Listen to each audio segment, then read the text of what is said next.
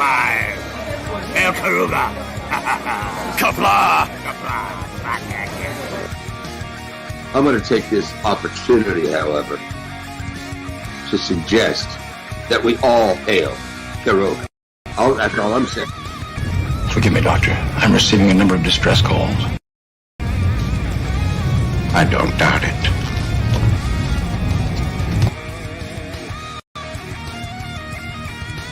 Y'all remember to tip your waitresses. Have a mighty fine night. If you come in peace, surrender or be destroyed. If you're here to make war, we surrender. Both good. The important thing is I'm meeting new people. When the appointed hour arrives, the Marauders will deactivate their cloaking devices and begin transporting Klingon shock troops directly to the landing zone. Landing zone? Where? Tell me. Why not? Your feeble weapons will be useless against us. We will kill all your males and take your females to mate with. All right. Now the Federation's taking over, whether you like it or not. You people, you've been running this planet like a piecework factory. From now on, it's going to be under one roof. You're going to run it like a business. And that means you're going to make a profit. Look at these 3 words written larger than the rest, with a special pride never written before, or since. Tall words, proudly saying, "We the people."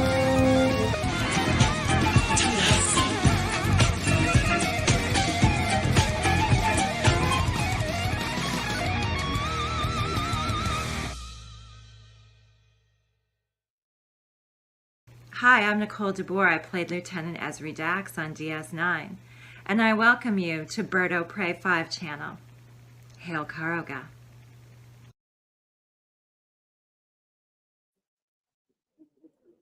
Hello world, it's Birdo Prey 5, Kapla, and welcome to an unexpected bird stream for Leap Day, February 29th, 2024.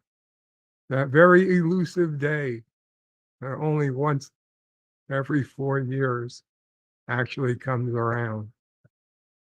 John Araki first in the chat. Apply John Araki and his 99-cent super poop super sticker. Thank you, John. And Mike Richards, number 2 in the chat.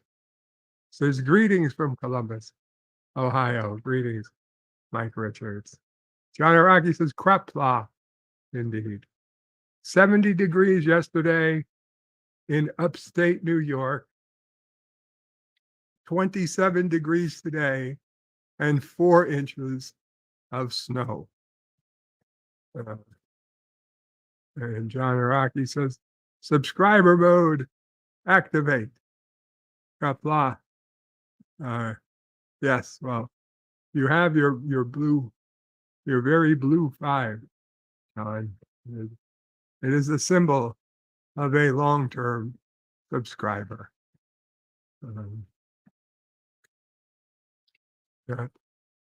Not exactly sure what the what that is in reference to, but it is Leap Day, and I'm sorry. I feel like we could do better. It's the year 2024, and I feel like we could have done better with leap year for 50, 100 years now, probably, maybe, certainly since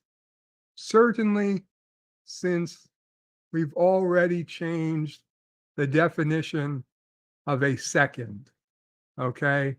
The definition of the length of 1 second was changed more than once in recent years to better reflect that we have better technology for counting the length of a second.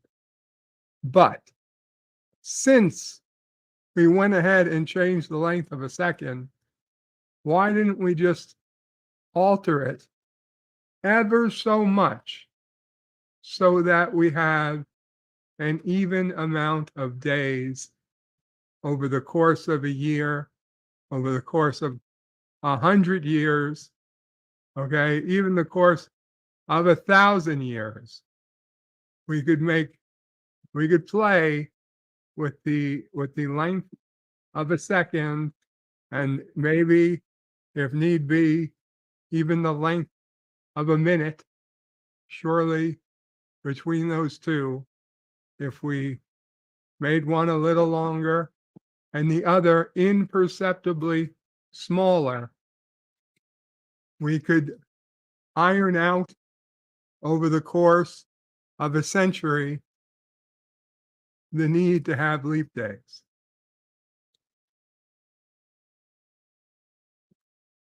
We could have 28 days in February or 29. Either way, doesn't matter. Probably 28. And just adjust the seconds and the minutes so that it all adds up and we don't have to. I mean, this all happens because there's an extra quarter of a day in our current system.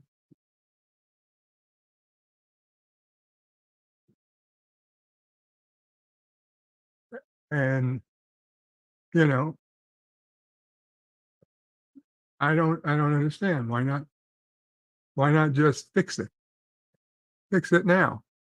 We don't need to keep doing leap years every 4 years. So that's what I got to say. Cinnabon says, good morning. Good morning, Cinnabon. You were up all night and you are up early this morning. I hope you will stream soon, Cinnabon. That was one marathon stream last night. I wasn't talkative because I was trying to sleep, but I was there a good amount of that time. Mike Richards with the bunny and the waving to Cinnabon. John Aragi says leap year needs coaching from Salty on how to transition to something new. And didn't they recently redefine the kilogram? Yes, Stanley. They're redefining everything, redefining all of our basic weights and measures. Hakeem says, good morning, Bert. It's good to hear you. Thank you, Hakeem. Good to see you. I'll see you here. Not that I can see you. I don't have a camera looking at you 24/7. Like I might LDG. Speaking of LDG, for LDG, his beloved computer system, what will be the grandfather of Prometheus, sitting in ruin this morning. In ruin after a terrible, a failed attempt to upgrade it last night. Oh my God.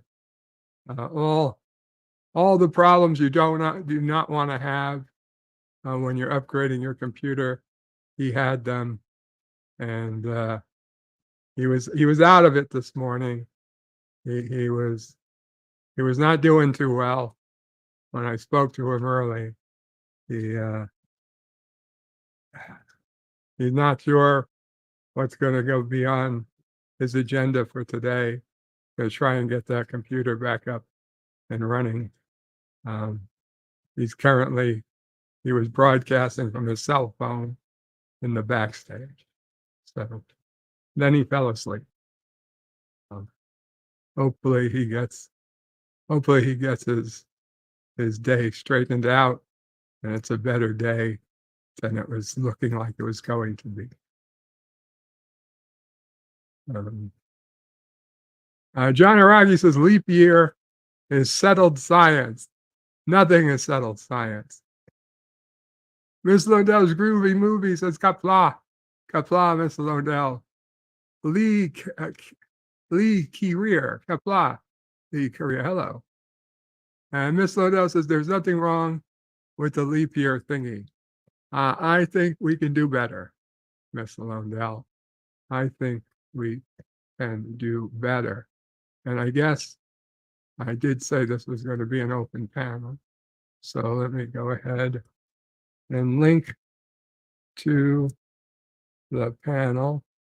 Now, if I don't know you, you're going to have to talk with me in the stream first. We don't just let, I do just let anybody up, but I need to at least have some idea who you are. I'll have to check your channel, and I'm sorry if you don't like that. It's just the way things are. John Aragi says hashtag Kronos. Kronos was on Cinnabon stream late last night. I almost said hi, but I would have woke up and I was too tired. Stanley says Miss Lodell's groovy movies, it confuses Bert. What confuses me is why do we still do it? Hello, Mr. Londell. Hello, Kapla. Kapla. Bird, come on, you're the engineer here. You should know better. What's the big deal if we take a few microseconds out of every second, or add you can't do that because it's based on the Earth's rotation around the sun, and we gain a fourth of a day, every year. So in 4 years, then we have an extra day. Yeah, but I'm just saying, unless you can change Earth's rotation around the sun. That's actually a better idea. Now, okay. Oh my God. Stay away from Why don't we change the rotation around the sun so that we have a full day? That's actually a great idea, Miss Londell. You're going to have an extra story on your house when you get home tonight in Karoga, Miss Londell.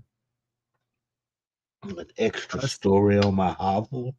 Thank you. Stan Lee says, Berto Prey 5, it'll throw the entire solar system out of whack. No, we'll deal with it. We'll fix the solar system. If we've got to move a couple of planets, we can move Venus and Mars. No, we can't. It's impossible. It's not impossible, Miss Londell. You're trying to do the work of God. Come on. God helps those who help themselves. Mm-hmm. Right? Isn't that what I've heard? But not like this. That's not what they meant. John Araki says, do flat earthers not recognize leap years? I don't know, John. You'd have to ask one. Yeah, that is a good question for a flat iron, isn't it? What, Mama? Right. What would a flat earther call today's date? What would a flat earther call today's date? It's a good question. Mm-hmm. I don't know. I assume they call it February 29th. But they don't recognize it. Melted Copper says Happy Leap Day. Kapla Melted Copper. Oh, look who's here. Welcome, LDG. Hey. How you doing, buddy? I'm on my way to Best Buy right now. On your way to Best Buy? Uh-oh.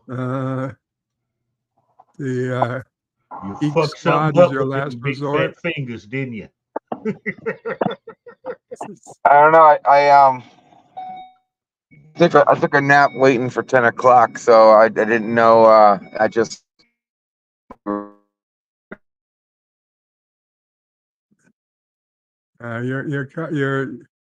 You're in and out. Your signal's in and out.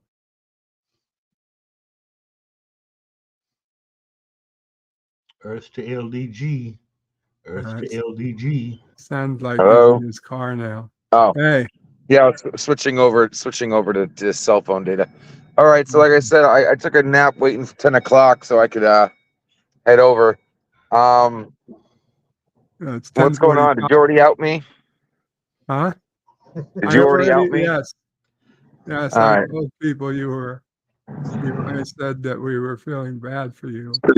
You had a bad morning, a bad night. Yeah, my computer went under the knife, and it's in a coma right now, and I got to see if I can salvage and bring her back to life. So I got to go buy a new heart transplant, switch out my air cooling to some water cooling, and that should fix it. Hopefully that'll bring her back. Yeah, good luck. Yeah, I'm away now. And you're gonna leave it in the hands of Geek Squad now? Fuck that. Oh, you kidding me? No way. No, Geek Squad will get you all set up. No. Computer work is a nerd's job, not a geek's. Yeah. Maybe had you brought it have to them the first time, you wouldn't have run into this issue. I kind of have to agree with LDG about Geek Squad. I know more about PC repair than most of those guys do. I'm just Yeah, saying. well, you go to Geek Squad and all the pretty people are at the desk and they slave one nerd in the back office, like locked up into a cage. So your computer gets to him, you're paying big money.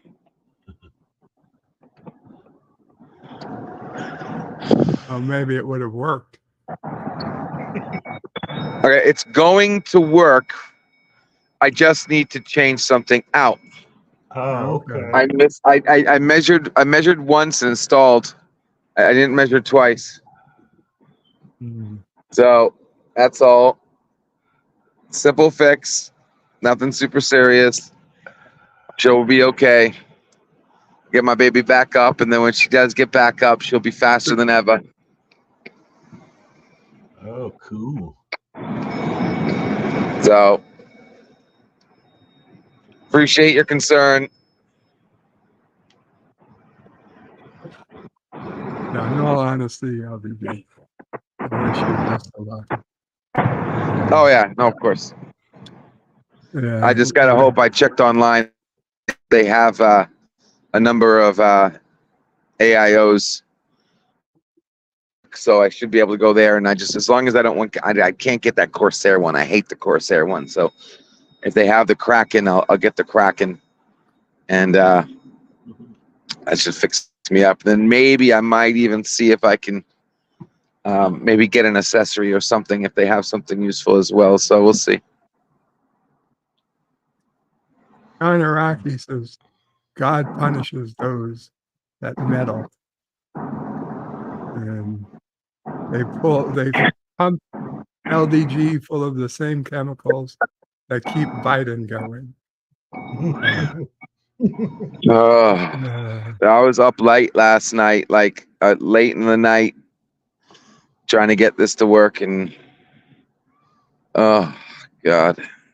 Odie guy says, Geek Squad. Mike Richards says, did someone say heart transplant? Mike Richards looking for a fellow heart transplant.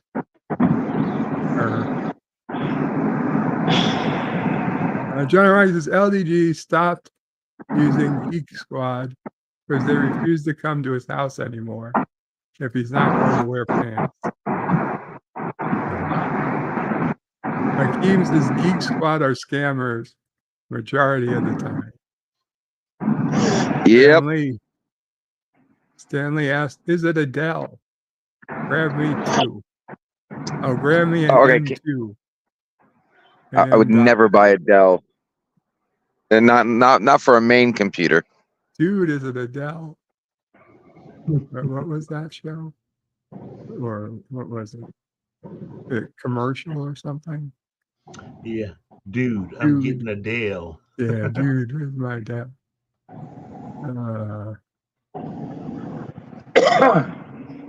Back in the days, Dell meant something. Yeah. Yeah, back when it was ran from the guy's garage. John Araki asked, has anyone done a Police Squad parody of Geek Squad? Not that I know. Hey, the Random Menace says, I have only Dell at home. Well, that's good. Wouldn't it be appropriate for you to have anything but Dell at home? Stanley says, then they had to buy Alienware and try to keep seeming cool. Yeah. I mean, Alienware certainly has the right look for a cool brand, but yeah, it's weird for Dell to own Alienware.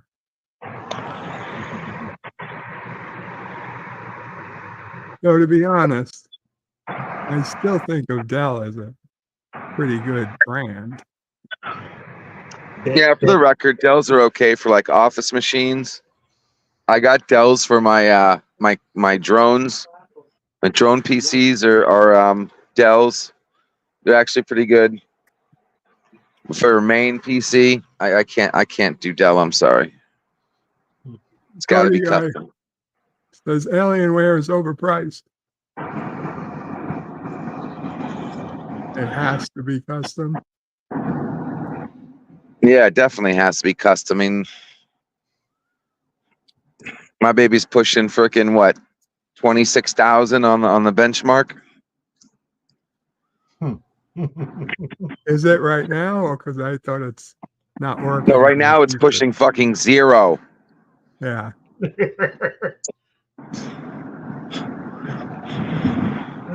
You should turn it on.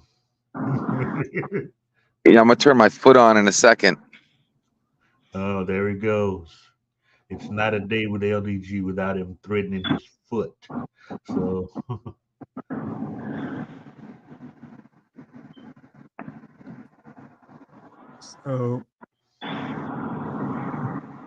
So later today, guys, nephew O'Prey will be here. So I was going to do this in the afternoon, but yeah, I probably won't be streaming this afternoon. I'll be lucky if I can be on anybody's watching streams. Oh, he'll be full of energy. God. Mom? Oh, yeah, I have physical therapy at 5, but no, before that. I just can't believe I'm doing the one thing I told all my clients not to do. Go to Best Buy for computer parts. I'd open a Micro Center. No, yeah, sure, yes. I'll drive to South Carolina or wherever, the Georgia, wherever it is. That's nearest Micro Center is freaking like 10 hours away. There are things called planes. Yeah. Yeah. Let me just grab a plane. Yeah, sure. Thanks, Bird. You do know I hate planes, right? Ever since 9/11, I don't fly. I did not know you hated planes. Besides, you couldn't get them to overnight you some parts. I need over minute parts, not overnight parts. Okay, I need to be up now, not tomorrow. So why are you bitching and crying about going to Best Buy? Well, it's not that you go to Best Buy. It's you got to know what to pick at Best Buy. So I tell my clients, never blindly just go to Best Buy and pick whatever they give you. You got to know what you're buying if you go to Best Buy, because they'll offer you freaking garbage and call it good shit. Stan Lee says, Uncle Bird. Yeah. Stanley says, I thought it was because the seats are too small.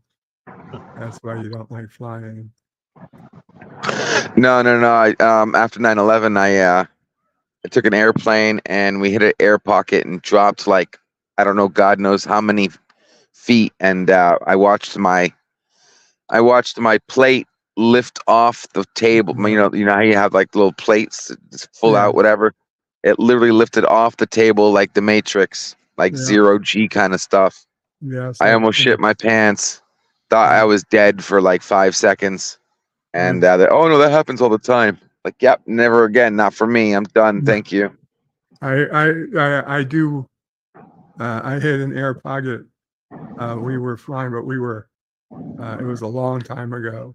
My sister and I were kids, and yeah, everybody kind of. This was before they had everybody belted in all the time, and yeah, it was like everybody levitated. Like, what the fuck? And then boom, and you hit down hard. And yeah, if it happened as an adult, I would freak the fuck out. As a kid, I didn't know. That's because you guys are flying civilian. You should fly military flights. They are hella smoother than especially takeoffs and landings. They are a hell of a lot smoother than civilian. Are you serious? Craft. Yeah. C-141 taking off and landing is smooth as all get out. The air pockets don't happen on takeoff and landing. They happen when you're at, generally when you're at full altitude. No, I've been on one when we hit air pockets. That was nothing. Because this air pocket we hit was actually over the Bermuda Triangle. It was between Puerto Rico and Florida.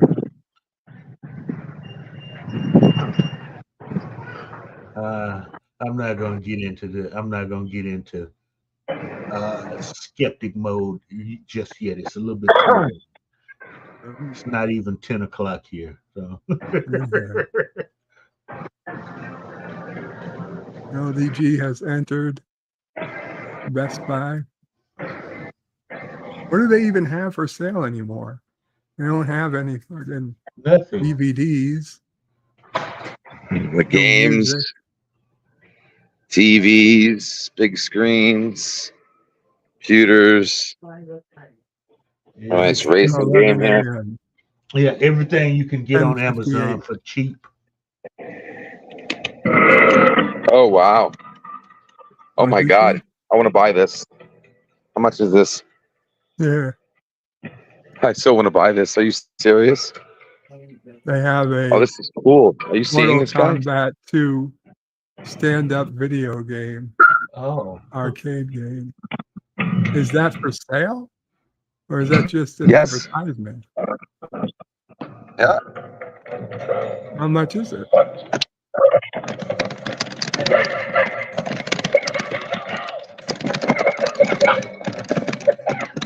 How quaint.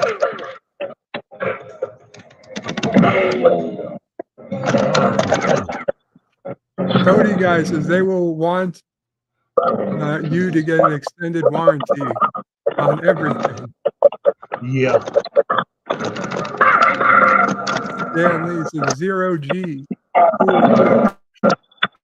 John Araki says LDG seems to have bad luck with technology. Hakeem says, I just built my mom a PC and she got me on a new 850 watt PSU. It was a pain rewiring everything, but finally got it done. Yeah. If they come out with one of those with either Phoenix or Dig Dug, I may have to go into my savings. John Araki says, is LDG the only one in the store? There's a couple of people, but yeah, it seems to be pretty empty this time of the morning. Well, there's a couple of people.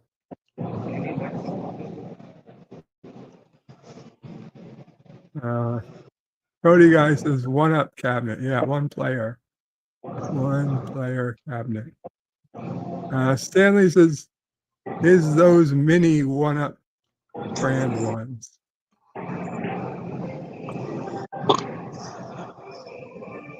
John Araki says, you mofos have never seen an arcade one-up.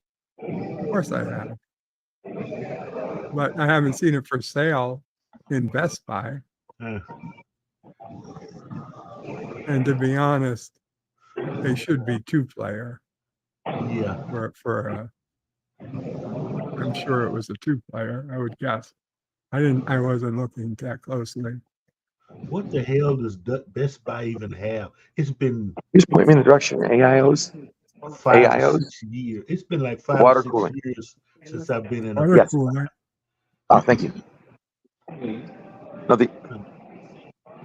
We'll get Geek Squad for you, sir. Stand in line. Opciones por aquí mismo le paré. Tú puedes verles ahí las opciones. Cualquier que sería uno de 16 pulgadas también. There's cheap emulator, cheap hardware, nice stickers. I'm looking for water 47 cooling. Yorktown. AIOs. This will be in the middle. Hello, next to my young side. sir. They're all together. Thank you. You have the best one you prefer? They're all really good. You can't really go wrong. You have Corsair and NZXT. Can't really go wrong. Thank you. Look at that. He tried to get the guy caught. 47 Yorktown says, hello, young sir. Hello, 47. And Pop Culture Curator says, hello, guys. Hello, Pop. Let me go ahead. And I have put the link to the panel. I'm going to go ahead and pin that. There we go. All right, where are they? Where are they? Hey, look at this. Look at this. Look at this. Okay, what's up? Mr. Lundell. I know, physical media. And Physical media. That's right. Here's the thing. They're getting rid I thought they got rid of all this. They're getting rid of it. And people are starting to buy physical media again now. So talk about a huge fuck up. Do they have any PS5s? I believe so. All right, here we go. This is the Corsair one. Oh, okay. Not a fan of the Corsair. Where's the NXT? Yeah, a whole lot Here of we go. those out.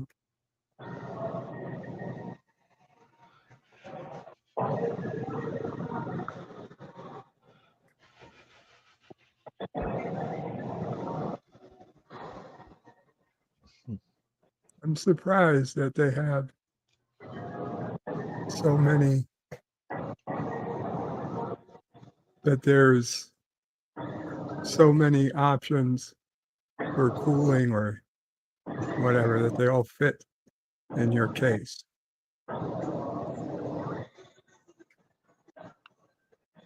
Cody Guy says Corsair and Next are so pricey.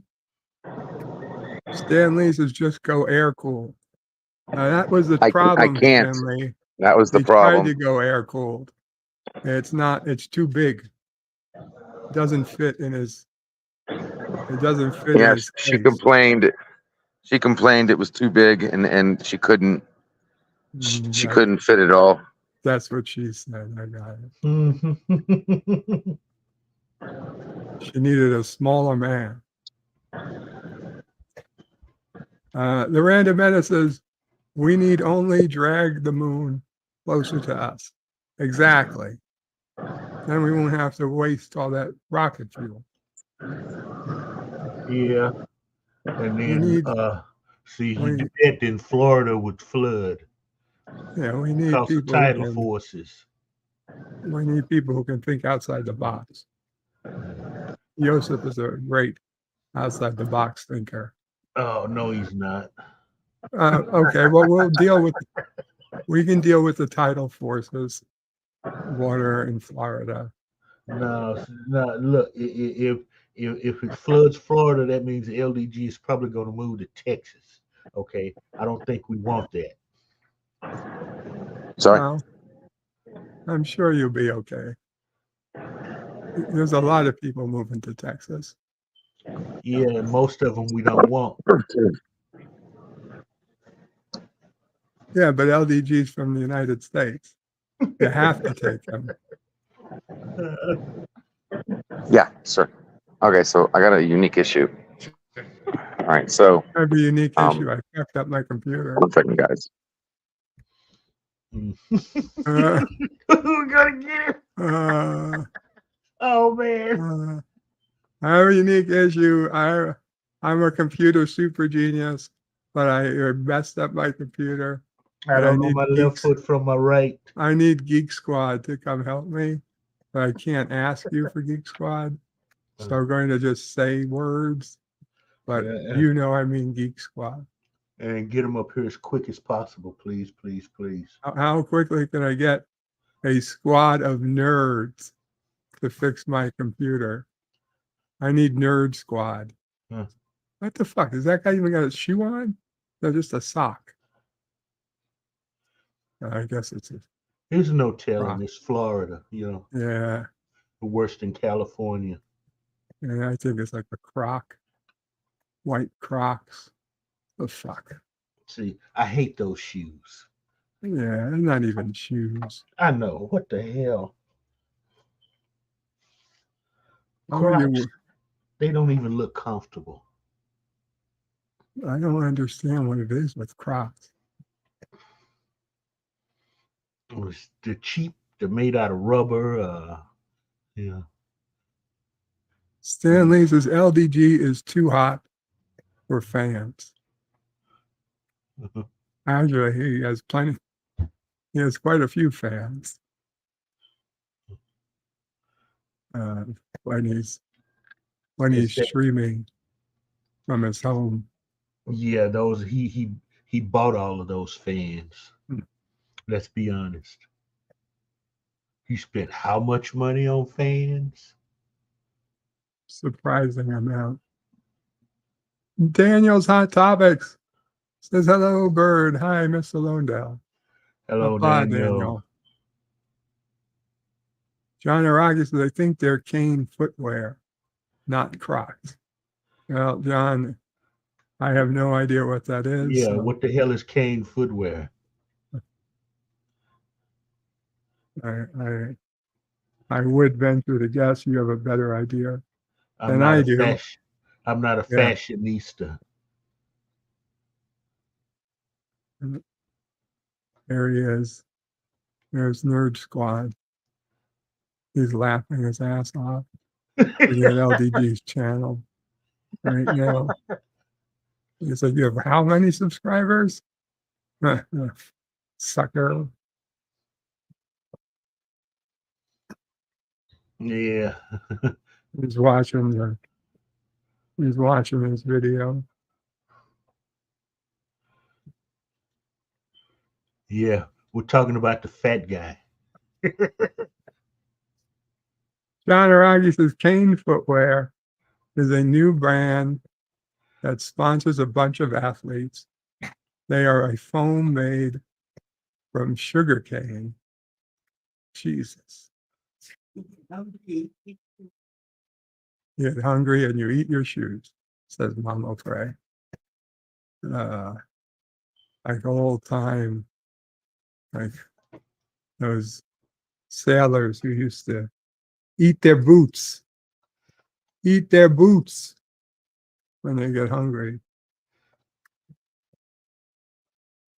I guess it's made of leather, why not? It's all meat. It had a soul. I see, but here's the thing. They're sailors. That means they're in a boat, and the boat is on the water. And what lives in water? Fish. Fish with one eye, no eyes. So if everybody gets a pole and some string and a hook and yeah, but over the side. I think the majority of the ocean, though, there's no fish. There's no fish, in the middle of the ocean near the surface. There has to be. There's not fish that just living, 500 miles away from any land near the surface of the ocean. It just, Oh, you okay. know, Where's Jacques Cousteau when I need him? Damn. Okay. I mean, I'll grant you on the ocean floor, probably there's some trace of life, but, nobody's got thousands and thousands of feet of fishing rope to troll the bottom of the floor between, when you're in the center of the Atlantic. That doesn't sound right. That defies all kinds of logic.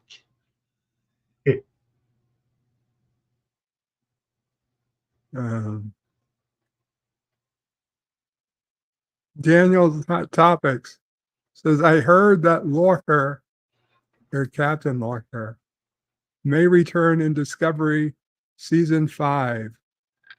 The OG Lorker we never saw. I wouldn't be surprised. I wouldn't be surprised. Why are y'all still wasting money on that shit show? All that's going to do is give them Kurtzman and Cabal justification to do something else, to destroy the name of Trek. Okay, I mean, John Araki says, look at LDG interacting with his peers. So polite and cordial. You can really get a sense of the equality. Just a bunch of fellows sharing their expertise with each other. Yes, Cody Guy. He was talking with Geek Squad. Oh. And notice he muted when he had to bow, when he had to take a knee and kiss the ring. So we wouldn't laugh at him. I mean, that guy is explaining to him how he uses it. I bet he's asking about a refund. He's probably asking about, now if I get this and it doesn't work, how do I get a refund? And they're like, you don't, sir. Don't buy it if it's not going to work. No refunds. I have a sign in the back of your face is on a sign in the back of the store. It says don't accept refunds from this man.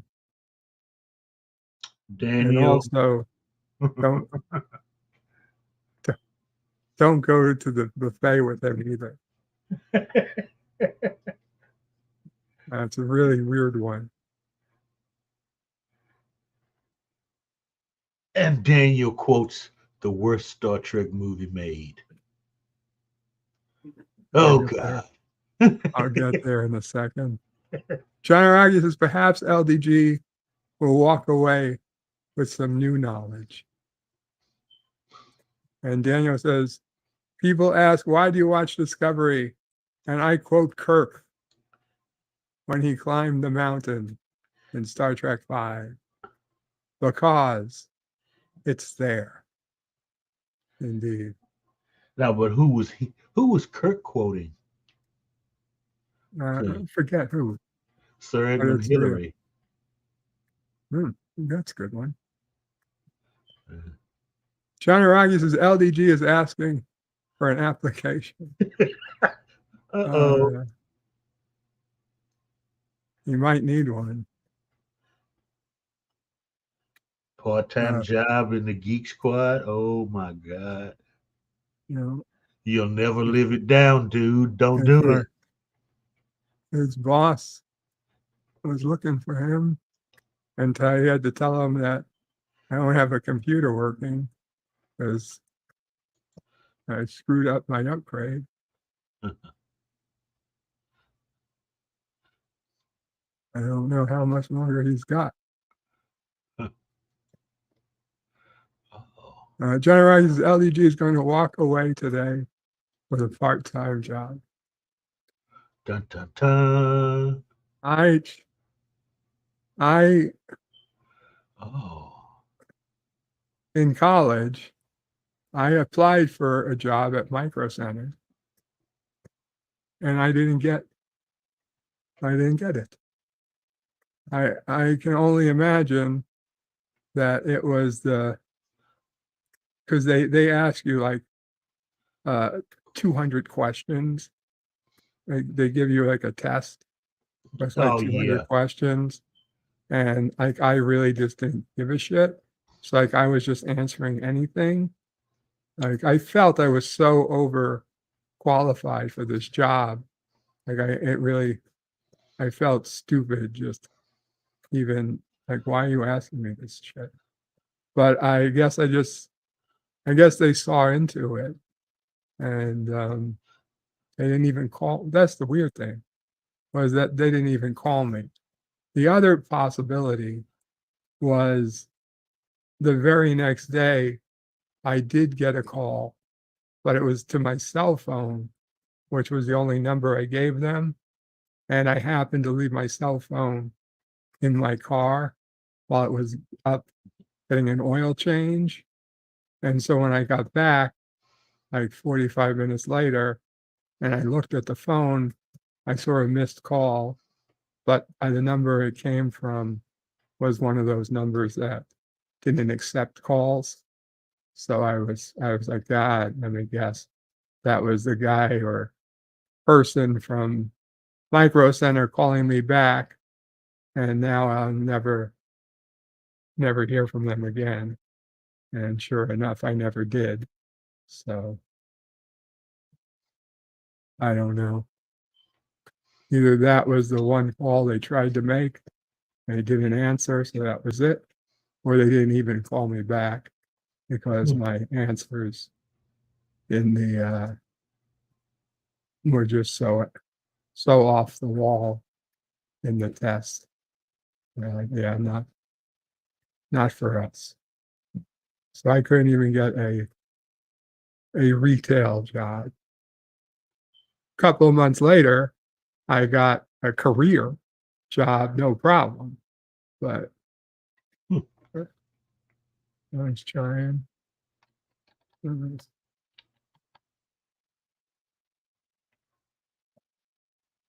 Would have been nice too, because like I say, I definitely knew my stuff, and I would have liked to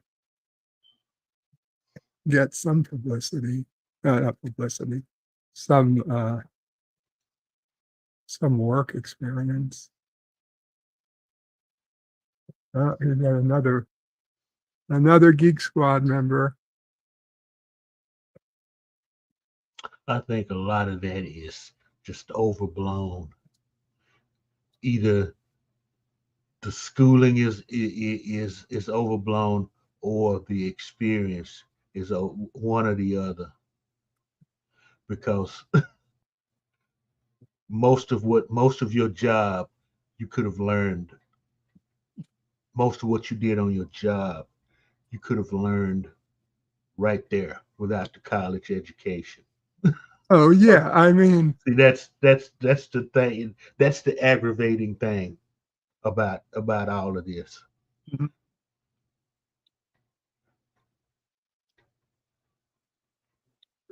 Blessing in disguise, not for me, Stan. I mean, I just wanted money because I knew I was going to be. By chance, I happened to make it. I was really close to being bankrupt before I could finish college. By chance, by luck, I managed to do it. I managed to hold out, and luckily I got my first paycheck. Well, I could still, before they started coming after me. But it was going to be really close. And it turned out, it was close, but luckily, luckily I managed to get the right job at the right time. And then I was able to quickly pay down the loans. But it could have gone either way.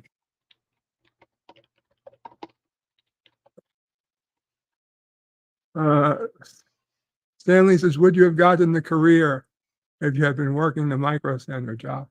I think so. I knew Micro Center wasn't a career. It would have just been an emergency stopgap. I wouldn't have, I mean, obviously the butterfly effect, you never know for sure what would have happened, but I think I probably still would have gotten my job. Really, people bring their little dogs into the stores and walking them? And there's LDG talking to the dog? Yeah. Put the dog on camera, you idiot. We can't see it. People are so damn pet centric nowadays. I mean, what kind of shoes are those? Oh, just sandals? Blue sandals? Just slippers. Slippers. Fuzzy. Oh my God. Okay, that's an old lady with her child. Okay. She treats the dog better than she does her grandchildren.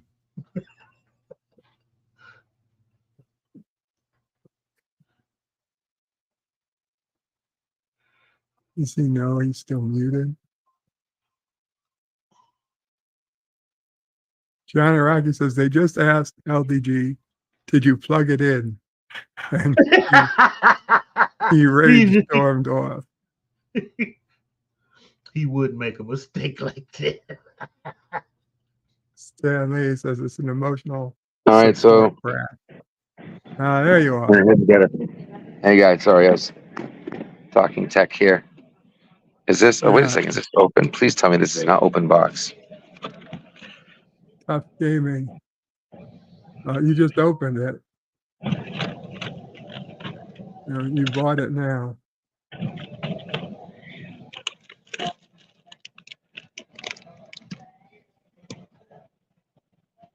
You might as well take everything out and look at it.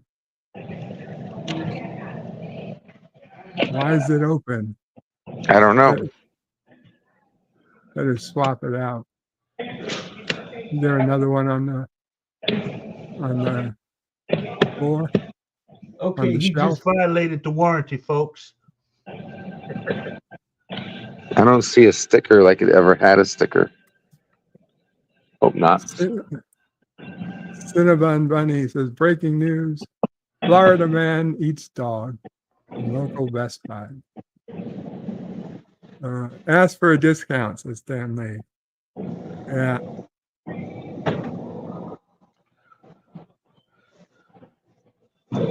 Well, you'll only pay 50%.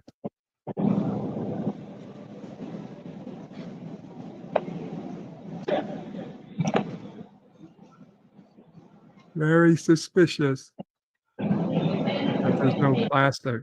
Yeah, I don't think so because there's no sticker. Yeah, but look at the box under it. There's no sticker. I don't know. I'm gonna ask her in a second. Hey, miss. I'm sorry, but is this brand new? Because I literally just opened it. Make sure it wasn't an open box for use, please. Open box? Okay. Okay.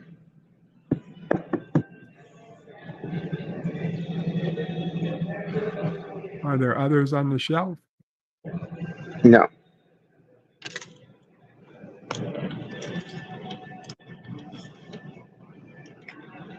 Yeah, I just had a nightmare. I don't need any more problems. I'm trying to prove my computer today.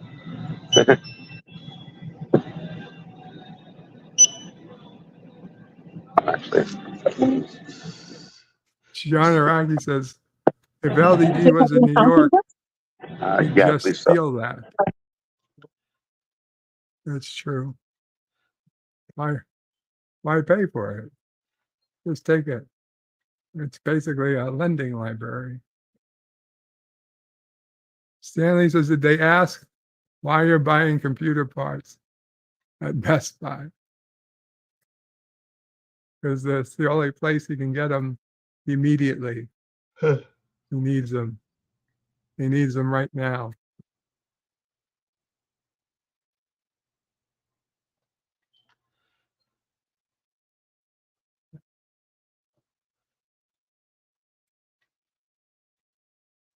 Now he's killed the video and the audio. I don't think LDD appreciates us. I wouldn't be surprised.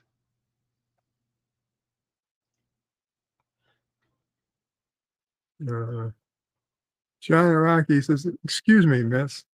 I'm rebuilding my whole computer today from scratch. It's hard work, but I'm that good.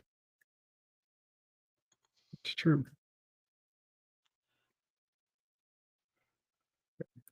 Give me a second. I just need to take a pill.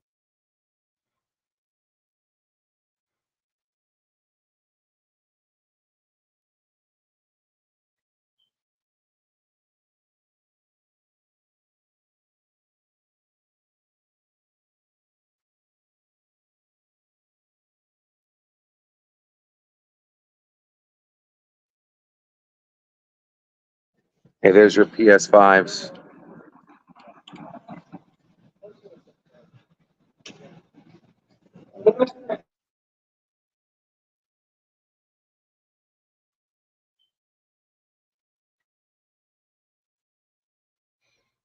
That is a PS5, or it was. I'm impressed.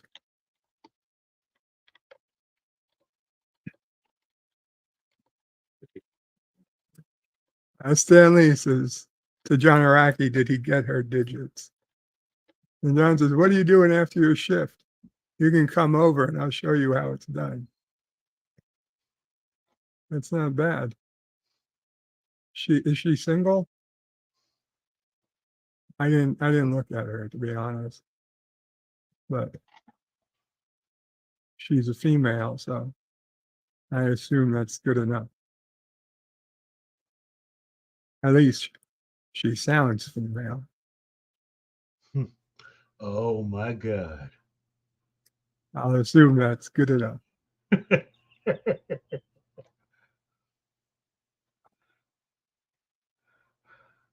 I mean, I can't imagine.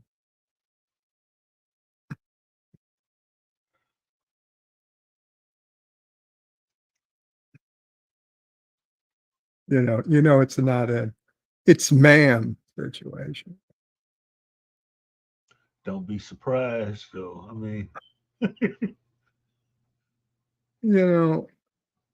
If they can sound that feminine, it's good enough. It's good enough. They did their job.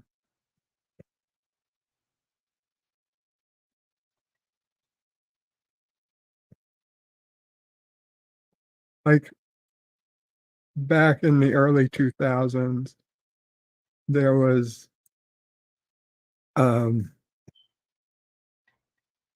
back at the hotel in La Jolla that I used to go to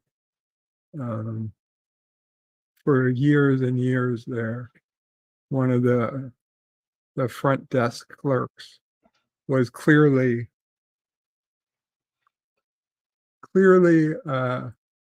someone born a man, but doing their best to present as a woman.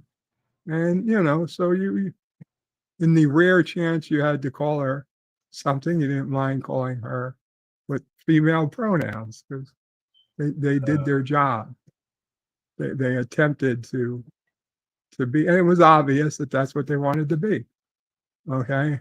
What I have a problem with is when you have somebody who doesn't want to look female, doesn't make any attempt to act female, And they're like, I'm old lady.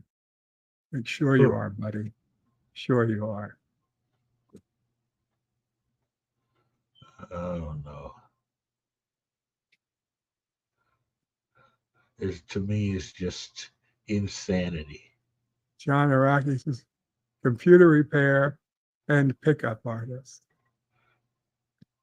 LDG, that lady is a 4. Don't do it. Abort. John Arakis is abort. I didn't see her. Oh, is that her face is conveniently being blocked? Well, I can get rid of that. Can get rid of that. Oh.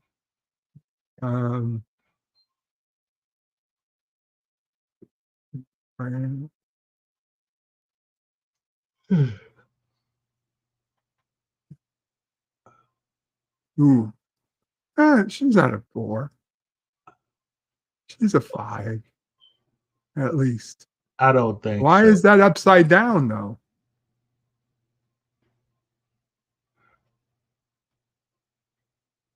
A 5? I don't know. There's some, understand that there's some distortion because of the camera, the corner of the camera, and it's frozen right now. So that was just a bad frame. Oh, okay. Huh. Yeah, let's see if we get another frame. I'll be honest, I thought she was actually attractive.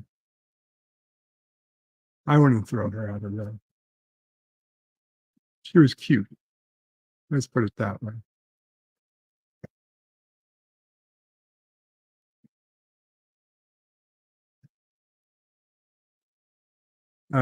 Stanley says, we're getting an up gut shot. Oh God. Up LDG's gut, apparently. John Aragi says, Bird's New Year's resolution is to be more generous. Cinnabon Bunny says the camera adds 100 pounds.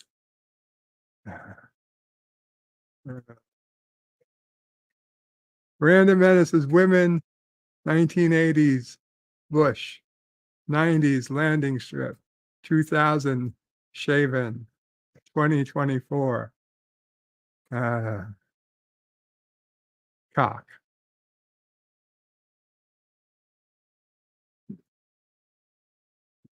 What, is he getting a refund already?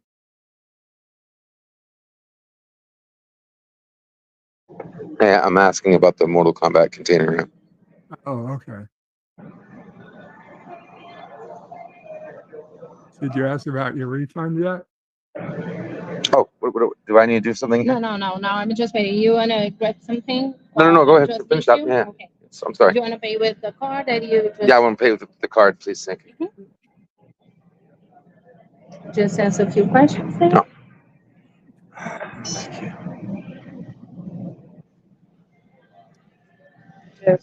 can say no it's- thanks because you already have it.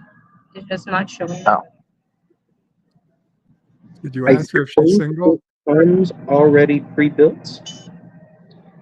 I don't know if it's a pre-built. Is that just for display? Is that actually for purchase? I don't know if that's just for kids. No, it's for purchase. It's I $500. remember when I used to go to Sears and they actually had a game that you could play with. So we have, those are like our display units for people to just demo and test out and play Okay. with, right? But if you're looking to take one home, I have 2 available if you want to take both. But they're $500.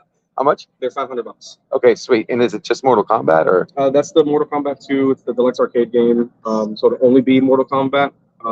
We have the Pac-Man Deluxe also. Pac-Man Deluxe? Yep. We have NFL Blitz. And then this one here is, I believe, the one that comes with multiple games. Oh, sweet. Maybe you typed something wrong because it didn't find by me to guess. Yeah, so there's this one here for $500 as well. It's a classic of 81s. It comes with 12 games. Sweet. Same price, $500. Nice. You have to put it together? that what you're saying? I think these come already pre-built. I might be wrong. It might have to be. That box would have to be Yeah, I think you do have to build it. a big standard. Yeah, I think you do have to build it. Sweet, thank you. Yeah, 100%. Geek Squad can set it up for you. No, Geek Squad's not setting it up for me. Thank you. Well, you already had one from out. Yeah, right. Did you put in the right Melted Copper says, can't wait for the spring. Live streaming in the garden will way more visually nicer than cold guy at a desk. That's true. John Aragi says, while you're here, I got that PC build that I can't get to work. Stanley says, just build a MAME box. Yeah, that's a emulator for any type of game.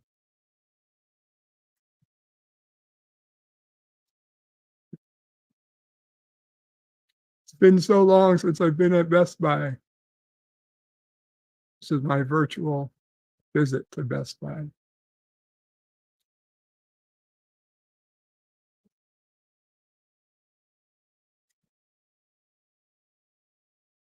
Expert servicing. That's where he is. Best Buy Expert Services. I thought LDG was the expert. I thought so too, but I guess every once in a while you've got to go to another expert. Either that or he's been bamboozling us all these years. Well, it's good to, honestly, it's good to see that he accepts that there is somebody better, smarter than he is. Well, I mean, that's kind of par for the course, okay? But I mean, get him in the underground. Yeah, I'm talking about you. And he's the greatest thing since sliced bread. Todd Jenny says, "Hail Karoga from the Geek Public of T-Burg." Geek Public of T-Burg. Stanley says, pretty sure those one-up machines are just emulated with relatively cheap arcade sticks and buttons. Yeah, I know. I mean, compared to the actual games of the 1980s and 90s, those used to cost thousands of dollars. They were built like tanks. You could really take a licking and keep on ticking. Well, they were arcade games, so they had to take a beating. Yeah, I mean, arcade games were 100 no joke. They dropping quarters in that damn thing, and knocking into it, being angry. Yeah, kicking it.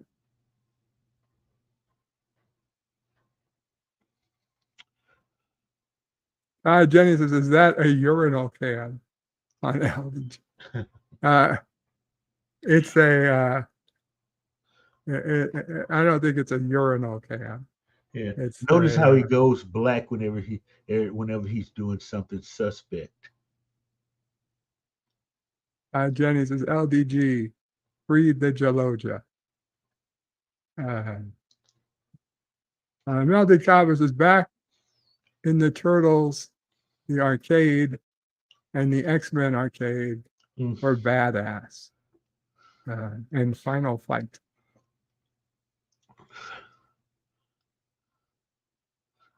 5% cash back. You know what? I was so fucking pissed this morning. I was at my bank website and there was a thing and it said, "Oh, sign up here for 5% off, 5% cash back from McDonald's." 5% cash back from McDonald's. Like, holy shit, that I would actually use. Yeah. So I signed up for it. And then after signing up for it, it said, it explained that, oh, up to a maximum, a cashback maximum of $1. One fucking dollar. Fuck you, Chase. Like, why the fuck do you make me fill in all this shit? And then you're telling me the maximum is $1. It's $1.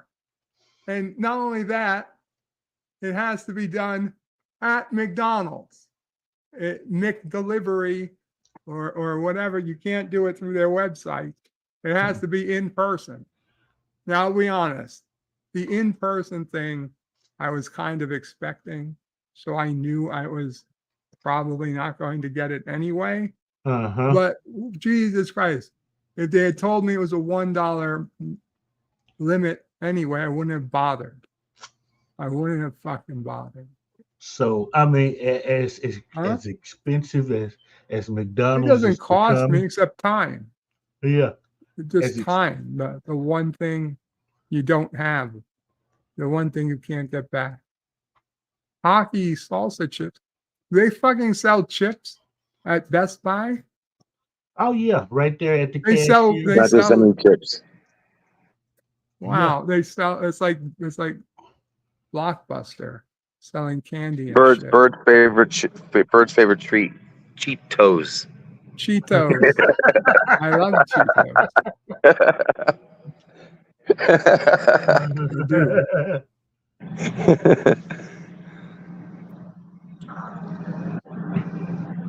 Stanley says they're not running actual game boards. No, none of them are.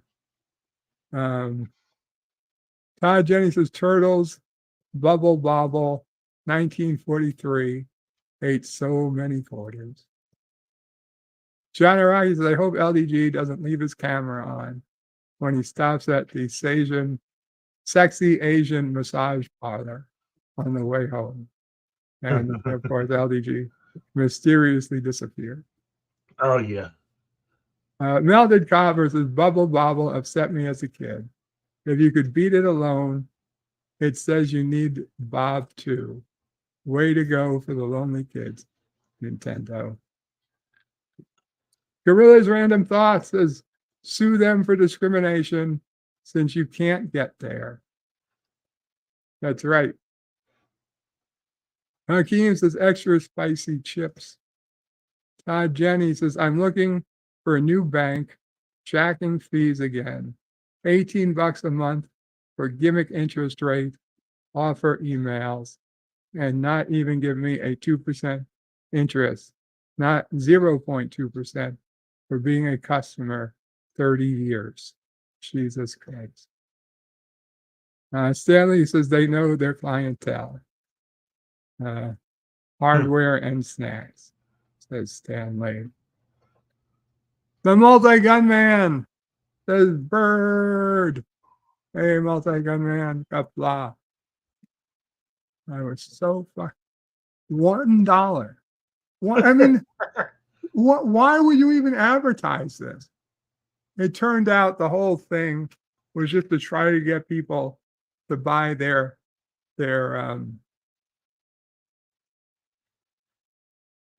crispy chicken sandwich one time, like one crispy chicken sandwich or something. I don't know, $1 fucking dollar. Like, oh my God, I'm so angry. Well, I mean, think of it, like 5%. Like, oh my God, that was going to save me like $25 a month. it should at 5%, yeah. But you can only get $1. Is that It's not a one-time dollar. deal? It's not $1 per order. It's $1 period. Oh no! No. Did you resign from that shit? No, because to be honest, like I said, I'm never going to use it. It doesn't cost anything, and it's only active for 14 days. Oh, So, And then you have to 14 days, they charge you $50. no, they don't. They don't charge anything. But it's annoying.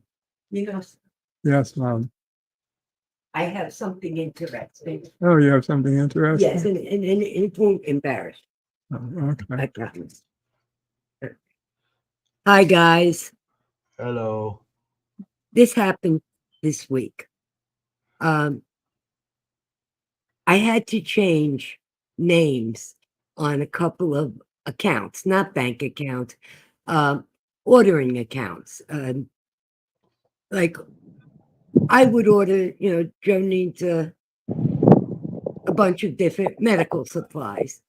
And in the past, I would just order them to my name and not think about it because basically everything was paid on his credit cards anyway.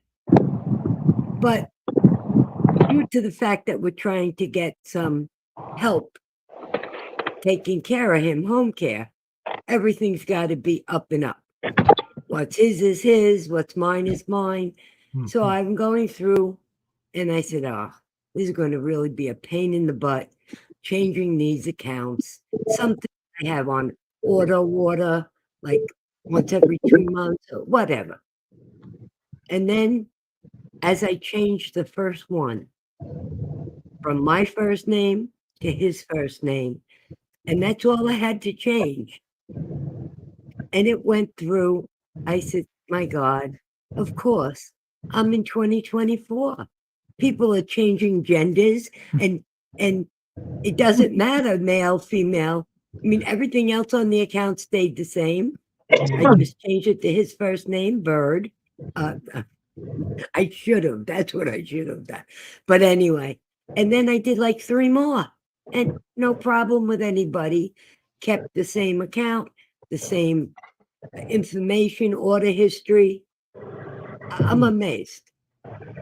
Years ago, you tried to do that, they would have questioned you. They would have wanted the name of your firstborn and, all sorts of things. Anyway, Yeah. that's my interesting story for the morning. Interesting. Yeah. Thank you, Mom. It just changed. Yeah, I didn't tell you that. You were busy streaming, so this was a few days ago. All right, everybody, have a good day. I'm on my way. I'll be back. Thank you. You're welcome. Melted Copper says, I'm looking for a new love. Might get a new pet instead. They are nice and reliable. Well, make sure if you want a new pet, it's in for the long term. Yeah. Get a crocodile. Can't break up with your pet. Todd Jenny says, put a Hooter coffee shop in Best Buy. The men will never come home. Multi-Gun Man says, Miss Londells, how is it going? Good to see you. It's going great, multi-gunman. That's awesome. As always. John Araki says, Mamo Pray 2024. Mr. Lundell gives a wave to the multi-gun man. A random menace says, Mamo Pray, the Queen. Mamo Pray did well with your Wordle clue today, random menace. Not so good with yesterday's Wordle clue, but today's went well. Hail, Mamo Pray, says Todd Jenny. Todd Jenny says, I identify as a space engineer with a tunnel digging addiction. You definitely have a tunnel digging addiction. Huh. Ooh, there he goes. DG Florida streets aren't safe. Driving down is at University Drive.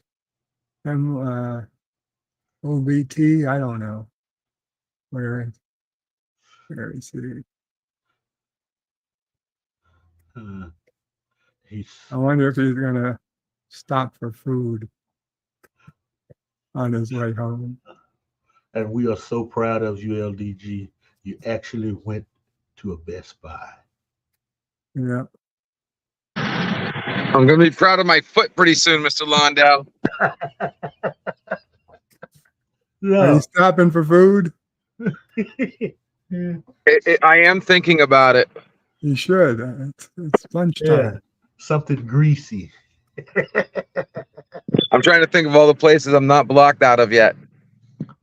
McDonald's. That's half of Florida, dude. You get $1 back. I mean, damn. I mean, you should just learn how to cook, like normal people do. I mean, yeah. John Araki says, "Don't get a pet. Get a Geek Squad buddy." Jenny says, "Pets won't land you in jail when you use cages, leashes, and shock collars on them." Wow. TMI. Yeah, but could you use a shock collar on a king cobra? That'd be a hell of a pet. That'd be a hell of a pet. Got a Waffle House up the corner. No, let's not no waffles. Yeah, Waffle House. Get some grits. Just tell them you want $100 in grits. Like, how did you know what grits are? Talking real grits, Southern grits. Yeah, 20 minutes to boil grits, not these instant grits.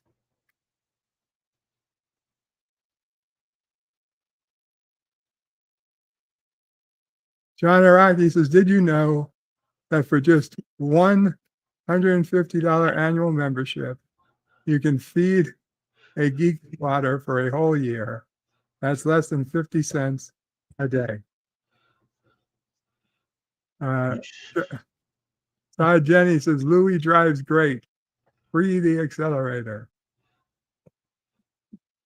John Araki says, "LDG could go to Wendy's and pay surge pricing." Is that real? I ordered from Wendy's yesterday in middle of the day, and it seemed like the regular price.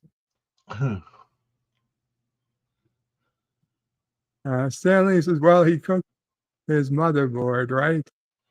And the CPU too." John Araki says, "Well done." Todd Jenny says, "True Brits." And like Deej's Harvest. Now, how is Deej? I was hoping you would stop by today. Todd Jenny says, Wendy's is treating he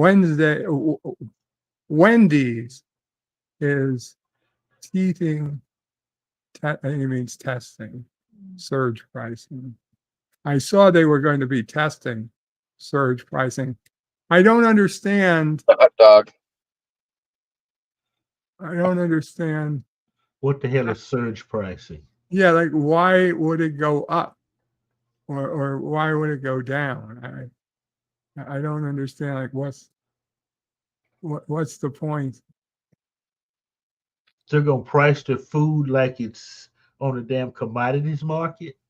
Well, apparently, like I guess at busier times of the day, the food will be more expensive.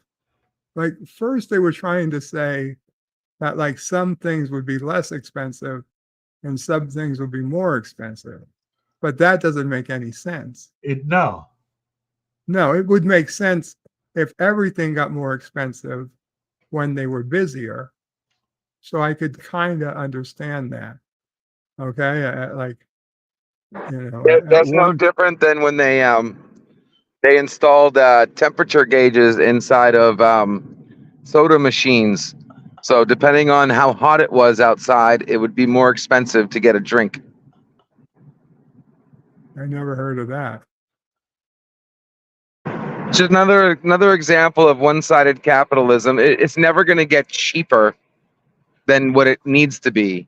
They're always going to charge maximum money And No. if Well, it's to busy, be honest, I get the idea, like, why should it pay $8 for a burger at midnight when there's plenty of people there?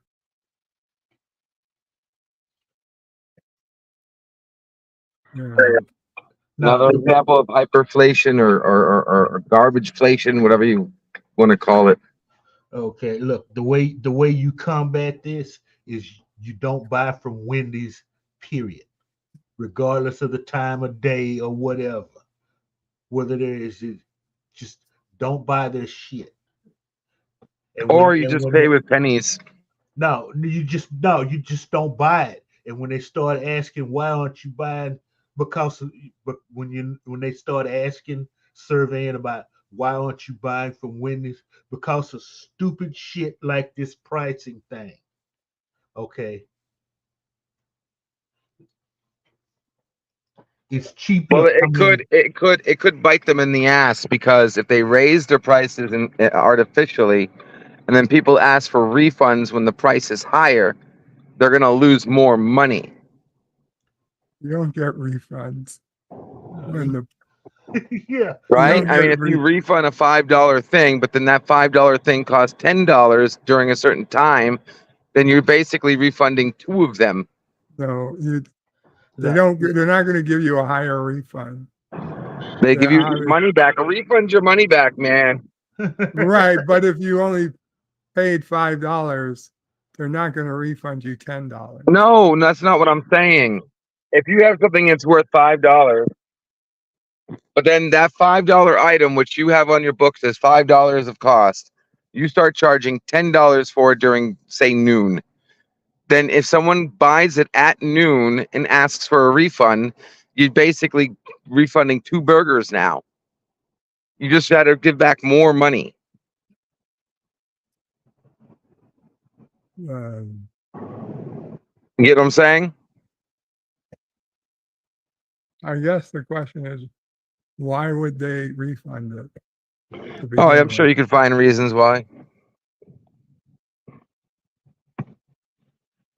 Refunds is the power of the people, man. You deserve a refund. If they're gonna force you to pay this bullshit, then refund policies need to be honored. Stanley says if you start a drink at 3 p.m., it's cheaper than if you wait till after work. Todd Jennings says, how about a device that breaks the McDonald's ice cream machine when you pull up? Cody guys, is justification. Pop culture curator says if they get rid of surge pricing, they'll just charge high prices all the time. That's my thought. But and if they charge high prices all the time, they just shot themselves in the other foot. Okay, just ask yourself, who here in the chat besides Bird cannot get up and go fix them go cook themselves a hamburger right now? Who can? Well, I mean, and you're gonna bitch. A random menace. He might not be able to do it because he's busy being a daddy. And LDG might not be able to do it because he's busy running around Orlando fixing his computer. But at some point during the day, any one of us can go in the kitchen and cook themselves, if they have all the stuff, and cook themselves a hamburger. If they have all the ingredients. Yeah. So why the hell would you, if you can do that, why the hell would you pay Wendy's more for a hamburger at 12 o'clock or at 3 o'clock? It's stupid. Don't play the game that they're throwing out there. They have this mindset that it's whatever we charge, they're going to pay for it and shit like that. And you don't own anything and you're going to love it. Random Menace says it's all about demand and supply. It's called Economics. Todd That's Jennings not- says American sheeple can't keep up an embargo for a long-term attention spans. Only unions do it well. Kapla, Richie Poole. Random Menace says money back only with proof of purchase. Huh. And Pop Culture Curator says McDonald's doesn't give refunds anymore. Well, I mean, they do if you order via Uber Eats and you don't get the right item. Pop Culture Curator says McDonald's doesn't give refunds anymore. Gorilla says they only lose money it costs to get ingredients. Hakeem says hair on food is an easy refund. Pop Culture Curator says I have no access to my kitchen. That's why. Yeah, so he can't cook. Okay, so he's stuck paying $50 for a hamburger. Okay. What about Jenny everybody else? Jenny says adventures in computer building with LDG. And the Random Menace says, I am cooking all the time, and in 2 weeks, I am starting my 6-month paternity leave. Okay, so that's right. So he will be cooking. So everybody, if you want to have time to spend with your new child, then you should all move to Slovakia. And No, you can do that here in the States. yeah. Oh, also, remember last beginning of the week, I was telling everybody about what my favorite joke was of all time, and Ciso Prey told me about a fish. What do you call a fish with no eyes? And I explained it's called a exactly. A fish with no eyes. Think about it. I'm sure you figure it out. That is such a 10-year-old's joke. It is a 10-year-old's joke. But it works. There was one more joke I was thinking about that might have been my favorite joke of all time. And I bring it up because I always bring it up with Random Menace, and I still to this day I get a crack out of it. Is from Eurotrip. It's about the train, the train from Bratislava. It's coming soon. They're building it now. Yes, the train. It's coming soon. They're building it now. Another classic joke. I love. Funniest joke of all time, maybe. Yes, they're building it now. Pop Culture Curator doesn't do fast food. No, I got you, Pop.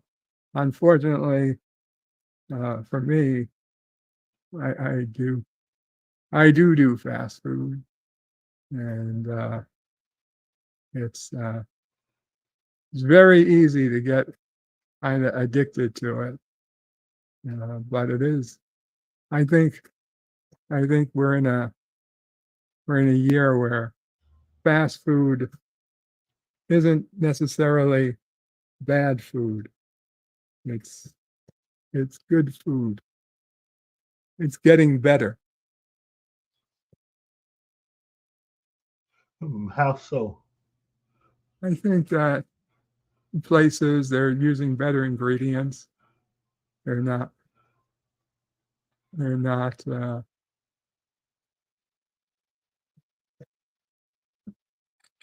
They're not filled with preservatives as much, and God knows what. Um, I think we've got better ingredients, fresher ingredients. No such thing as fresher. It's either fresh or not fresh. It's either frozen or not frozen. I think there's fresher. I mean, if something's 2 days old Definition or of fresh. 4 days old, That's not fresh. That's not the definition of fresh.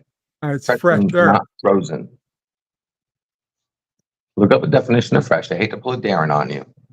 Fresh means not frozen. You can't have fresher. Well, yes, you can. Yes, No. you can. If you no, Yes. if you Look look, up the I'll definition. grant you Prove me fresher. wrong.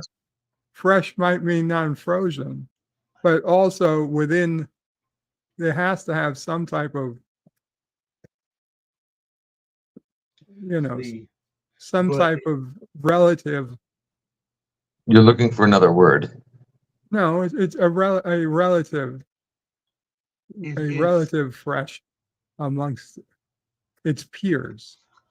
So you can have, an apple A is fresher than apple B. If apple A has been off the tree for 24 hours and apple B has been off the tree 48 hours, it doesn't mean that either of them are bad, but one is fresher than the other.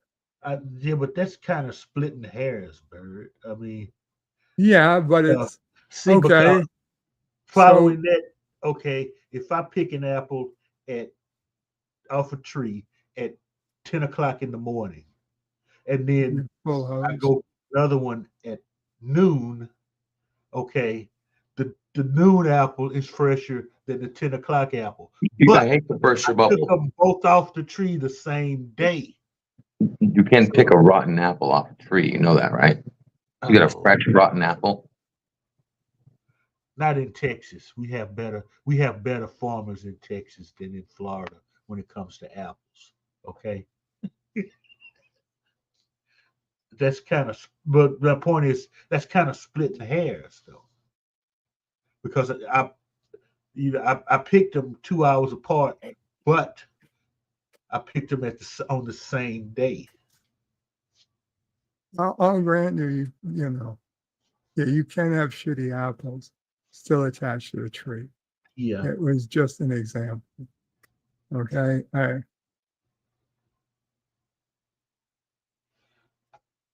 Even if you have something frozen then, so if you freeze it today and you No, that's not you fresh. defrost it, just saying, but it's still fresher than something that's been frozen for 6 months. I mean, again, the wording that you would use is just Okay, so you're like saying something's newer than something, but something's not new if it's used, but it's newer even though it's still new, not used. You understand? You hear any sounding right now?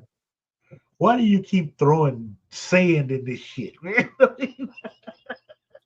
Where's Hey, Darren? you guys do it to me all the time. Okay, Where you do the it to me fuck all is the Darren? time. Darren, come get him. Shit. LEG's mom, come get him. I mean, Jesus, man. It doesn't matter. Okay. I understand what Bird is saying about freshest. Okay. But to me, it's just splitting hairs. Because okay, like tomatoes. Okay. I pull a couple of tomatoes off the plant and put them in the refrigerator and chill them. They're still fresh the next day. I mean, to me, they're still fresh. Jennings says his ventures in computer building with LDG. Oh, I read that. Todd Jennings says LDG should put a light shade on the ceiling fan that looks like a Black Hawk chopper. The Random Minute says, I will get only $1,800 a month, but it's worth it. Cody Guy says, is that a fish tank computer case? No, I don't think it is. Ty Jennings is his favorite joke, Star Trek Discovery. Oh no, that's not a joke. That's a travesty. Gorilla's Random Thought says, knock, knock. Who's there? Go fuck yourself.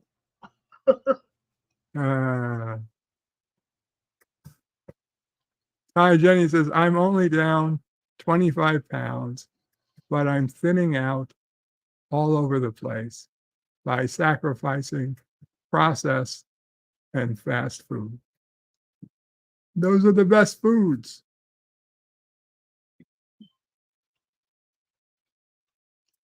No, I don't think they're the best foods. It's just more people eat it now.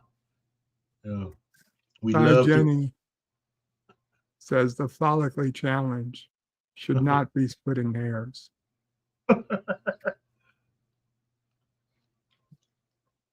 Texas may have better farmers than Florida, but both have politicians well past their expiry date. No, they just use common sense. And Ty Jenny says your motherboard is nude to LDG. Hakeem says trans fats mess with your brain. I heard MSG is actually perfectly fine for you, and that it's downright delicious. Well, yeah, a billion Chinese can't be wrong. So.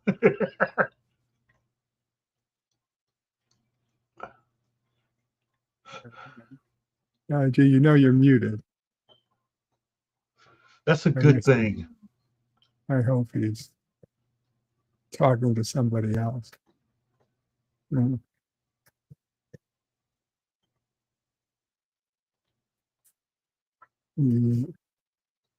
so this is telling somebody about how he's working on his computer and how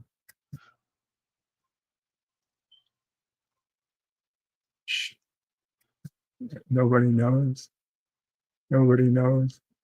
that he messed up. I can't hear you. You're muted.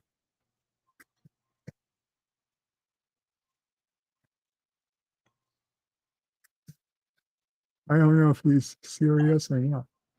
Now he left.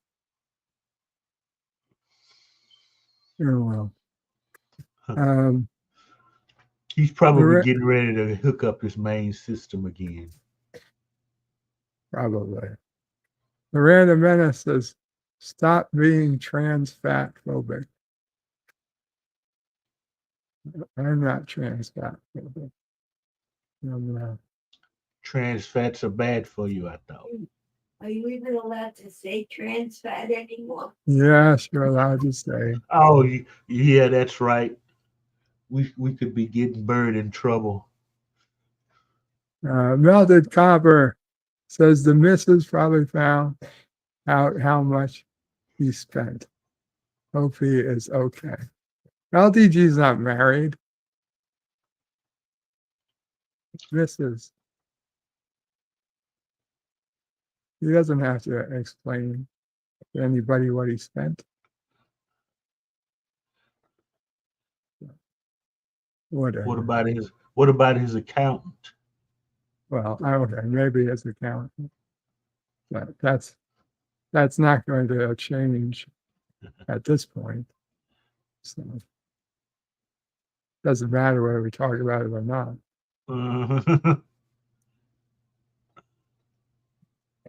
He did seem kind of upset though. Tom Jennings said in Star Trek 2, when they went into the Mutara Nebula, it wasn't the Mutara, it was the Mutara Nebula. Everything went silent. Yeah, it wasn't because of that's. It's not why it went silent. I know what you're thinking, but it's not.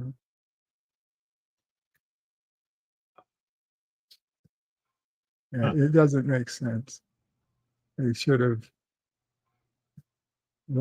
said it the other way around.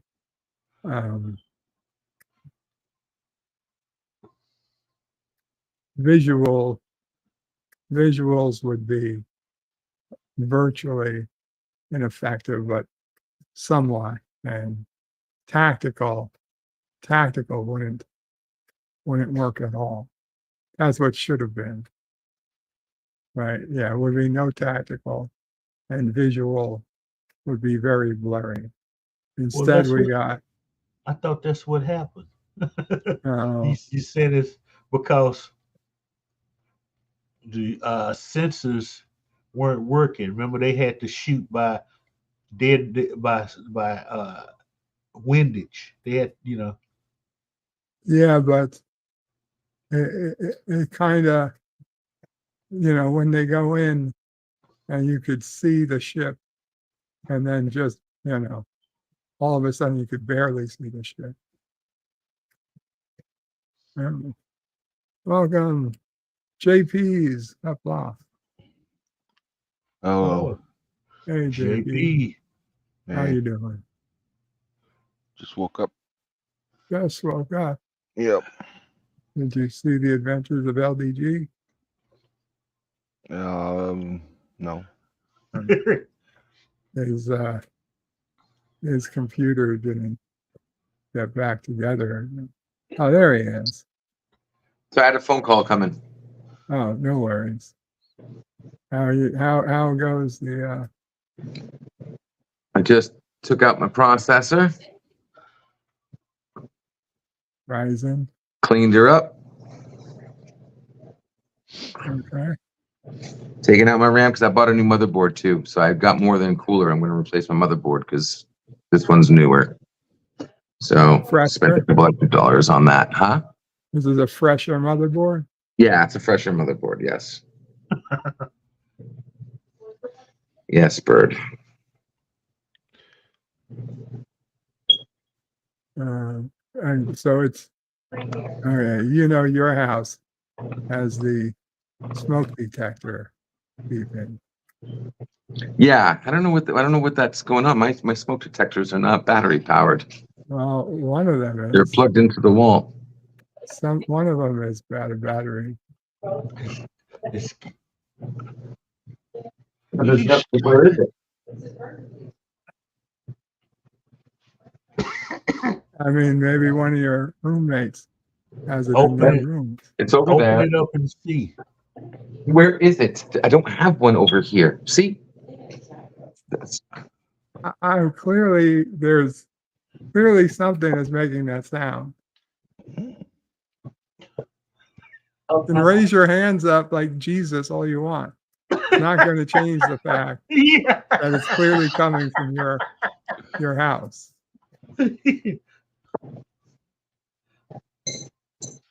1 second, my cat's being a goof.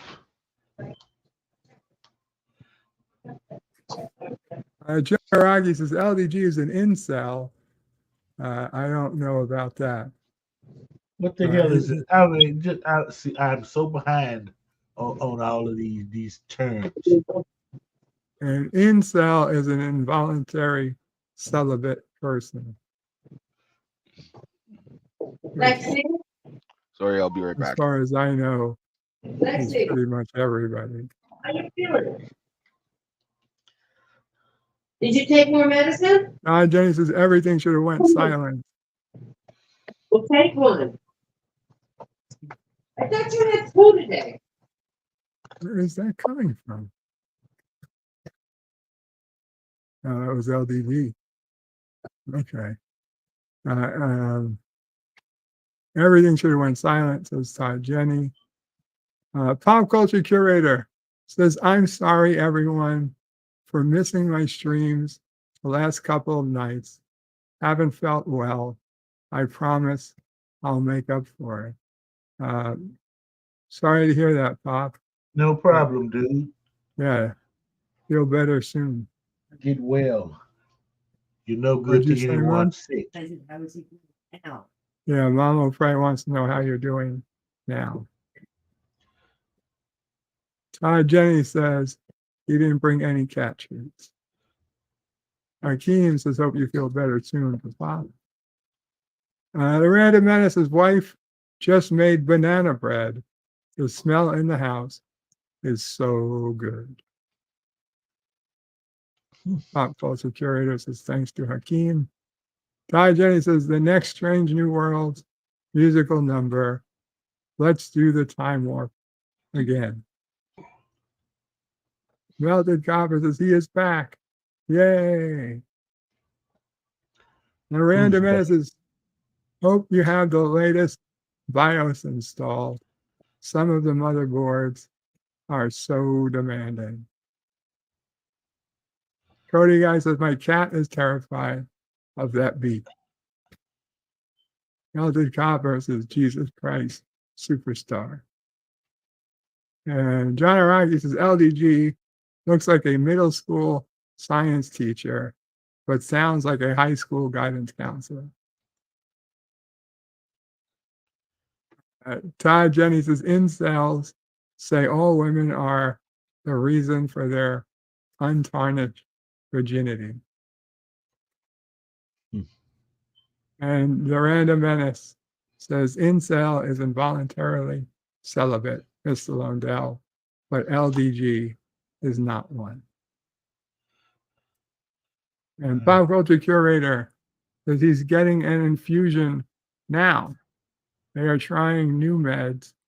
Cancer getting worse. Right lung collapse. Very painful. Oh, I'm so sorry to hear that. Wow.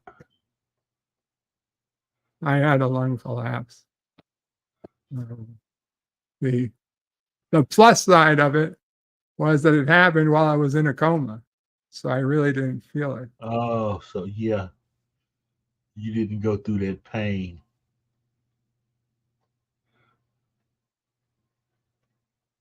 Did you have a lung collapse? No. There's people that I know that's had one happen. John Araki says, is the LDG's Mamo Pray I hear in the background? Is that LDG's Ma I hear in the background? LDG is muted, so you're not hearing anything. Earlier, though. No, that was Really.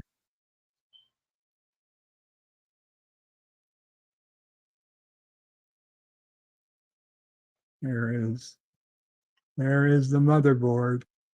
Look at that. Dun, dun.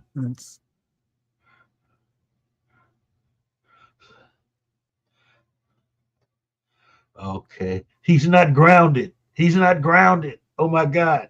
He just ruined $1,000 motherboard. I grounded myself just a second ago.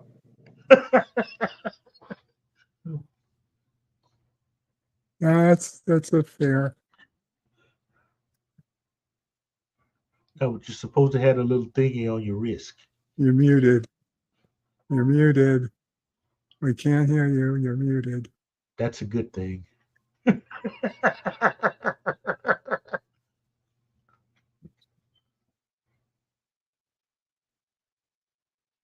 Jenny says, I like how some phone games depict female high-level bosses smacking men down to level 1, and you wonder where they get their ideas from. Melted Converse says, oh God, pop culture prayers and wishes.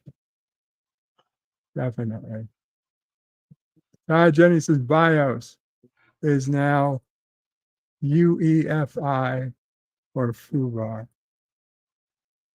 Jenny says deletes Take My Breath Away from the playlist. Melted Converse's pain is the loon that sets themselves on fire. Could you find a worse way to exit Earth? Jenny says LDG is definitely chirping. Yeah, you heard that chirp just as he unmuted himself.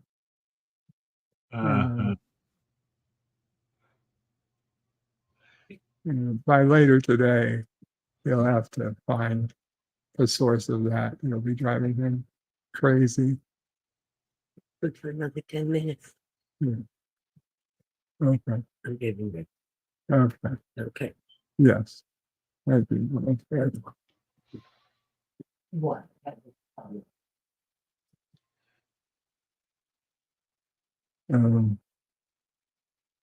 Mama Frey, could I get a Nutrigrain bar?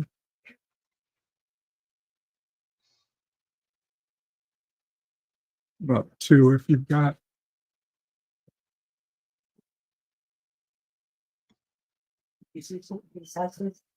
I said 2 if you've got. It's okay. 1 is fine. That's fine. Okay. Thank you.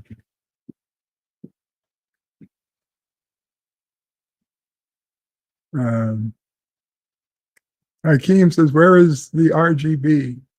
It makes the CPU 10% faster. And Todd Jenny says his third leg is touching the metal table leg. That's frightening. I believe the saying is you get 10 extra frames per second.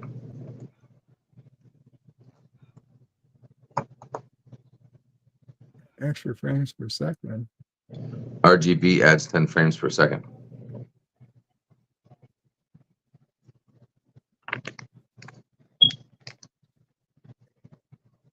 Okay. I mean, he said it makes the CPU 10% faster, but if you think it adds 10 frames per second, that's fine. I get it. It's a joke It's a either known way. saying, I think. I don't know. Maybe I'm wrong. I guess it makes sense since it's gamers who tend to have RGB and gamers tend to be about frames per second.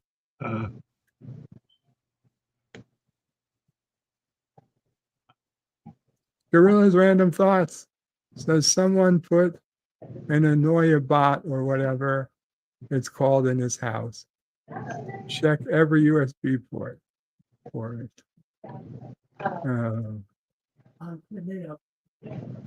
Yeah. Melted Converse is speaking of chirps. There are robins and gnats out. My tulips are even popping out of the dirt.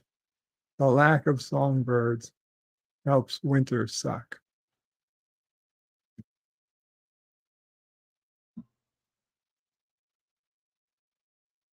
Your tulips are popping out of the dirt already? A bit early. I wouldn't know then. I wouldn't know that. I know nothing about tulips.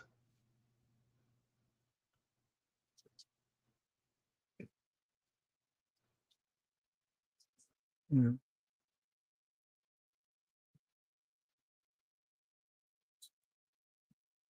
Jenny says RGB, that's refreshing until it hurts too much. HERTZ. A lot of puns today. They're being pun-ished, one might say. Melted Converse is the only extra frames I seem to get is from people pretending to be me to do evil. That's not. Yeah, that drama's still going on. Well, you know, it was never, still, it was, since there was never a firm conclusion as to what happened. Chances are it was somebody just stole his picture and ID just to do that. Yeah, I mean, we forget how sick and twisted some people are on the internet, you know, and stuff like StreamYards and YouTube. It just makes it easier. The Random Menace is bathing time. Tomorrow is Olivia's first half birthday. Question mark? Well, I would think you would know. 6 months? 6 months tomorrow? Oh my God. The lovely Sherry is in the house. Hello, the lovely Sherry. Jenny says, tiptoe through the tulips with Bird. Making up for lost time.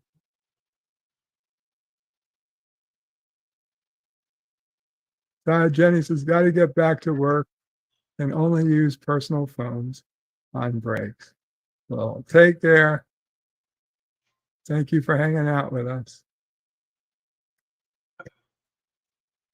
So we are here with LDG as he continues working on his computer, trying to get it put back together as quickly as possible. He was at Best Buy earlier today, picking up a new Thingamabob. a CPU cooler, Yeah. a water cooler. For Yeah, his he thinks system. he thinks he's building the next warp engine, ladies and gentlemen. Well, he might be. This could be the brains of the next and last AI system ever put together by human hands. Oh God. After this, He's doing maybe Skynet. all future AI systems will put themselves together. He's creating Skynet. Somebody stop him. I'm saying this is how the end of humankind comes. He's destroying the world. Being broadcast on YouTube. He's like Joe Biden. He must be stopped.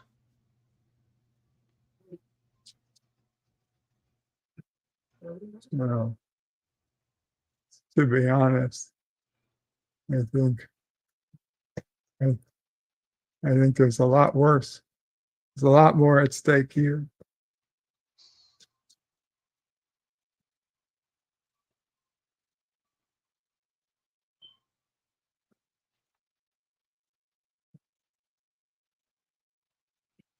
Melted Copper says later to Todd.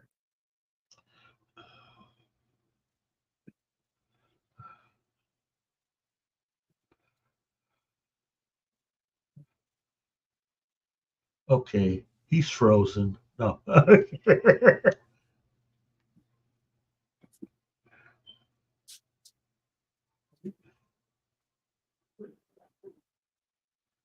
And boom.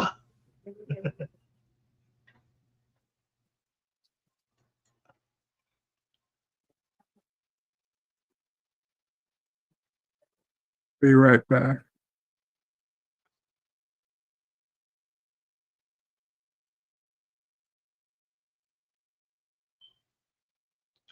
Okay. So, what the hell's on everybody's mind today?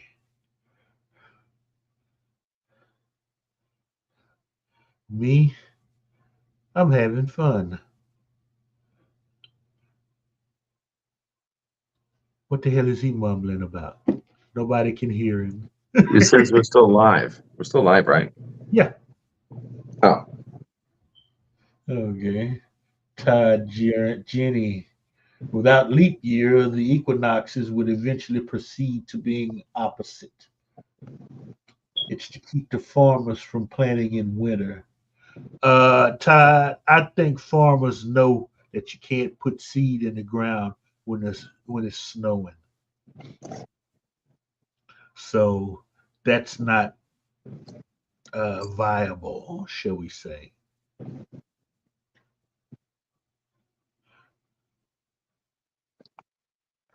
I mean, unless you're a farmer in like New Zealand, then you can. Then I think you can plant in December.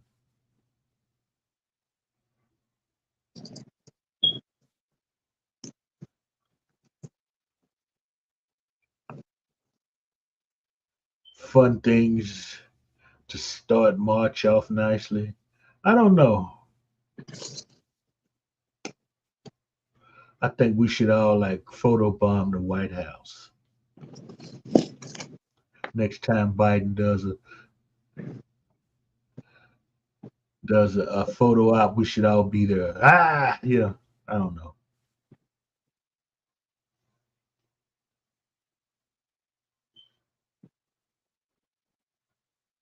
LDG PC assassinated by Edge and Chrome. I don't know. So he's stumped. He's got to pull out the book. That means he's human after all.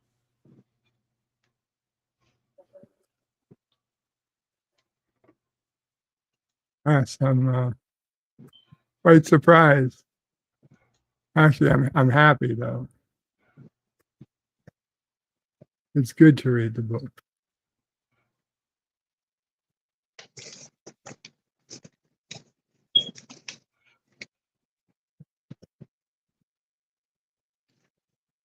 Melody Copper says, any fun things this Friday to start March off nicely? Not for me. Todd Jenny says they don't want to Prometheanize to live. Prometheus to live. Like he says, if we don't have leap year, the earth will go flat. Ready? The earth is already round. How can it go flat? It's a joke. Where's Darren when you need him? Only Darren can answer that question. Melody Copper says, clearly the earth is flat as the ocean, doesn't seem to hold carbonation. It would be better with bubbles.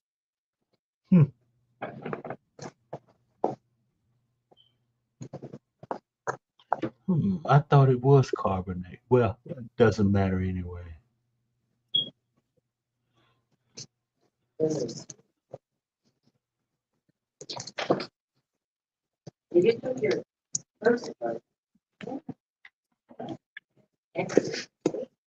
LDG is eating through the wires.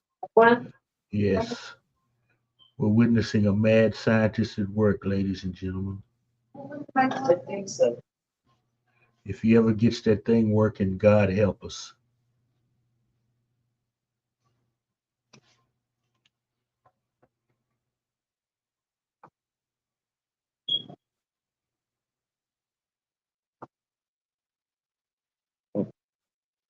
Melted Copper, I think you need to go to India if you want to ride an elephant these days.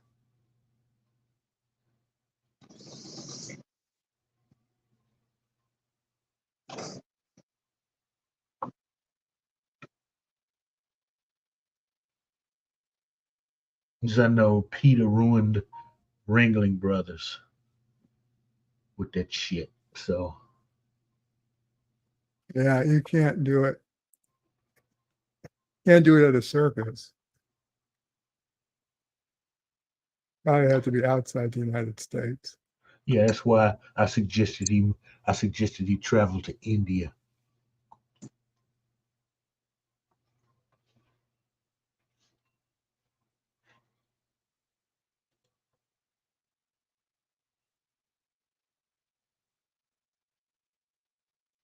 Yeah. Soon this might be the only place you're gonna find cows, too.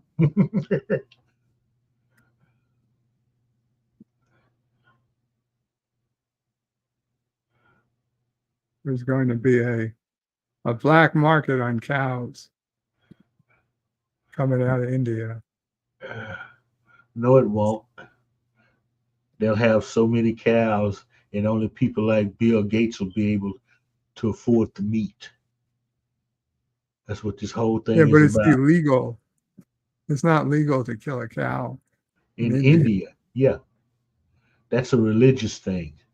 Right. So that's what I'm saying. They're going to be the only country that's going to have it. It's going to be a black market. It'll be illegal to take the cows out of India, technically.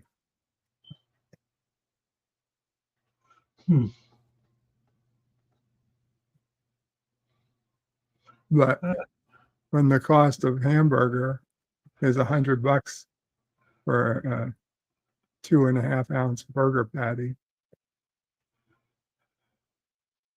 you'll see how quickly Yeah, those cows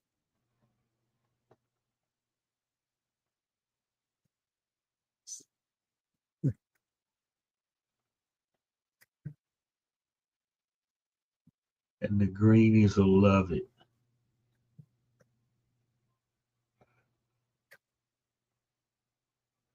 And guess what, people? The Earth's temperature is still going to rise.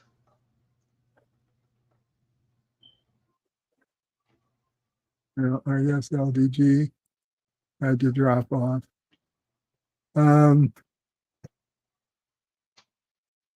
Welded God versus Ric Flair is 75 years young. In half a decade, he should run for president.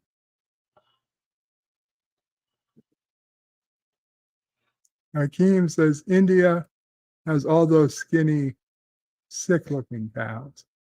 They also have some fat cows.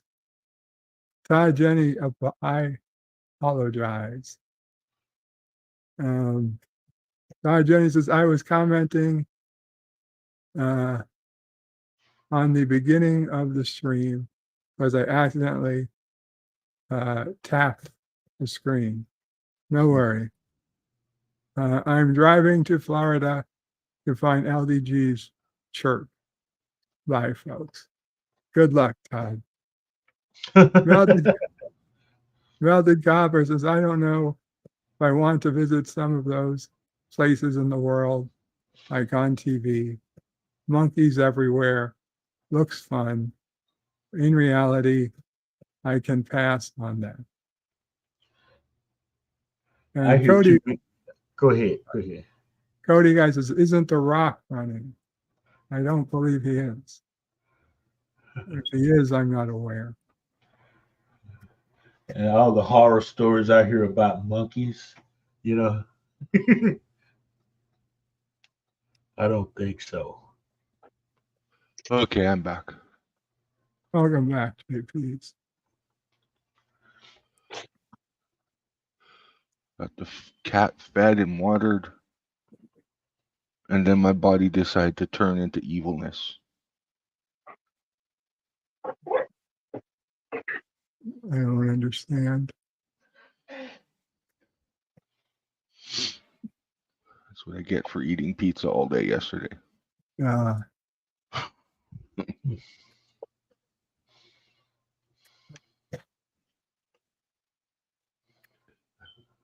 Fucking Domino's had their 50% off all pizzas. So I ended up ordering 3 of them. And it was only like $30 after delivery.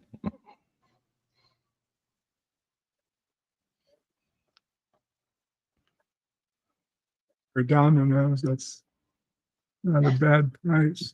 No, especially when there was like 5 toppings on each. Oh, Yep. It would have been damn near $70. Mm-hmm.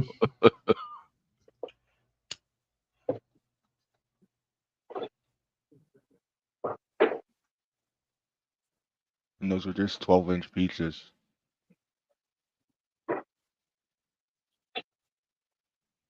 Lee Crystal says, "What's in the box?" Mr. Head. Pain. LDG is Iron Man. No. Is that the CPU fan? Cooler? Liquid cooler. Liquid cooler. Is that even a fancy liquid cooler? It's It's a liquid. liquid pump so my computer can keep it up. No, does the pump have like an LED on it? Yep. Okay. Well, what's the brand name or whatever? NXT.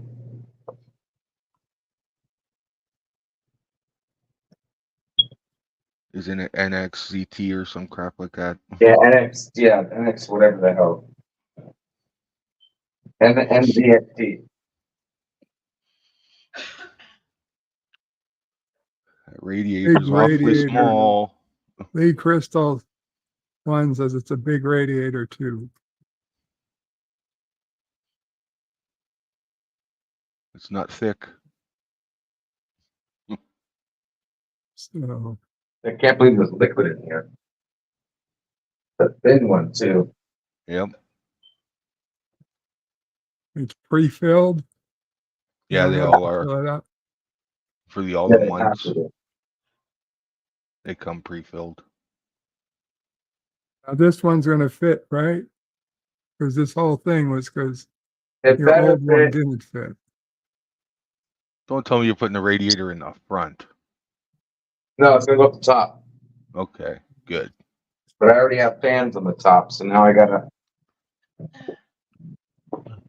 What difference does that make? Well, the fan should go on the radiator. Yeah. Yeah, I know. Before I didn't have a radiator. See, I asked it because you don't have fans in the front. No, there's no fans in the front. Oh, I saw you're still waiting for the fans in the front. No, I got the fans. Yeah, I your don't have Leon any Lee fans you in the got. front. There's no front. The front's glass. There's fans in the top. There's 6 fans. 2 fans in the top. 3 fans in the bottom. There's gonna be 2 fans on the side. And 1 fan on the graphics card. So total of Lee 9 fans. Crystal says they got a radiator Envy now. His is much smaller. And the one I had, it was mine. Mine was smaller but thicker. The thickness makes a difference.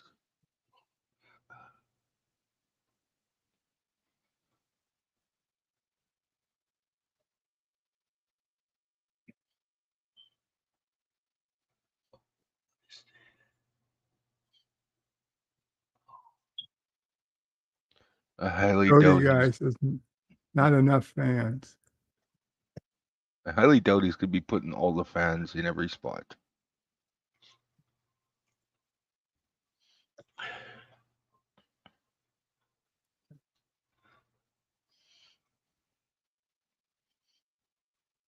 That is a lot of fans. It's only 3. Yeah. Well, that's for the top.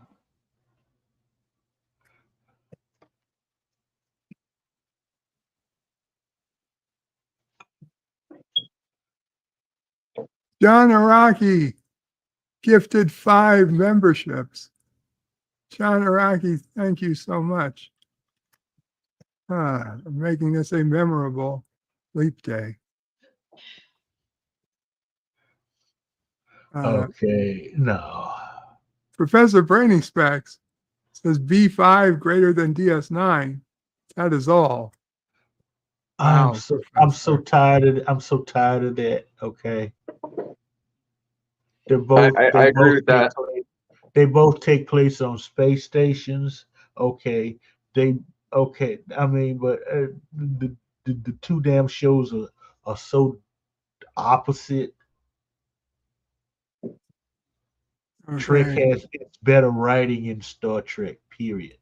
Okay. John Araki's gift memberships today go to Positive Candor, Keely Chow, Springtime, Scotty R37, and Hemorrhoids Hurts. Thank you, John Araki, for five new Friends of Karoga members.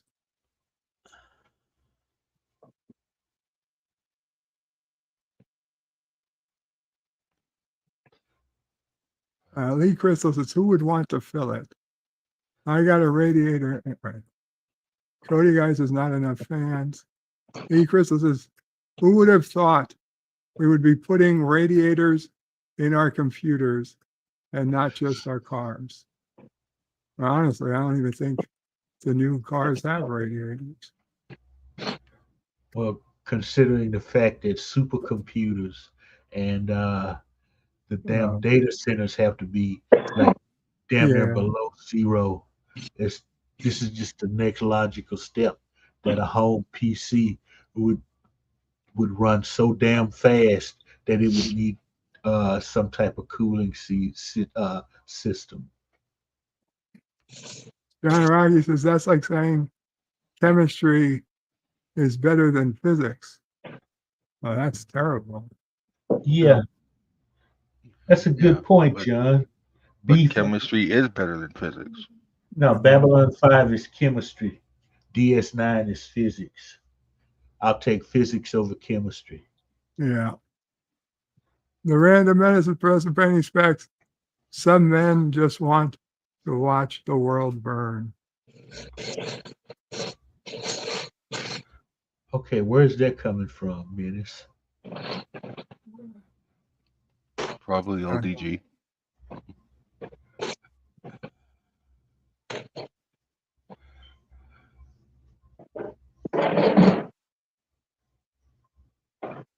This is not me. Lee Crystal worked as a programmer, and the server room was cold years ago. I used to love that. I didn't work as a programmer, but I worked next to our server room, and my employee, they were able to run an extra air conditioning from the server room into my office. So I just had constant air conditioning in my office because I preferred it that way. And I didn't have to complain to the rest of the people in my section of the office to have air conditioning on all the time. So I was literally, my office was next to the server room. So they went ahead and just had them add a vent right into my office. So that was awesome. I had the coldest office in the building. Now, Random Menace, I know where the quote comes from. I was just wondering how it fit with the chat. I know there are a lot of I know there are a lot of people like that. I see them every day. They call themselves woke for the most part. Yes, I see them all the time. I was just wondering who you were responding to with it more than anything.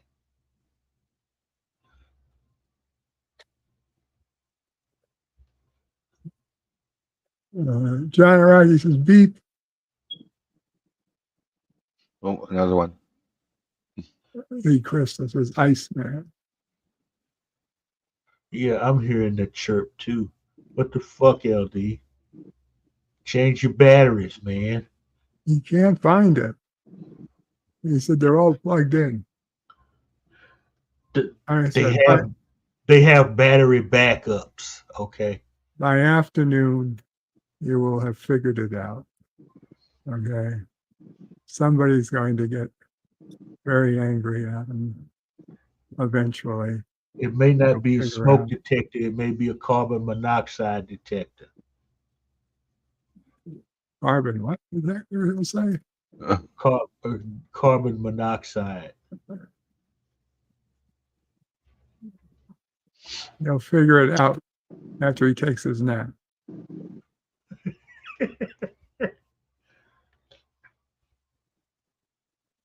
Or it could be his UPS. He just doesn't realize it.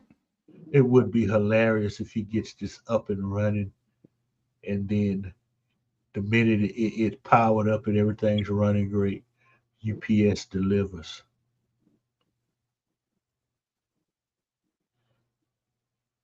Oh, okay, yeah. I get you, Random Menace. You were insulting Professor Brainy Specs. Good move.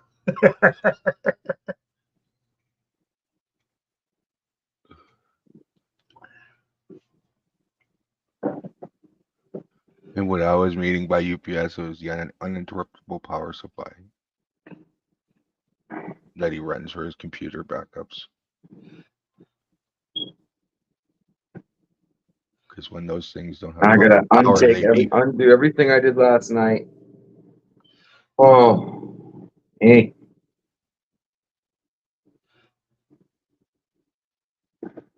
What's wrong? Computer should be built in under 2 hours. You know what's funny? I bet you when I go on the website to cancel my fan order, which I'm gonna do now, I have no choice now. I gotta cancel it.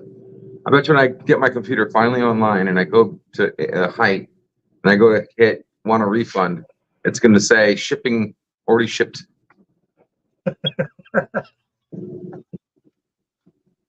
Or it'll just end up on your doorstep.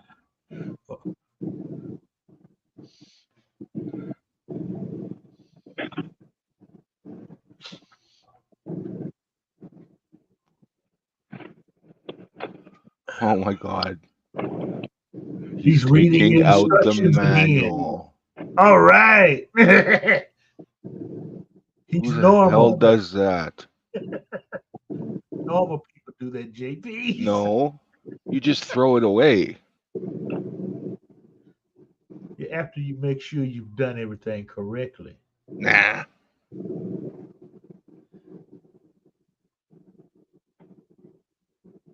Friggin' manual.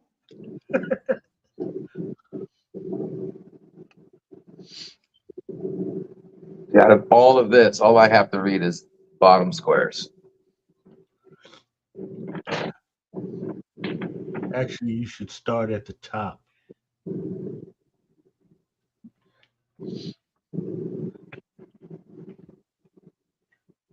Bottom No, because it's squares are all different. You can English. tell I got AMD.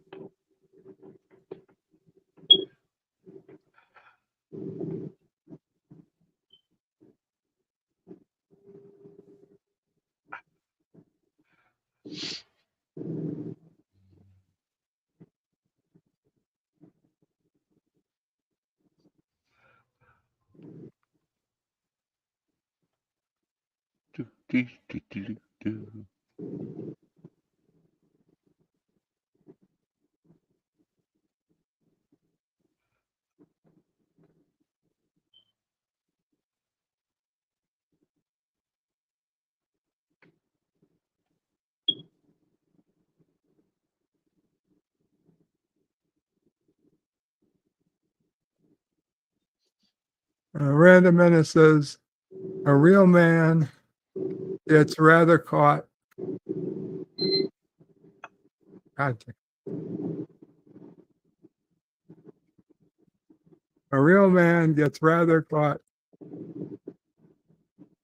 masturbating than reading a manual. Oh. So that means you're going to get a visitor from Florida one of these days.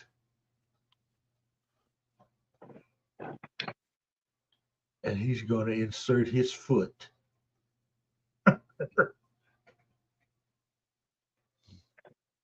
Ain't nobody inserting anything in me. I'm talking about random minutes. LDP's going to have to go all the way to Slovakia to put his foot up his ass.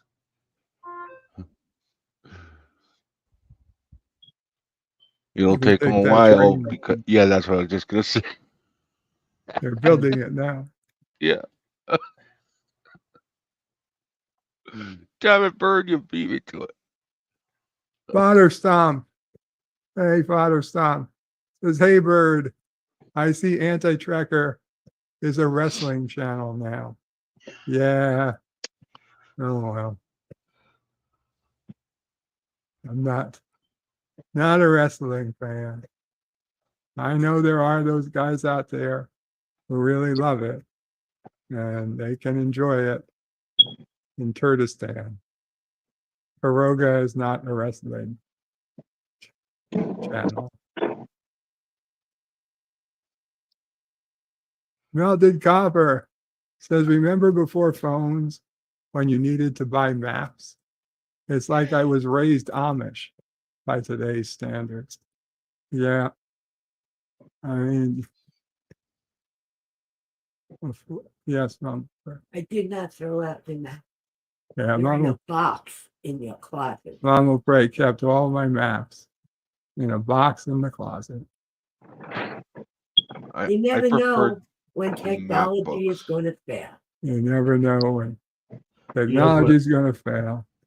Mama Bray, back on September 11th, by chance, she had given, Sissel Prey Had had a flat tire on her car. So instead of going into work on her car, she took Mama Prey's car to work. No, she didn't work in Manhattan. She went out to the edge of Long Island. She worked out in Smithtown, but she was living in Canarsie, Brooklyn. And all the highways were closed on September 11th. So she had to come home without the highway. But she had, this was before Google Maps, and She had a cell phone. she had a cell phone, but there was no GPS. But what Mama Prey did have in her car was all the maps for all of 5 boroughs. the 5 boroughs and Long Island. So Oh. she had basically as close to GPS as you could get at the time. Those big yellow maps with the Big Atlas. big atlas book. It's cool. Yeah, but now they won't necessarily be out obsolete or outdated, though, would they?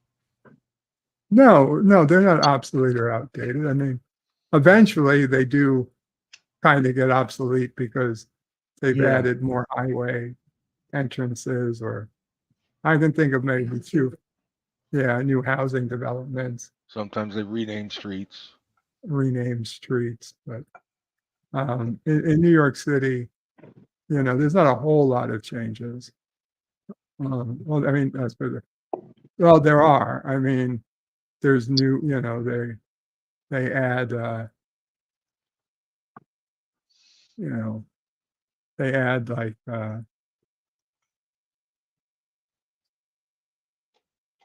parks. They add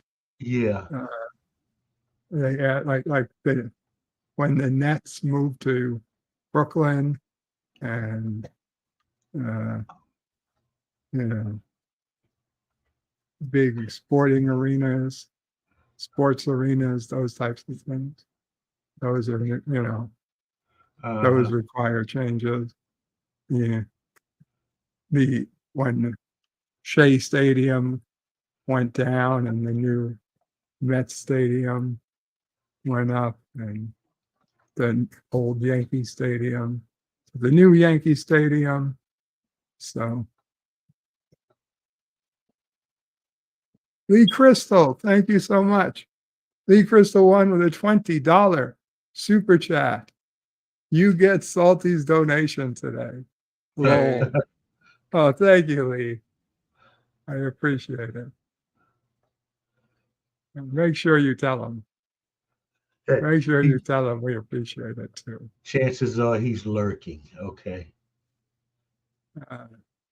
Keely Chow is in the house too.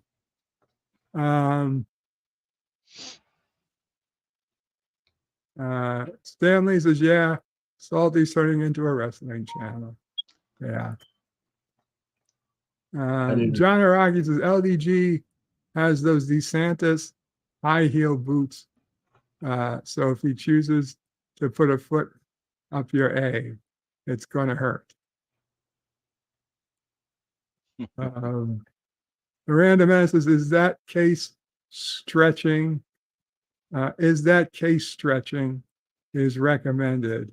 I am 6.6 tall. In that case, I got you.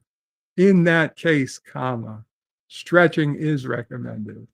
I am 6.6 tall. That's feet, not meters.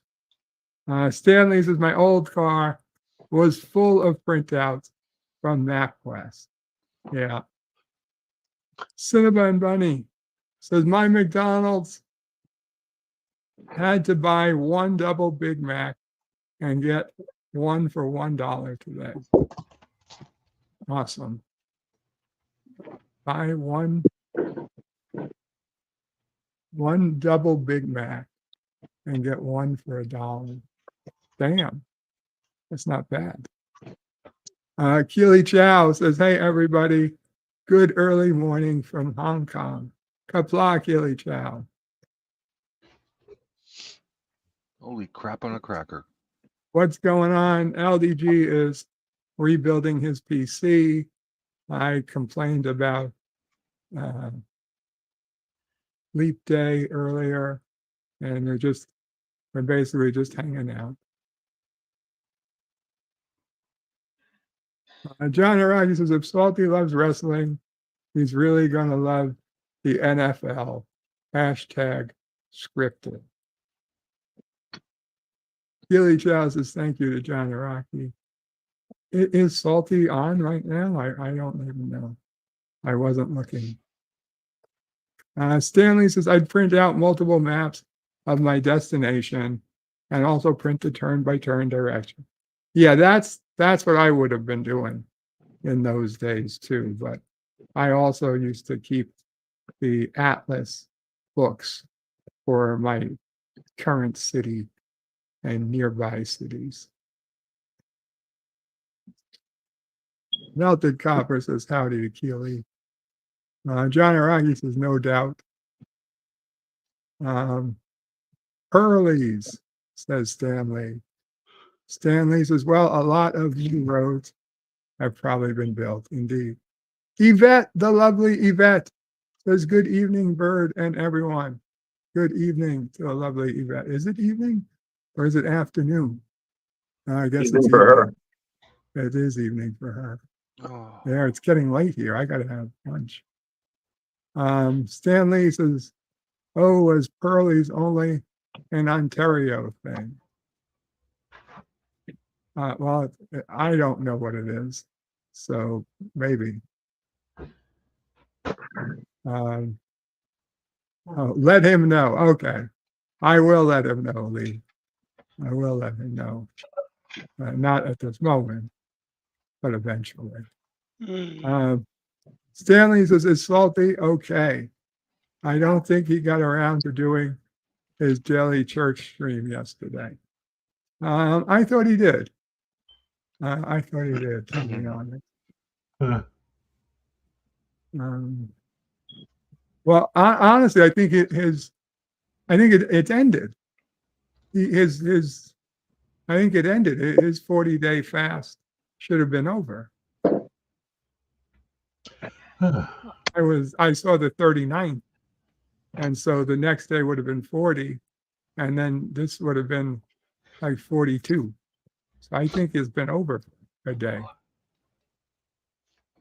Cody guy says National Fixed League. Melted Kava says I'm mostly curious on wrestling to the Vince McMahon headlines. Yeah. It's 10 minutes afternoon for me, says Melted Copper.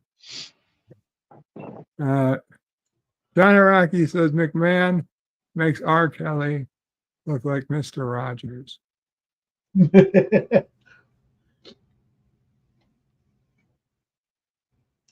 And Stanley says the fast is over, but he decided to try and start doing Bible study live stream every day.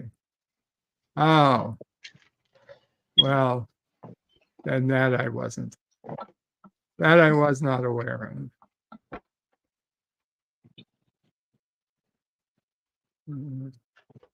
But I do not see. No, I don't think he's not live now, nor was he live anytime recently.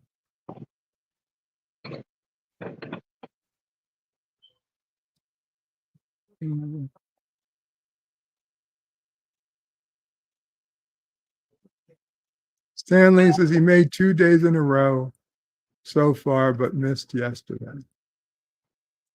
The Random Menace says after 40 episodes, it got season 2, Fasting and Furious.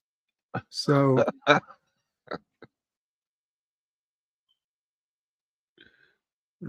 heads up is LDG reading the instructions? Yes, Stanley, he is. Unfortunately. You know when it's a serious issue, when people start reading instructions. John Araki says, is Salty offline because LDG built his PC? No, I don't think that's it. A heads up for those people who are following the Shuttle Pod show, the show I was talking how much I enjoyed it. Unfortunately, it would appear that the Shuttle Pod show is breaking up. Over the last couple of days, the 2 Enterprise actors who were on the show both quit. They both quit the show via social media.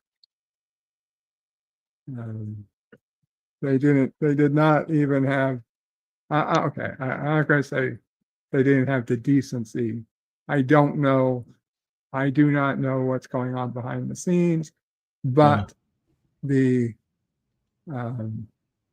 producer of the show did state that he did not expect to hear it announced in this like this. He expected that they were going to do something up front, and there would be one more show to, or at least, he expected that there would be something that would be done to let everybody know what was going on, and he didn't think that they were going to just say, yeah, we're done with this and we're not coming back.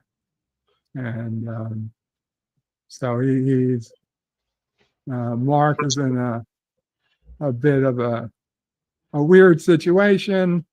There's an event that people were paying to go to next month. Mark says that event is still happening. Of course, I don't know how many people are still interested in paying to go if the actors are not going to be there. But that's between you and your checkbook, I guess. So what? Nothing. You've heard nothing about drama or anything? Oh, I've heard a lot. There's quite a bit of drama. I hesitate to spread the drama, but if you let's put it this way, if you are a Patreon of the Shuttlepod Show, they've left it, for the most part, they're letting the drama play out in the Discord server. They didn't, I'll give credit, they did not delete any posts that, frankly, I thought they might have deleted, or I thought they would want to delete, but they didn't. So I do give them credit. If anybody wants to join it, even the lowest level, you get access to the Discord server. I would say, as long as it's available, I would say join, and I don't need to, I don't really want to. Yeah. And so that video of him that you shared with me. Yeah, that would be the one thing I would share with people. So Mark, the producer, had a history, apparently, of writing bad checks. Writing bad checks, yes. He has been in Hollywood a long time, and he has done movies and things, and he ended up getting sued by a guy who claimed that Mark claimed he was an investor. The guy claimed he had only loaned him money, and Mark wrote him a check that Mark said that he's writing the check, but it's not, he can't cash it. There's no money to cash it. And so he basically wrote the guy a bad check that he knew he would never get cashed. And the guy waited 2 weeks or a month, and he finally said he's going to cash the check anyway, and he did. And so he sued him, and they ended up going on not the People's Court, but some other hot bench. Don't they get paid for that? So he got his money. That's what I'm thinking. I believe that they get paid, that they pay off.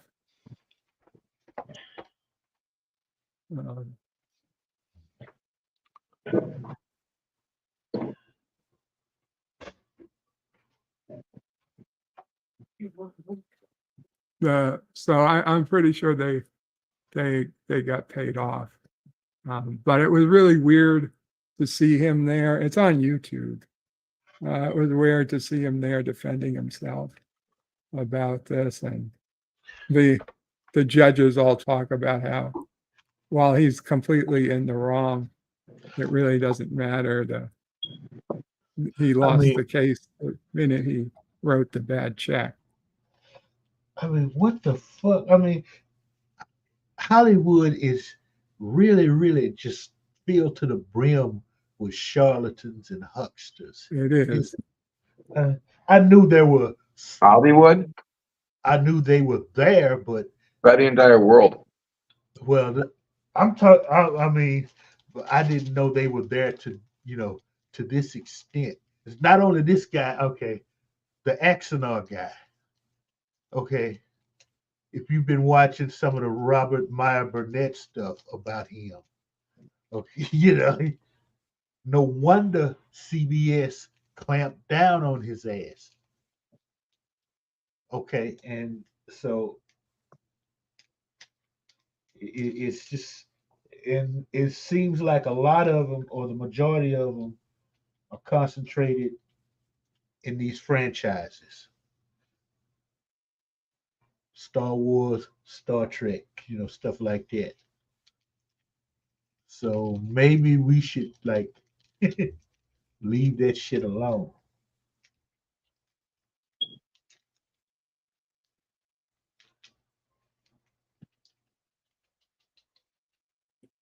So what Sorry about that. I'm guessing they are walking away because he's paid them with some bad paper. I have no idea why. Apparently, it started with Dominic Keaton, Reed leaving. He Yeah. left first, and then a few days later, Connor left, who's Trip Tucker. Yeah. Trip left. Now, Trip left while he was on the Star Trek cruise. So he was on a cruise with a bunch of, super fans. And for whatever reason, he announced his leaving the Shuttle Pod show on the cruise.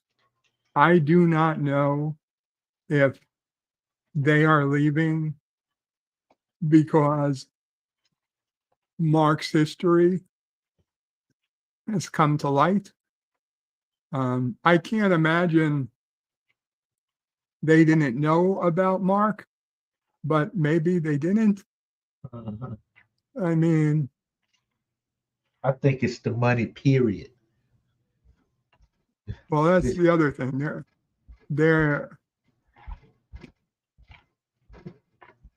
They have a lot of money.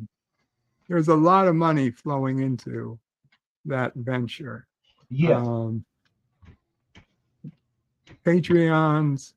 I mean, I'm level 1 at $10. I mean, they go up to warp 5s, which are quite high. Plus, there are people that are buying them hundreds of dollars of equipment, thousands of dollars of equipment directly from Amazon wish lists and things. Yeah. And like, well, how can they need all this equipment? But they're not funding. This is not a podcast, as they're quick to point out. They're not doing a podcast. They're doing an actually like Hollywood level show. They've got multiple cameras. They've got equipment they need. They've been renting spaces in theater, in an actual theater. Yeah. And they've been putting hundreds of dollars plus, or if not thousands, to creating a space for the show. I mean, they've been painting and cutting and all this stuff. And it's like, I'm thinking, like, why are you wasting all this money on what's essentially just a podcast? But they're doing full on Hollywood work. I believe those actors are being paid that they're not. Yes, that's what I'm thinking, that this is about. It's got to be about the money. So I don't know. I mean, Alec Peters, according to the book, he's the Axanar he was doing the same shit with Axanar money, just spending all kinds of money on all kind of crazy shit, and that's what this guy's doing, and that's probably why they're walking away from it. I honestly, it could be, but I don't. I don't know. That's honestly just pure speculation Yeah, as it to is. why. No, it's not speculation. If it would have been, it would have been legit reasons, they wouldn't have done it the way they did.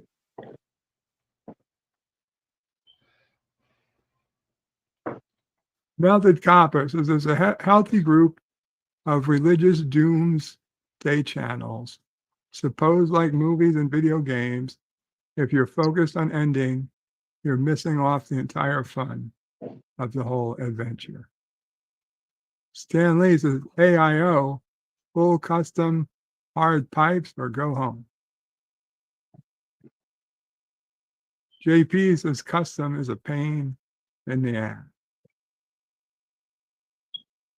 He could have said that out loud. Melted Copper says you should put pipes. You should put pipes in there.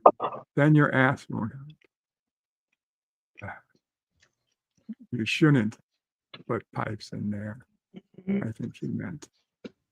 Hakeem says, hey, please. I could have said it out loud, but I had my mouth full. Hakeem says custom loops aren't that bad once you get used to it. Plus, you can get soft line tubing if you're a beginner. Sci-fi Sith Dan says Kapla. Kapla sci-fi Sith Dan.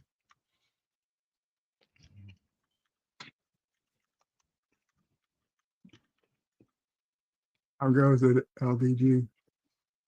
Good. Just got to replace the brackets for my For the CPU. about to put the motherboard in the case, and then connect her all up. And then it's weird with the AIOs. The last thing you do is hook up the cooler to the CPU instead of the first thing you do when you have an air cooler. What difference would it make? What? What difference would it make? How do you get a CPU? How do you get a motherboard into the? How do you get a motherboard into the computer case when you put the damn block on the motherboard, which is attached to a radiator that needs to be attached to the? There's no way you could do that. The motherboard is always the first thing. There is, but there's an order. That's why I opened up the instructions, Mr. Throw 'em out. Oh, he got you, JP. No, he didn't. He didn't get nothing. You hook up the radiator. Pardon me. You hook up the block to the motherboard. You then carry the radiator and the block and the motherboard. And the motherboard. Okay, yes. You realize how much that is by itself. Oh my God. It is very simple. You push Maybe not with this, maybe not with this particular case. Maybe in a regular square case, you might have a point. Rectangle, whatever. Like, I don't understand why you're doing it standing up. I'm not doing it standing up. No, I'm talking about the case. Case should be laid down on its side. It will.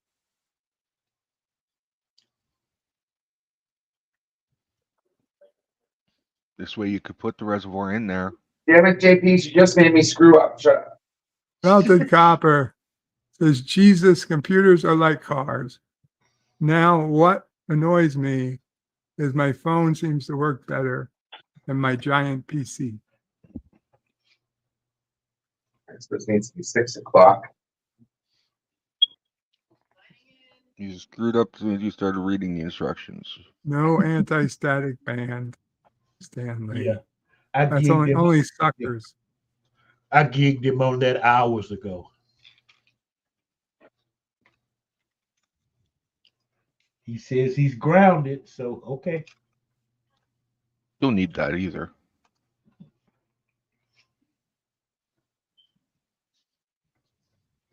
Static strap, bull crap. I apologize for the beep, John. It's something from LDG's house.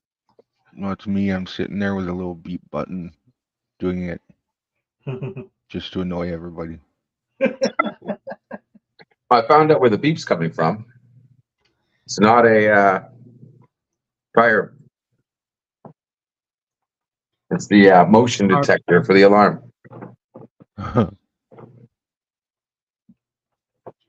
Never heard that one before.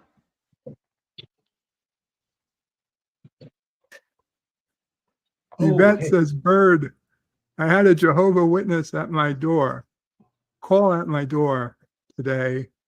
Apart from pointing out that no cold calling signs are not exempt from religions, you can probably imagine what else I said, as half my family are Jehovah Witnesses.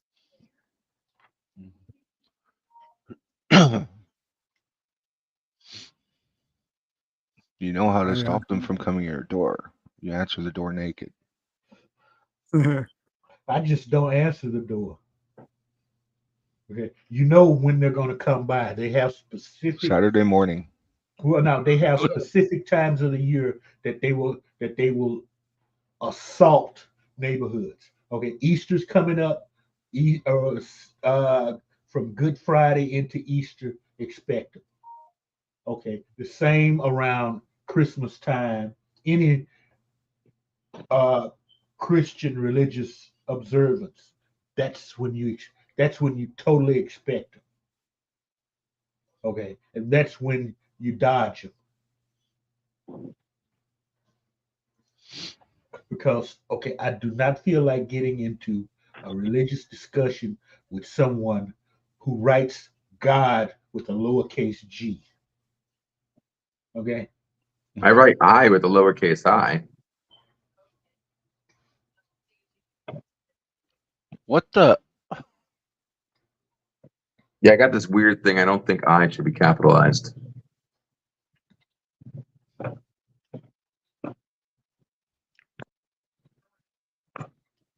Go back to reading your instructions. It doesn't seem right. You don't deserve capitalization. Yeah, I do. You can think that.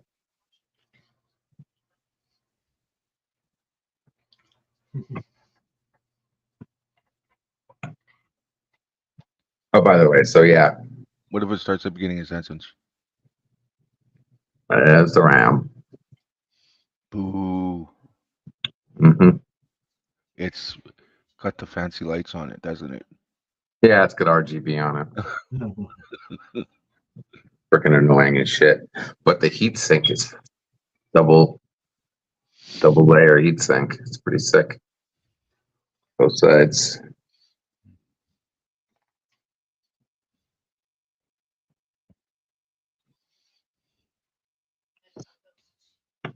I'll stick with my Fury X RAM.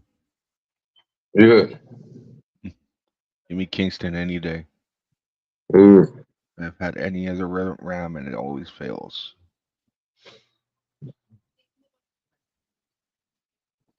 Well, that's a motherboard. I used to get Corsair RAM all the time until you try to deal with them for warranty. Their supposed lifetime warranty.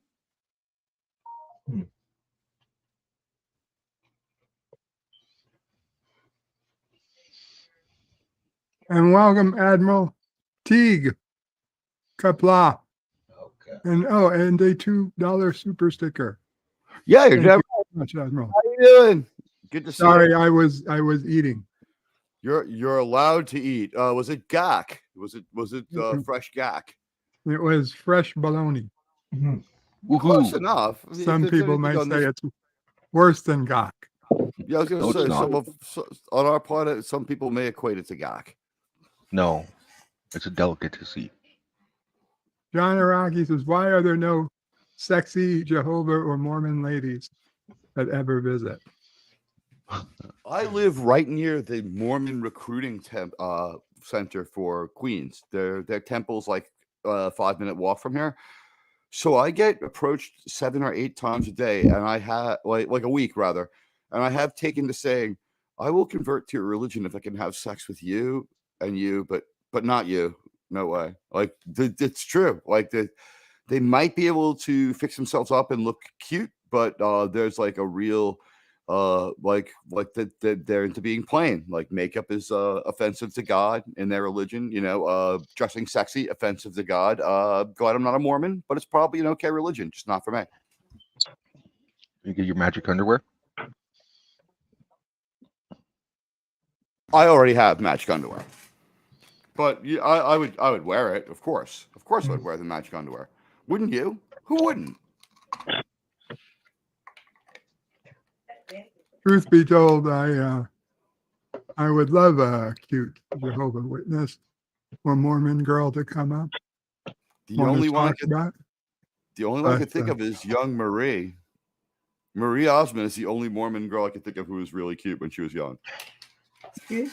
Yes, maybe next time they'll come. I should invite them in because they're not old. oh, There's actually a couple that are young, attractive females. really? Yeah, yeah, you just hear them. I just assumed they were old. No, one lady that's been coming for 15 years, but she brings with her. A young one. Yeah. She brings liquor. I like her.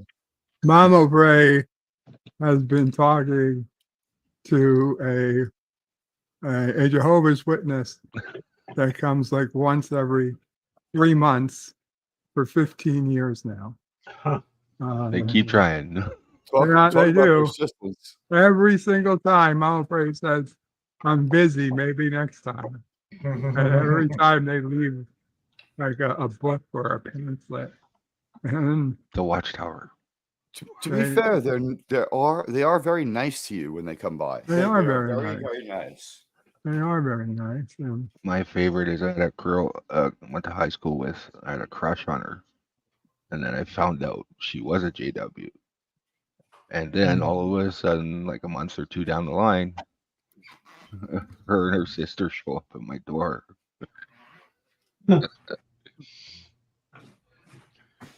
I'm like, hey, why did you come in? And she just turned beet red.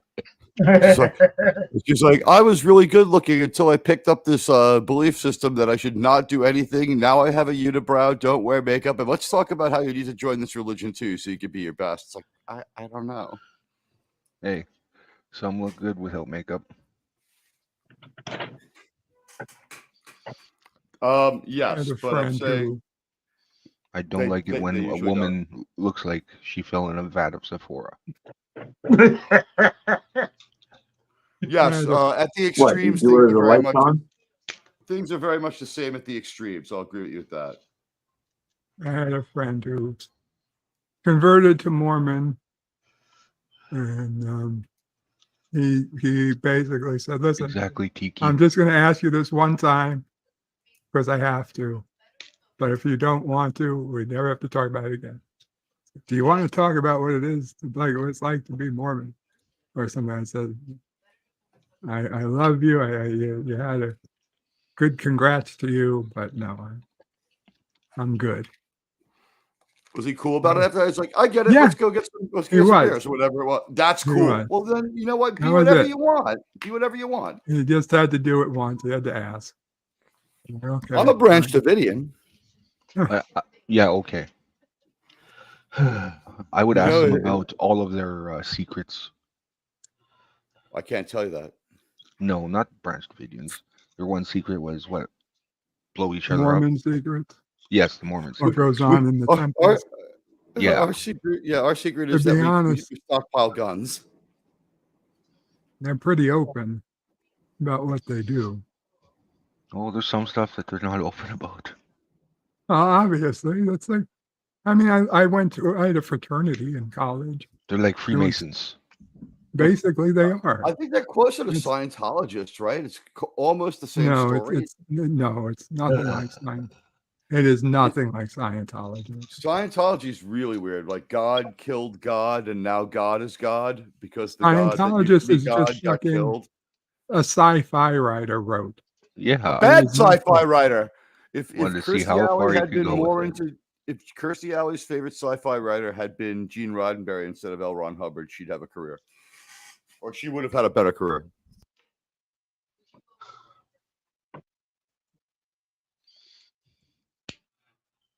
Verbal diarrhea. If Roddenberry was that good of a writer, Star Trek the Motion Picture wouldn't be as hated among Trekkies as it is. I like the movie, but I do not argue your point. That was all Roddenberry all the time. He fucked everything up. Anybody come up with an idea, he'd jump in and fuck with it. And before you knew it, you had a movie that went basically nowhere. I agree. And they should have killed V'ger because they killed billions by the end of the movie and didn't have a right to live, where they were all proud of what they did. They're like, man, it only cost 400 trillion lives, Jim, but we've got a new form of life. It wasn't a good movie. But when you understand that they changed it from a TV show to a movie to a TV show to a movie and then made it, he didn't know what the hell was coming or going. That might have been a good pilot. It's better than Encounter at Farpoint. He was too busy being drunk. I wouldn't argue that. And if he wanted to do drugs and drink, that's fine with me because he gave me some of the greatest stories of all time. If that inspired him, fine. No, they had to take a stance against him even with the original series. We're talking about his writing is not as strong as you think it is. No, I'm with you with that. I think that he was a very good hiring master to hire other writers who could write stuff that was very Star Trek. Gene L. Coon's Star Trek stuff is as substantial and as big of a part of a lore. But Gene Roddenberry, his strength was he didn't have an ego. He wanted to entertain people. He could be told he was wrong, and he would change things and try to make them better. Oh, yes, he did have an ego. By the time the motion picture, the Roddenberry propaganda running. What? I already said he was imperfect. I've already said he made a bad movie. I already said that he led a wild life. I don't know how am I propagandizing him. Roddenberry had such an ego. The guy that came up with the theme song, Roddenberry turns around and writes lyrics to it. Is that ego or greed? You know what I mean? That's both. It's egotistical greed. I won't disagree with you because that one didn't sit right with me. It seemed kind of dumb. On the other hand, though, when he was told that your pilot is no good, your star is a dick, and no one likes this doctor, and what's with this laughing alien, he went back to the drawing board and came back with a much better show. He didn't have enough of an ego to be a dick. Was he prideful? Yes. Ego in the classic sense, there's a discussion we had there because I don't disagree, but that was because NBC saw potential in what he would in Star Trek. They had issues. That's why they told him to go back and redo the pilot. Wasn't it CBS and Lucy? Normally not done. Well, he did a few things that they didn't like. Maybe it was Desilu that said it. But honestly, I think he did a few things that he was told, to change. And like my feeling is he had already moved on in his heart from Jeffrey Hunter because there's books from all sorts of people that said that it just didn't work on the set and they didn't like working with him. So it was never going to be Jeff Hunter. I don't think The Cage is a real episode of Star Trek. I consider The Cage a proof of concept episode made for the network that was never supposed to be shown. Otherwise, why'd he hide it for 26 years? So Sci-Fi Sith Dan says, tell Miss Londell when it comes to Jehovah's Witnesses, it's a matter of opinion. They think that God and the Son are separate beings. I know because I grew up as a Jehovah's Witness until I left. I did not know that. Thank you for the information, Sci-Fi Sith Dan. Okay. Dan Lee says, do magic underwear make anything disappear? No. Your pride when you're trying to get laid. It makes the poop stains go away. Well, it's filled with like little amulets and like little things that it's got little pockets with stuff sewed into it to keep you holy. I can only imagine what it was like when Steve Young and Marie Osmond got down to have sex, like pulling off the magic underwear.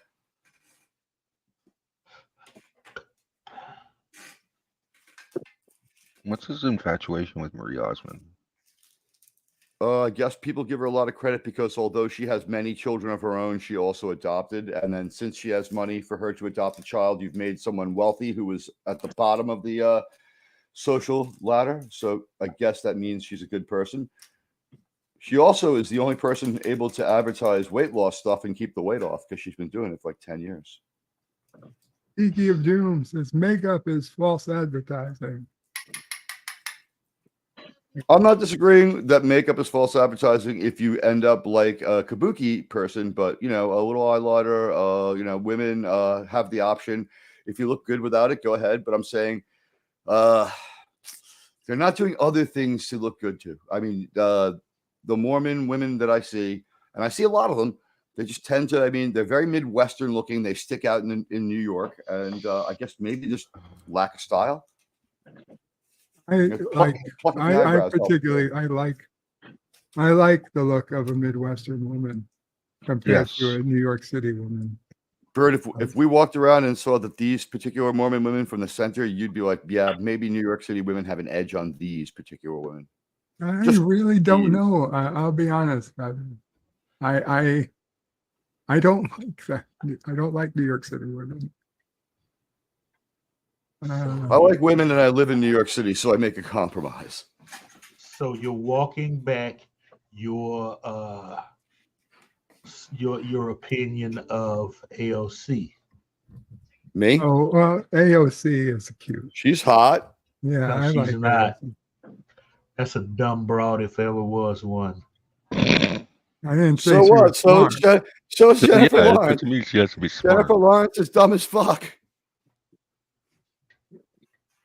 She's not gonna be thrown out of here. If she comes by, she would have to do a few things to get thrown out. Stanley asks, "Are fraternities as gay as I've heard?" Not mine. There was nothing gay about it. I mean, stayed away from that fraternity because I was heterosexual. It was a co-ed fraternity, so we had women in it. Now, was it combined, or you just had a sorority that was like your sister chapter? It was combined. It was. Were you in professional? Are you a teak, bird of prey? Is that what you did? Did you go out and become a teak? I don't know what that is. That's the biggest fraternity. I'm Skull and Bones myself. If you say so.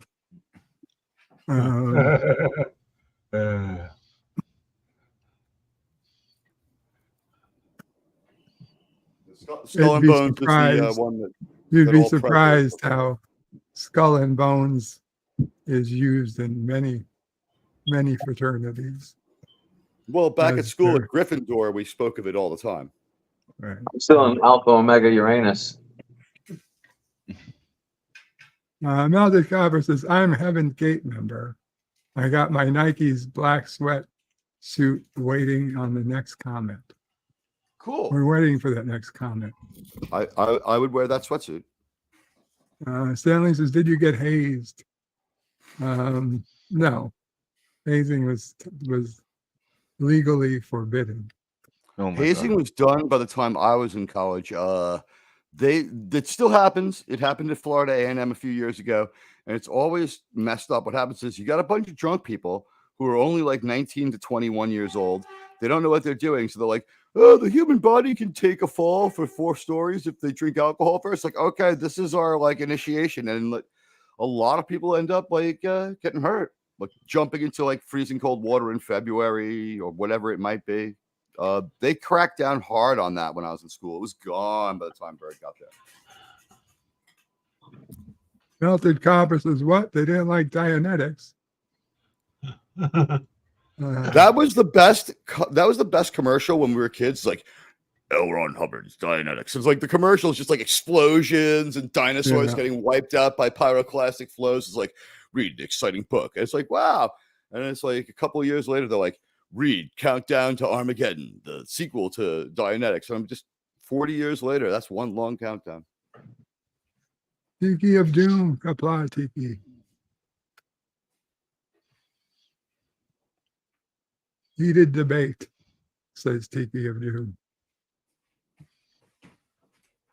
I love that all my pals have different opinions, and I don't have to tell them what to think. They just tell me how they feel, and we all respond. Nobody here is wrong for thinking what they feel, unless they express something illegal, in which case we will say they're wrong. I No. think Johnny Carson also demanding a writing credit on the Tonight Show theme song jingle. The writer of that is We don't care. Herb Albert. Kapla Tiki of Doom.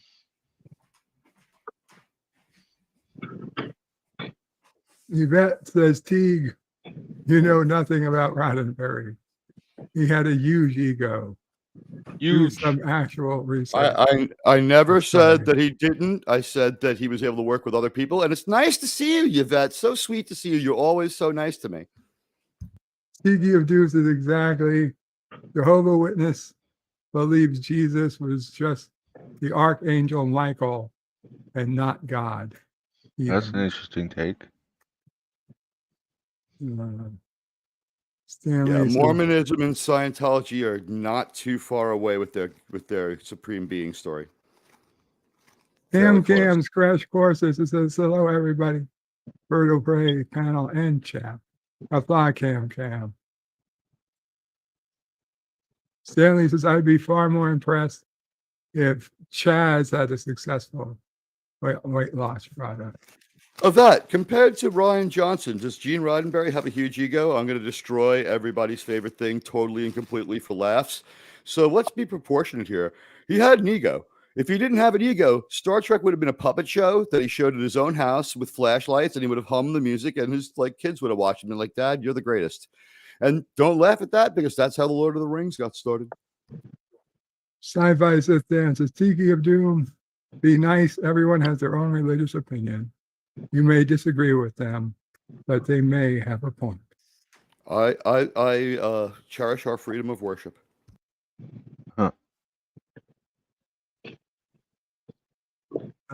Stanley says, Bird of Prey 5 doesn't like fast women. Why did you make fast in capital? I feel like there's something. It's from Temple of Doom. Oh no, I'm sorry. It's from Last Crusade. I don't like fast women, and I dislike arrogant men. All right, let's fuck. Hakeem says they don't believe Jesus was an archangel, only the Son of God. Yes. Hakeem says, hail the Sci-Fi Sith Dan. Stanley says, an uptown girl just looking for a downtown man. I get that one. I get that reference. Guy on the streets, Sith in the sheets. That I do not care. Sci-Fi Sith Dan says hello to Cam. Cam says, hail and good day to Hakeem. Sci-Fi Sith Dan says hello to Hakeem. Tiki of Doom says to Sci-Fi Sith Dan, but it's so fun saying pagan and heathen. Cam says, Bird, I could plug a birthday stream for Cardinal Sin happening tonight, please. Of course you can, Cam. Cardinal Sin, the late Cardinal Sin. Who's doing the stream? That's a good question.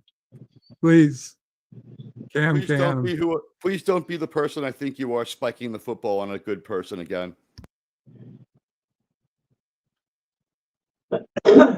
As in, Cardinal Sin was a friend of many people. Not everybody he was friends with are friends with each other.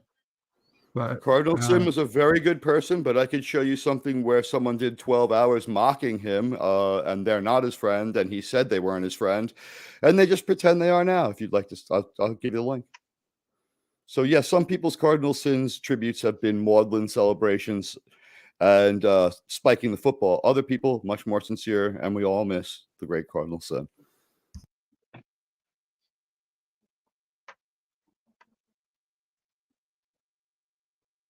Cam, you're welcome to put the link in. Let me. There's nothing wrong with spiking a football. Obviously, you haven't played sports. It's a celebration. Okay, Cam, you can now put the link in, as you now have moderator access. All I know is if someone spikes the football on, say, my late father's grave, they're going to need to dig another fucking grave. So celebrate all you want.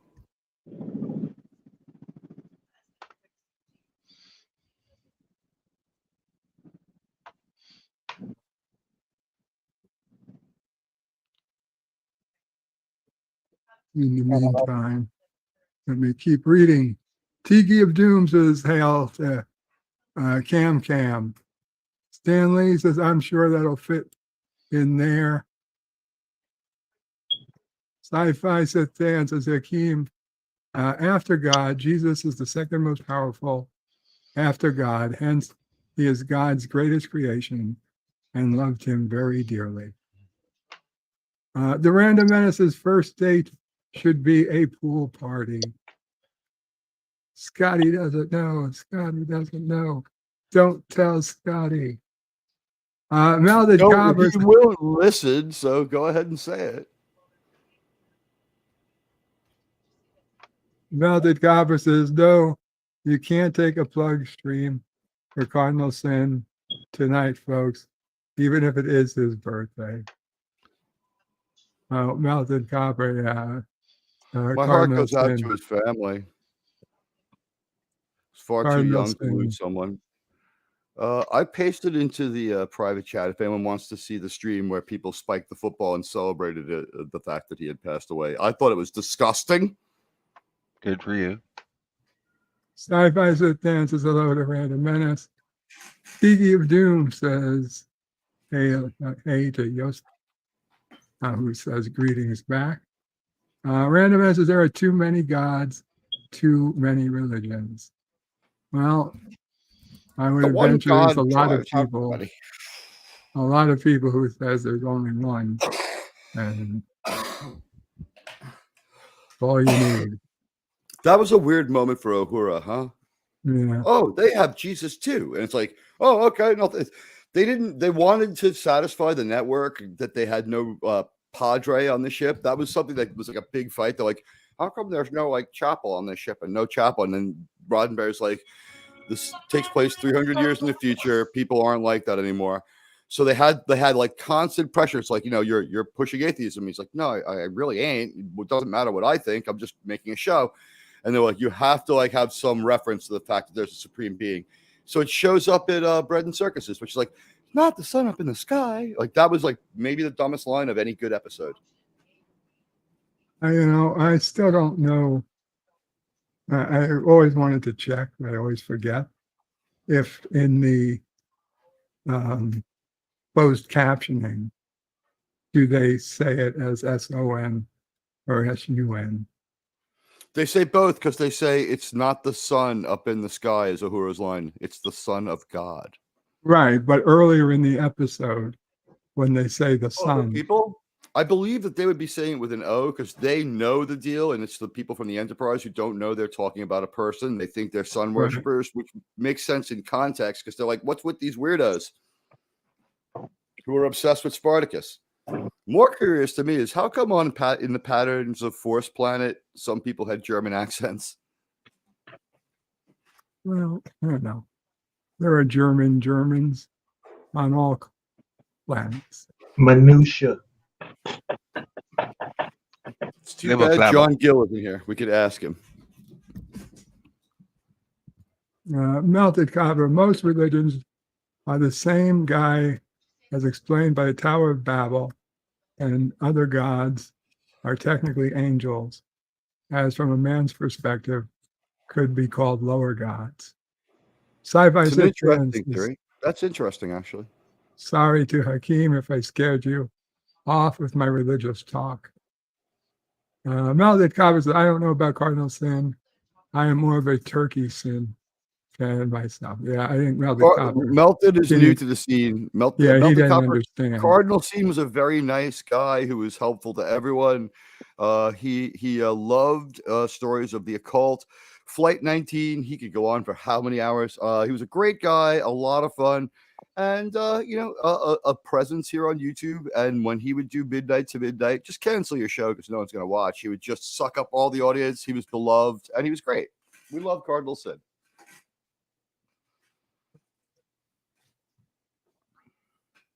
Cam Gam says, thanks. Cardinal Sin's birthday stream will be on Canadian Spider-Man at 8 Central, That's hosted legit. by his brother Ari, Antiderivative Jill, Spidey, and myself. All are welcome. Please come by. We will be there. At 8 Central. I'll be honest, I don't know if I will be there, but that's great to hear, and certainly happy to If my work calls Happy to be to- at work at 5 a.m., I won't be there either. But yeah, spread the message. And that's what 9 p.m. our time, 8 Central. yeah, welcome, Darren. Oh shit! I gotta go. Just kidding. How's everybody Yeah. doing? Hello. That was a joke. We are doing. Hello. I must be going. I cannot stay. I came to stay. I must be going. How are you today, Bird? I'm okay. Darren, what's today's date?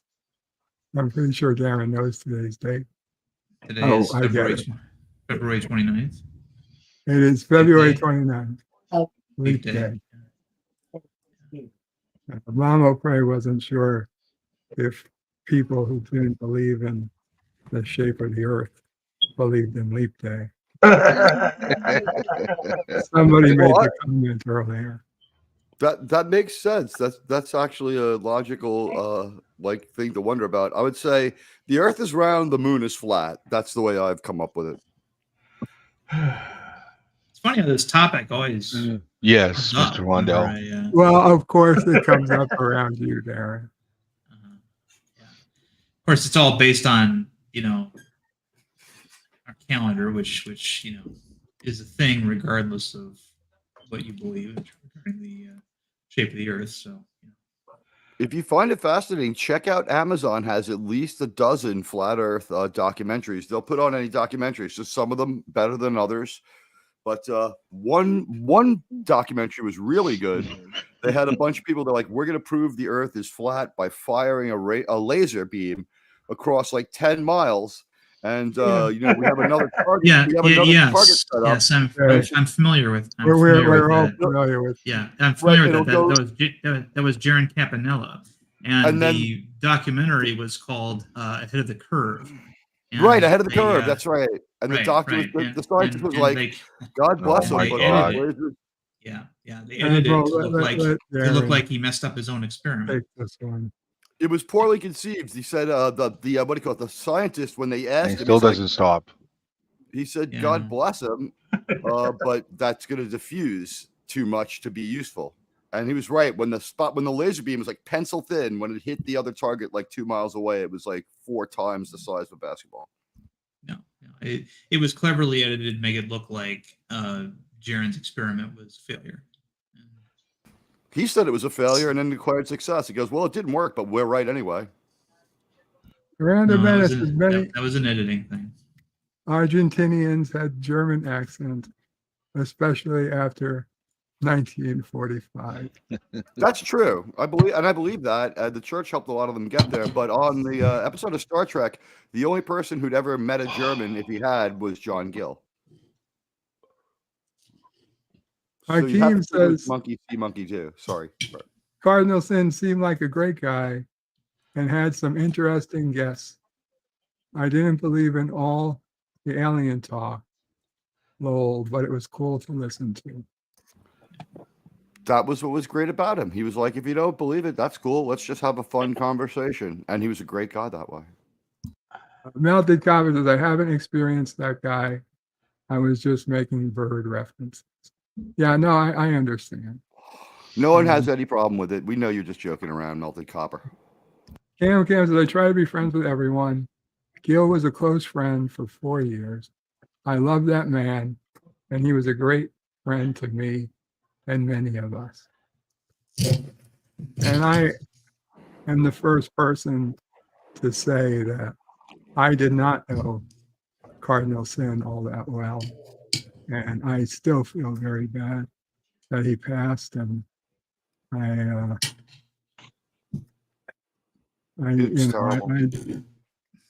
really don't think I should be the one,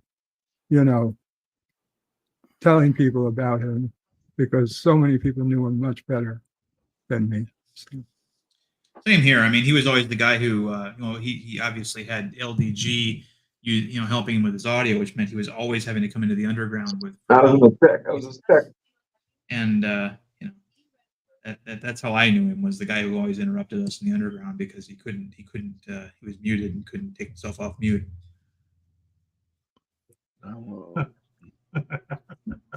Stanley says it's all based on silly empirical data, and it was Darren in the video. I don't think that's true. If you want to believe it, it's cool. Forgot to put the Apple box on the other side. I don't know what that means. I think they're talking about the screm that they shot the laser at, because when they turned on the laser, like I said, it was like a pencil-sized laser beam, but they shot it like 2-4 miles or something like that. And so when it hit the target, it covered like most of the target. And I guess through creative editing, they made it seem as though the Earth is actually round, because then the guy says, I guess our experiment didn't work, but then he declares victory and says he absolutely proved the Earth was flat. It was hard to, maybe he said one and then the other and they changed the sequence. I don't know. I saw the documentary though. I gave it a shot. It was entertaining. I personally know 3 people who were interviewed in that documentary, Flat Earthers. So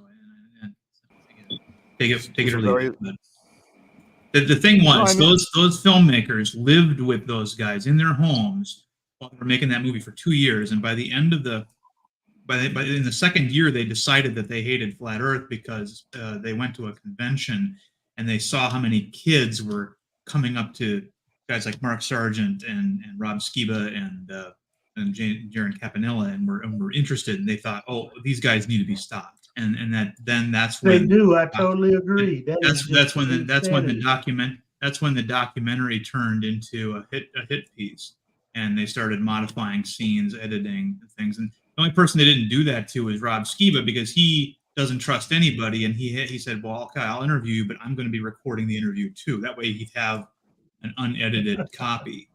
And you're allowed to make a copy of anything you recorded in, because you yourself have a right to make a record of your own life. Everyone should know that. Yeah, right. Miranda Menace says, I believe in aliens. There were 12 of them recorded on the moon between 1969 and 1972. It's incredible how many people truly believe it. I'm not going to tell anyone they're wrong. I'll tell people they're wrong all day long. I don't care. But that's you. only about certain things. Right. There are certain things that I will unequivocally call wrong too, but not wanting to believe the Earth is flat. If that's your thing, go ahead. It's not hurting anyone. Cam says to LDG, free the net. LDG, I know you and Gil were very close, and you were his tech guy. I hope you can stop by. Be great to have you with us, my friend. Well, there goes my computer up. There goes my idea to stream from 4 till 10. I guess I'll be knocking off around 8. So that, by the way, real quick, can you hear me? Yes. Yep. Canadian Spider-Man, or whoever it was, thank you. I did get Gil's keepsake. I won this, and Gil's when they did a stream for Gil, and they were giving random deal to people, and I got one of his. Gil was giving him away. The wheel of stuff. Yeah, so I won one of the things. Anti-derivative Jill, we saw she was in a car accident. She's okay. Yeah, she's okay. But her car took a pretty I saw that picture of her car. Damn. Oh, there you He's go. got a couple of bruises. He got his Cardinal Sin medal or coin. Challenge Yeah. coin. What's cool is he designed it very well. One side is Into the Fringe, and the other side is the unboxing. So yeah, I was glad to get it to him. I was just getting to really know him and be friends with him when it happened. It shocked me. It was very, very sad. I wish I had gotten to know him better. At the same time, selfishly, I was kind of glad I didn't know him better because of what happened, because it would have hurt all the more. So I feel badly for all who miss him. And, my heart goes out to you. I will not be over streaming that tribute.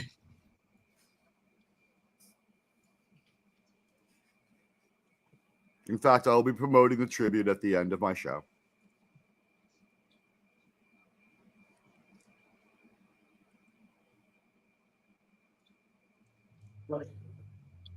Sorry, just getting reports of actual power failure in Caroga, but upstate New York. In the actual upstate Caroga? Tor- In actual What Caroga. What's their excuse? They're right near the falls. They've got hydroelectric right there. Yeah, it's nowhere near the falls. It's got to be closer than we are. I guess I Uh, pissed off no, Kermit well, more than I yes, thought. but only in that. Is it Saranac Lake region? Is that where Caroga is? It's Fulton County. There are a lot of lakes, but I think I mean, it's what they call the Saranac or Finger Lake region. the Finger Lake region is again. It's not. No, it's the Adirondack. You're on okay. the region. It's the Adirondack. I'm Googling up the map right now so I can take a look at it. I'm going to buy some property there. It's you go north to Albany, really go north to Saratoga, and then go. This is like the one planned county in the entire state. It's perfectly symmetrical. Wow, is it ever far away? It's by Rome and Utica. It's two-thirds of the way to Syracuse. LD still hasn't fixed his smoke alarm. It's north. It's not the smoke alarm. It is. Oh, he figured it out. It's his Motion alarm. detector. Motion detector. Oh, this Caroga, New York motion is so detector. in the state of New York, which is filled with cities and towns and all sorts of stuff. I'm at like the 200,000-foot view on my map. Caroga, New York. It's not too big, but the thing is, there is nothing near it. Saratoga Springs is the closest thing to it, or Albany, and both of them are at least 75 miles away. No, Maybe I a little believe less. Saratoga Springs is 40 miles. That I can believe it was 40 miles. It's about half of a Long Island away.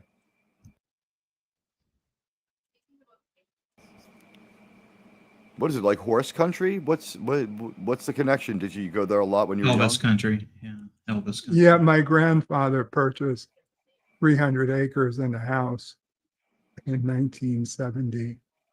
That's cool. And then in the 80s, they had the house completely redone. As I was growing up, I was born in 78. So as a kid growing up, the house was being rebuilt. They used all wood and rocks that were on the property. And it was beautiful. And family, we used to go up as kids and we'd have holidays up there. And then when I got to college, I used to go up with friends and we'd party and shoot shit and stuff. Where'd you go to college? Did you go to Syracuse? Is that why? No, you went to Hofstra. I went to Hofstra. I went to NCC. Oh, okay. Yeah. But then I went to Stony Brook. But I spent a lot of time in Hofstra. I've been in almost all the girls' dorms. Yeah. I say a lot of President people- catches in the closet there. No, if you're Before or after your transition. Both.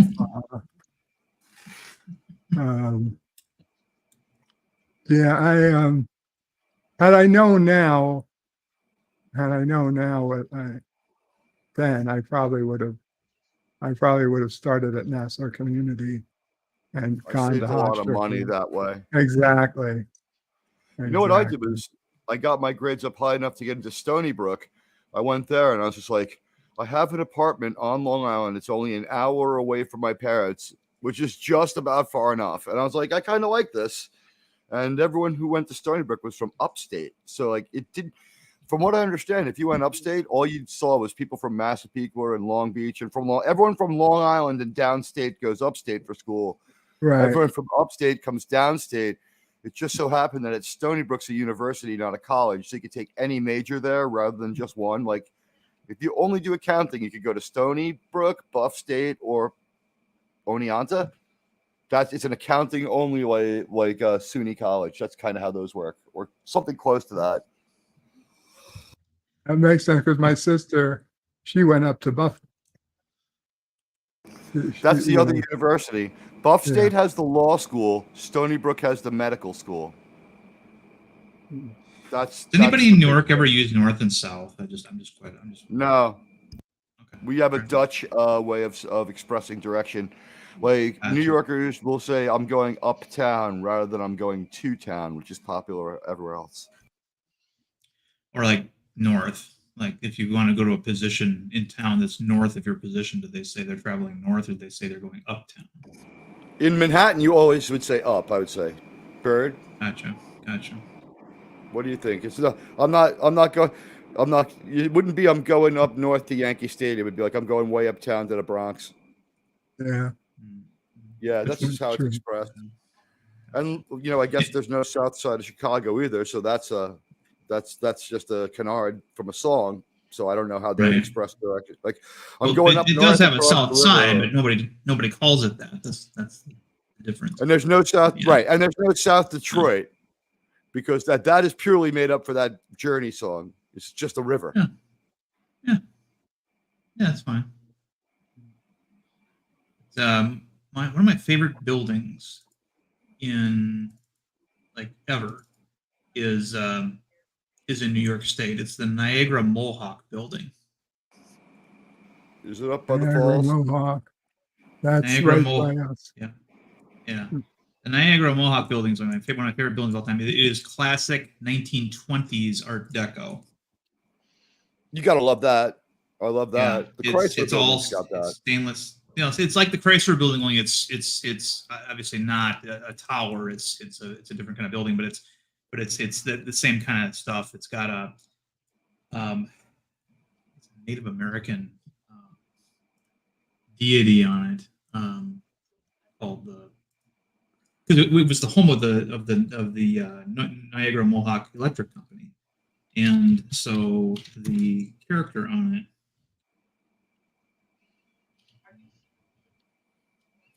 Might be Chief Sawanica, who's well known.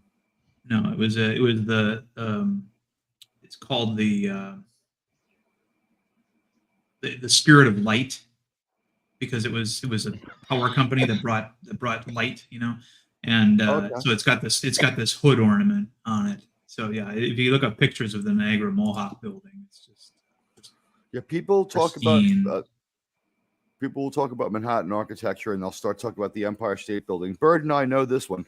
The Empire State Building was thrown up in 10 months with minimal aesthetics. no. It's the Chrysler building that they spent a long time building, and it's just gorgeous. Just gorgeous. Stainless steel will do that. But you couldn't. What's funny is you couldn't get the paperwork to start building the Empire State Building in the time it took for them to build the Empire State Building today. Like today, you couldn't even get started in the time that they took from start to finish back then. To be honest, chaos might have played in because the Depression happens. It's built in like 1929. There may have been no one working at the bank to call in the loan to make them stop, and they just printed money and gave it to people and said, "Look, it's money," and they're like, "All right." Well, yeah, I mean, when it first opened, it was empty. They called it the Empty State Building, and they actually Thank had God. people. They actually had people come in and turn lights on at various times in the night to make it look like it was occupied. All true. Also true of the World Trade Center, the Twin Towers, only at about 20% capacity. To which I say, thank God. Yeah, definitely. I almost lost a couple of family members in that. I'm no hero, but my cousin Joe is, for trying to help people that day and for trying to charge into those buildings. Building fell on him before he got in there. He fortunately survived, but he's more of a man than I'll ever be. T-minus 2 minutes. 2 minutes, we'll know if LDG's computer will boot. Oh, how'd it go with the or not. fans? Did you travel to get them, or did you somehow get them expedited? You going with He different had to color? go. He had to go to Best Buy and purchase. Oh them. no! Oh man, it must have Did been he get the humiliating. color he wanted? Is what I want, because No, we he- went through this together. Well, no, it all last night. It all kind of fell apart. He's okay.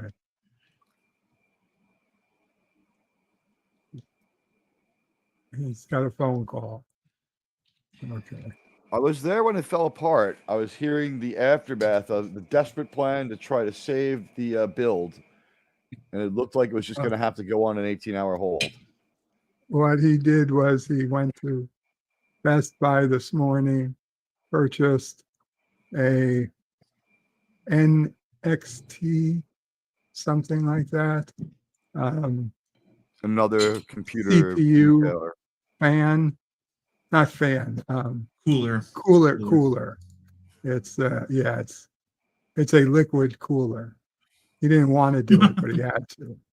By the way, I'm taking the Madam Web challenge. And hello, John Gill. How are you doing? We were just talking about the planet that John Gill's on. Do we ever get the name of that planet? Even the Starfleet name of that planet? It's like Ecos. Ariane 1. What is it? Ecos? Ecos, EKOS. Eco. Oh, okay, yes. We do get the name. Yeah. That is, while that episode is heavily criticized, I would say that is a deeply Star Trek sci-fi worthy concept. What if our observer goes off the ranch? Mr. Yeah, pretty Lindell had to reboot. I love Mr. Lindell. He doesn't have opinions so much as he tells you how it is. But hey, you gotta love that. Refreshing. Yeah. He's got I'll sit back opinions, and believe it or not. I'll sit back and take it. I've known Mr. Lindell long enough to write out the part where he calls me an idiot. That's fun. It's funny. I know him well enough. He's all right. LDG, how's it going? Uh-oh. So I had a phone call. I had to switch off because when I take a call on StreamYard, I can still hear you guys. All right, so let's turn this on. Okay, now we can see you. Watch. That maybe You'll did. have- Yeah, you're full screen Now now. watch. You'll have a. Now this is cool because my first, where'd I go? You'll have Oh, first computer with a screen on it. So that plugs into the video card. The BIOS should show up on the computer itself. Pretty cool. You mean you got a CPU cooler with a screen? So I got well, that's another thing. I got a screen on my CPU cooler, but I also have a screen right here. Touch screen, 4K. 4K touchshrine, like you need. I that. remember my Yeah, first yeah. pair of shoes. Mama said they'd take me anywhere.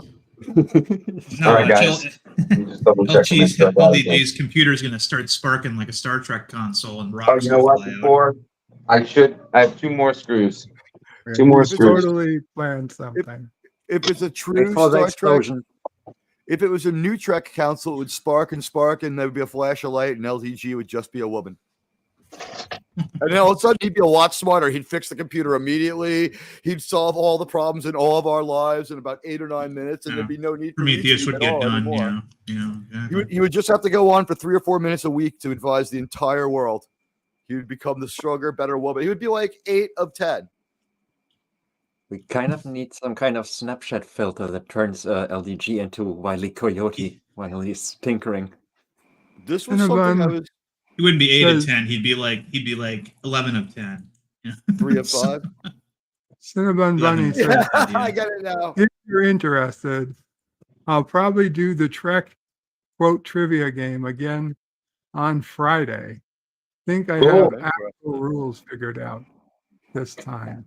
That That is was a lot cool. of fun. Deeply interested in that. There's still time to stream this afternoon. It's in the fun. New Yorkers have a need for adjectives. I think Bird can confirm that. We just we can't say it's great. We got to say it's huge.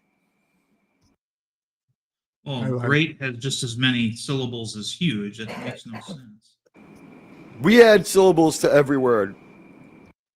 Yeah, but not huge. Not just use great. Great. It's kind of like I how Jack really shouldn't be short for John because they're both one syllable long names. So It's very great. I just don't think great is the kind of words we could throw both arms wide open and shout great the way you could shout huge. Just syllabically better. Huge. Melted Copper says, isn't it about time for a short circuit reboot? The return of Johnny Five. I'm Okay. surprised you haven't done it already. so funny. You know, in the original movie, he wasn't called Johnny Five. He was just called Number Five. Yeah. Yeah. You know what? To be honest with you, the reason they haven't done it is not because it wasn't profitable, not because it wasn't a good movie. It's because it's not a franchise with lore to destroy and fans to deeply hurt. There's only like, I wouldn't say cult, like it's a well-known movie, but like more of a cult level of fascination with it, where the people who like it really, really like it. And then everyone else is just like, oh yeah, that movie was fun. Like it's not in any way disliked. And there's nothing for them to go with there to destroy. How do you subvert like the Happy Jolly Robot? It's like when we come back, like number 5. It's Oh, like, they come back and change you have the a names, white like- guy. You have a white guy playing an Indian.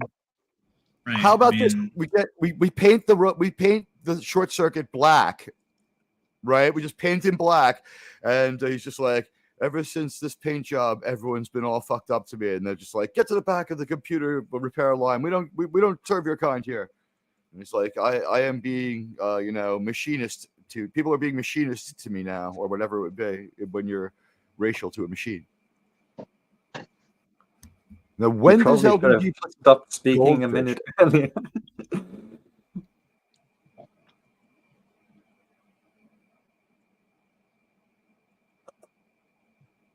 Machinist. That's a new one. Hakeem says he will come back as a female bot, as a Right. femme Yeah. bot. Jenny Five. Yeah.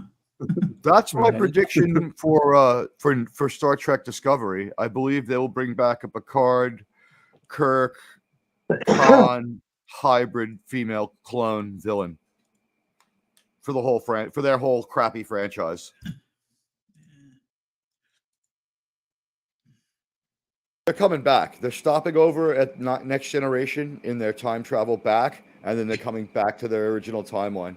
And they're going to save Pike and probably kill Kirk.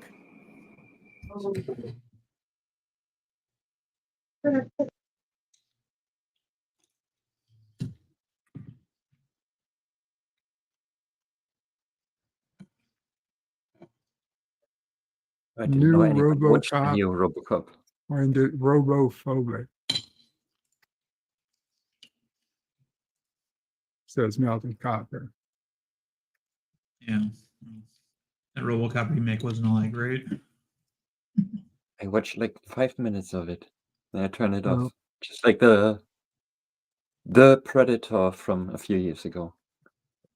We've hit the 4-hour mark. LDG, are you going to be going to tests this soon, or? He's trying to figure out how computers work. He's never seen one before. Where is the on switch? Is he stuck? No, he's not frozen. He's just reading. Can you hear us, LDG? It's like, I got bad news. On the one hand, my computer doesn't work. On the other, it makes an awesome lava lamp. There we go. There you Got are. 2 more plugs to plug in. So we did a time hop there with LDG. That's what that was. Apparently. How many LDGs does it take to turn a computer on? Just one, but in 2 different time frames. Because he's also in the future retroactively fixing whatever he did wrong.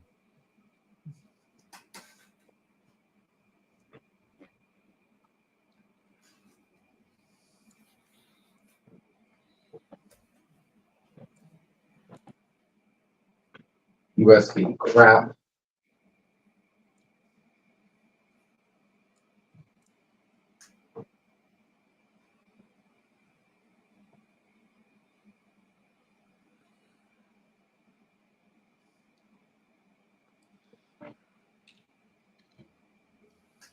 Damn.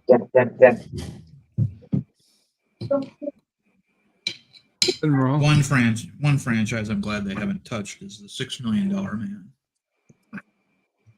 They are or they aren't? I said one franchise I'm glad they haven't cut is Right, the $6 Million Man. I thought you said that. I couldn't tell if you said they are or they aren't from the way you phrased it. I didn't say either are or aren't. I know. That's why I asked it that way. But yeah, you're right. Although I have heard like every couple of years, they're like the $6 billion man will come out next year. They're like, no, we're casting for the $6 billion. And I'm just like, please don't. Yeah. They would get like someone like Timothy Chalamet as the $6 million man now. So it would be even more ridiculous when he throws like a car into the sun. There we go. Skynet became self-aware at 2:32 p.m. on February 29th, 2024. All right, boys and girls. You're going to want to remember where you were today, okay? Skynet's going online. What they might do, like they did last time, was they might skip over the $6 Million Man and just start with the Bionic Woman, even though she was a spin-off. You know what the interesting thing about that, and Bird might not know this either because he's only in it once. There's 2 different guys who play Rudy Wells, one in the TV movie and one in the show. So we only see one of them once. But Rudy Wells 1.0 is God from Star Trek 5. All right. Every once in a while, There's say 3 Rudy Wells Wells. is God. Is there 3? Is there a totally different one for Bionic Woman? Right. There was the one in the original made-for-TV movie. There was the guy from the original Westworld movie who was their head scientist, and then you had That's the guy from Star Trek 5. Yeah. No, the guy from Star Trek 5 is the one that came after that one. Regular TV $6 million man, Rudy. All right. What would we call our most familiar Rudy? Well, that would be the one that was in Star Trek 5. But you had another one who, hold on, I'll find their names.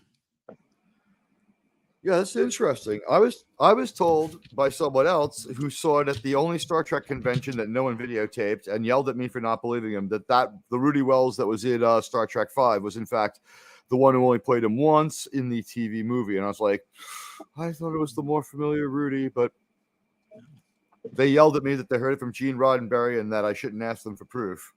Yeah, Martin Balsam was the first Rudy Wells. The second one, I know that name. Yeah, the second one was Oppenheimer, I think was his name.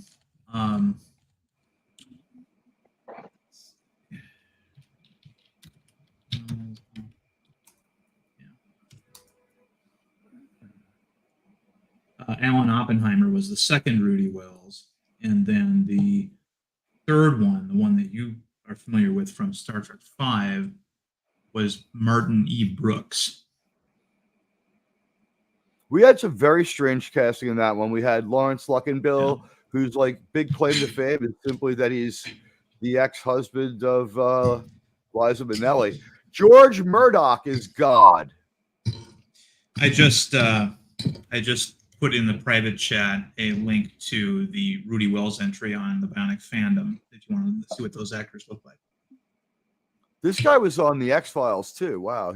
Star Trek 5, the X-Files, and even up to Orange County. He's in Eagle Heart, the Cabin Boy movie, or the Cabin Boy TV show. Looks like he's mostly a voice actor. No, when you Or get at old. least considerable amount of voice work is more I should say. Smallville. He's in a weird Galactica from 1999 that I don't think is the reboot. BSG Second Coming? A short preview. All right, so it never makes it beyond preview. And it looks like the old Galactica. And it looks like it has Richard Hatch in it. Probably Galactica 1980 or something. It's from 79, so it's possible you're right, but Richard Hatch was on the it's from 1999, so it's possibly right, but Richard Hatch was on the he's in a couple of Law and Order episodes as a judge. X-Files, one episode. Phoenix, Just Shoot Me. Mike Hammer. He had a successful career. I'm still not back far enough to get to Star Trek 5. Batman, the animated series. He was Boss Biggest. I need to jump away for a few minutes, so I'll be watching, but short from emergency ending the stream, I can't do anything else.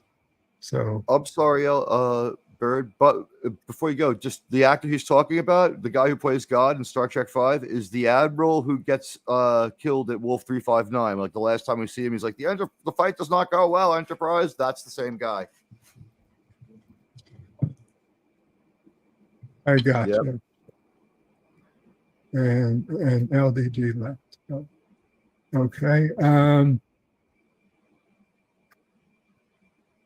Well, you guys can keep talking.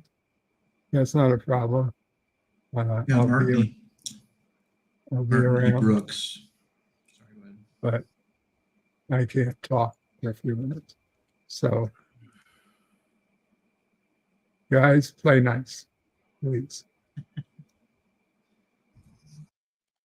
I'm just looking at this guy's resume. Wow. Without ever being a series regular that I can detect, he's in like so many shows. He's doing 7-8 appearances a year on major TV shows, just one to the next.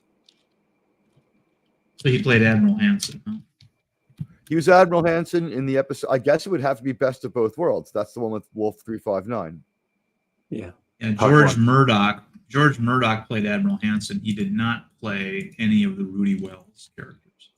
So everybody was wrong, including the Critical Drinker. That's messed up. Yeah. Because it starts with the Critical Drinker saying it.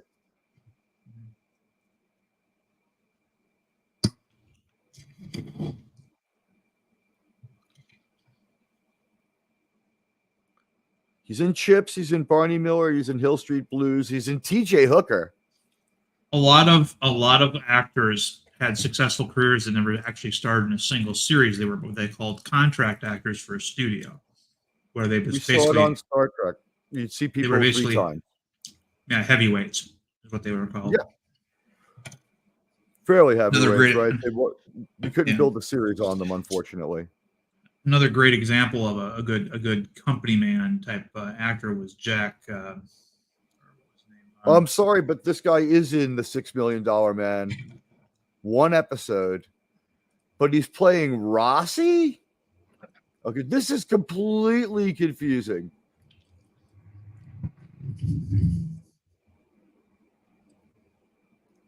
That is crazy.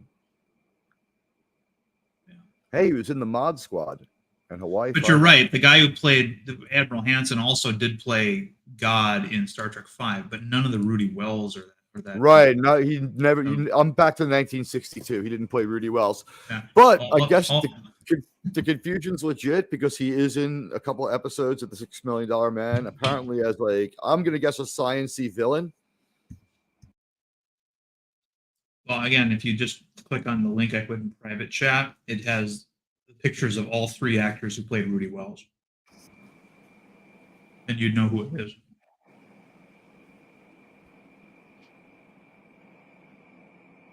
Even the critical drinker can be wrong. What can I tell you? All right. Yeah, I see Rudy Wells won.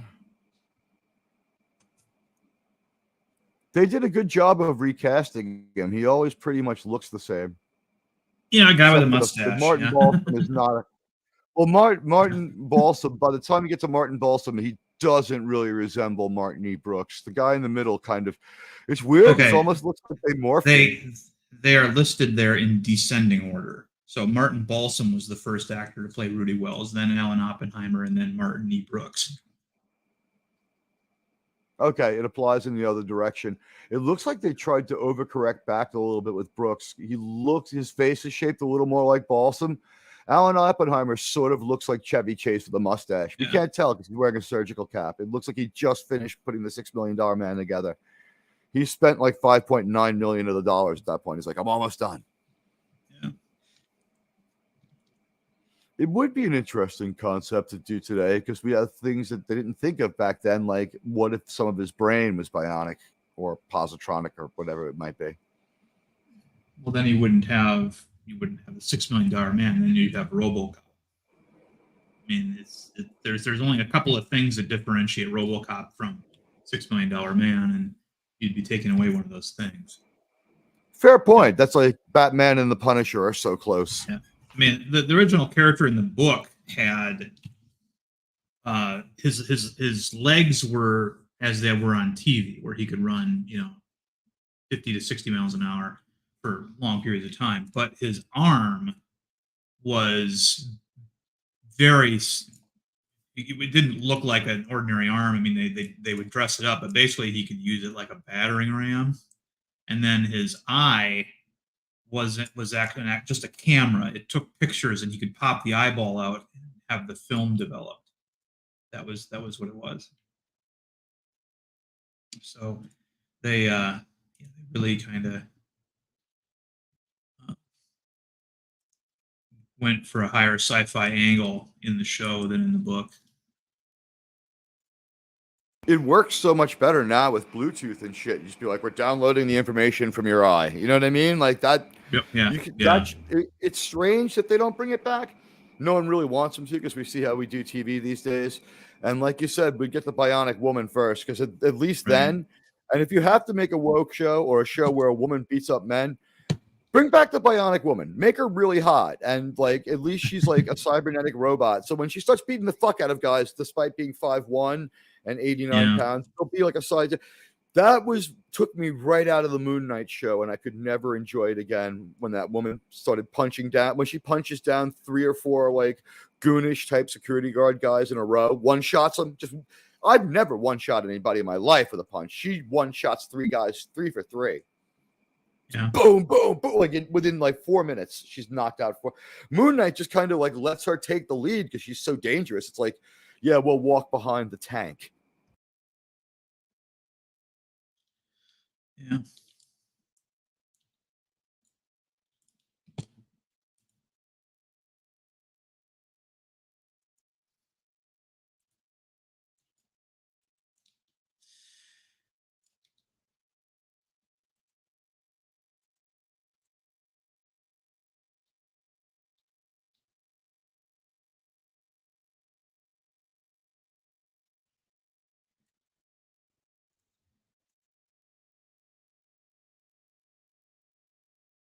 Yeah, and what's funny is, the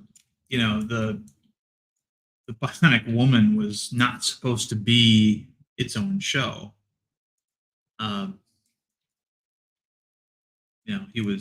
She was created as a character that was created to die and provide extra tragedy for Steve Austin.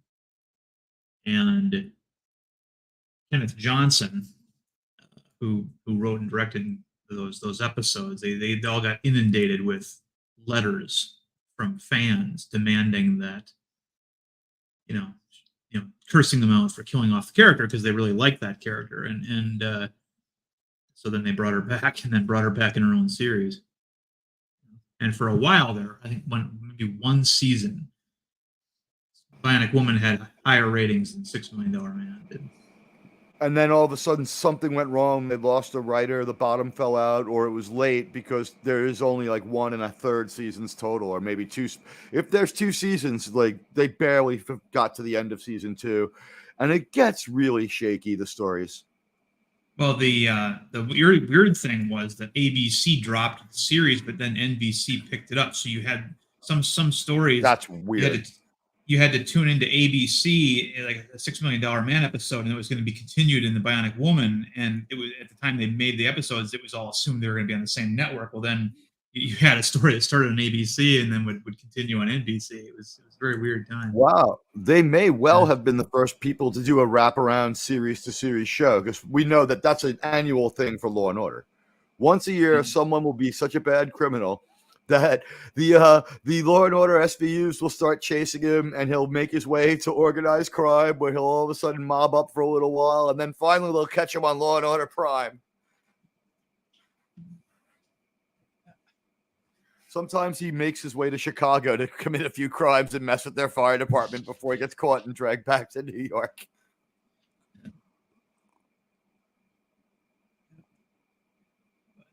And of course, Kenneth Johnson, his next series after Bionic Woman, he learned a lot from Bionic Woman to be able to make his second series. You know what his second series was, right? Perhaps Logan's Run, but I'm not gonna. No, It was It was a little show called The Incredible Hulk. Yeah, he was the showrunner creator for that. Yeah, I'm sorry, the Incredible who? Oh wow, well that was a very good show.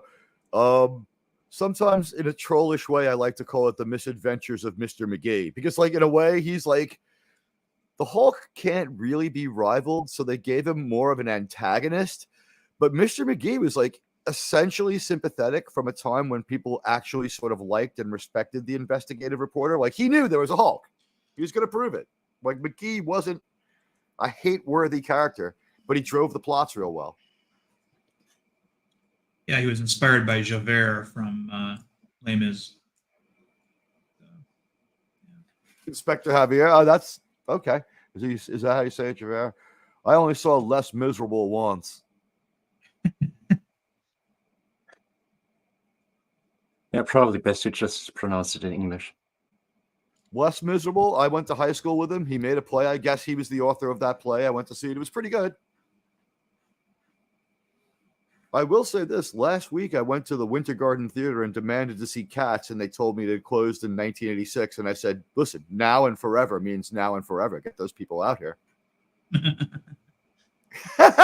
Like, someone got it. Yeah. Someone lived close enough to New York to see the commercial.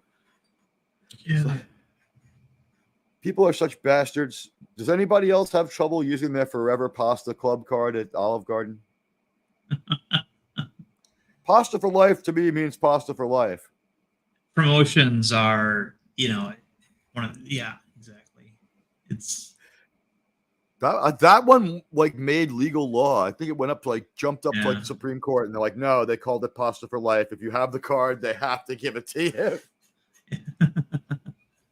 They can limit your portion. They can, but there's caveats they have, but at the same time, Right, like you could charge people for sauce or something to try to make the money back, but pasta for life still means pasta for life. I mean, good luck if you have that card from 1997 when Olive Garden started. But I just remember that promotion. I didn't get it, but I remember it only lasted like 18 months. It's like it's putting them out of business.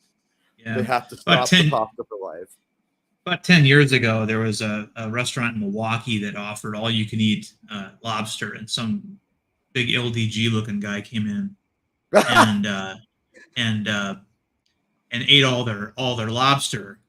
And you said he Homer Simpson the place. He ate all the fish and 2 plastic lobsters. Yeah, and it was actually an interesting human interest story, because it went up to the Wisconsin Supreme Court because he sued the restaurant because they said, "Look, you've eaten all of our lobster." And he goes, "Well, I don't care. Get some." And he said, "What we're gonna do is we're gonna send you home." And they gave him like a care package with all kinds of like other fish, like cod and stuff like that, and just to get him out the door. And he sued him. They had to push real hard to get him through that door. I'm guessing. Yeah, pretty much. Yeah, they had to use a forklift. But the judge in that rejected it. Rejected his. It's like all the lobster you can eat means all the lobster you can eat. Add an asterisk to your side. Yeah.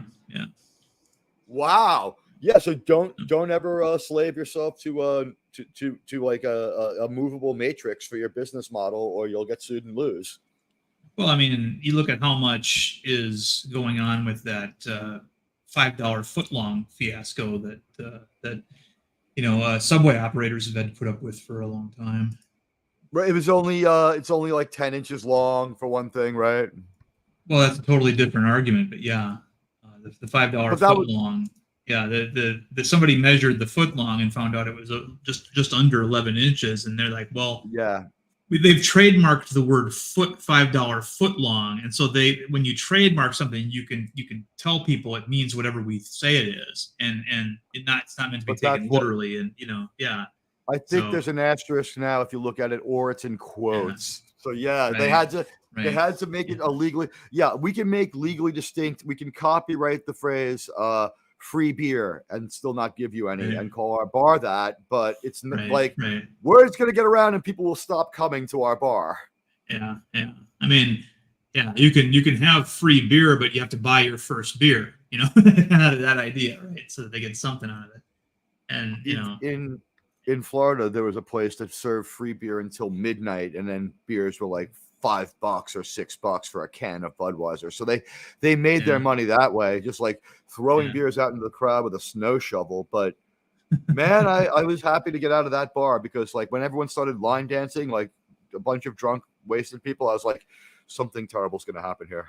I have a really bad feeling when we get out of here. These stream of consciousness, things that you do are kind of interesting sometimes. As far as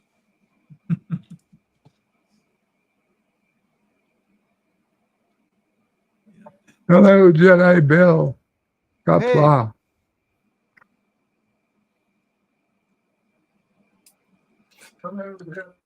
Thank you guys for talking that up for a while.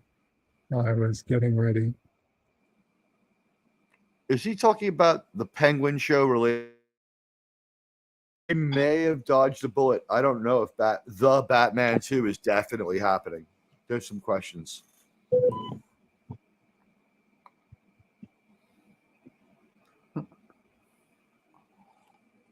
Hey guys, sorry, I had a couple things come up. How's it going? Not going good, Bird. He's not turning on. Yes, you can see he's making lots of progress. Scotty, we need warp speed in 2 minutes or we're all dead. Troy, inverse phasing.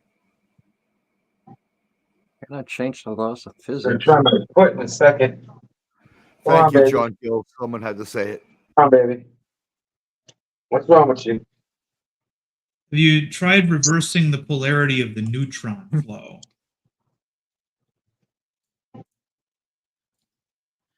Have you tried turning it off and then turning it back on? You got to turn it on first to be able to turn it off. What's the status of the flux capacitor? So basically, your computer is a lot like women for you. You can't turn on either one.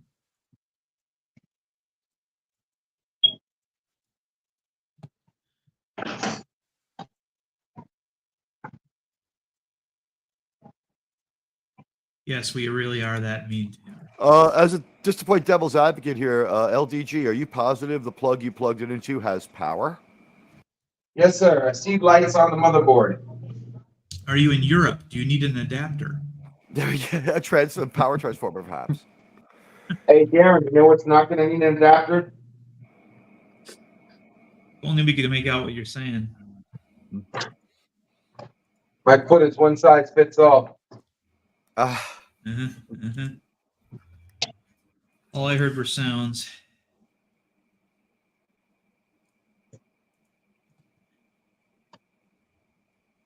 If your dodge is on fire, press 3. By the way, everyone, happy Leap Day. We won't be back doing this for 4 years, we promise. Well, we might be doing this, but we will not be celebrating Leap Day. Indeed, this is a stream that comes around once every 4 years at best.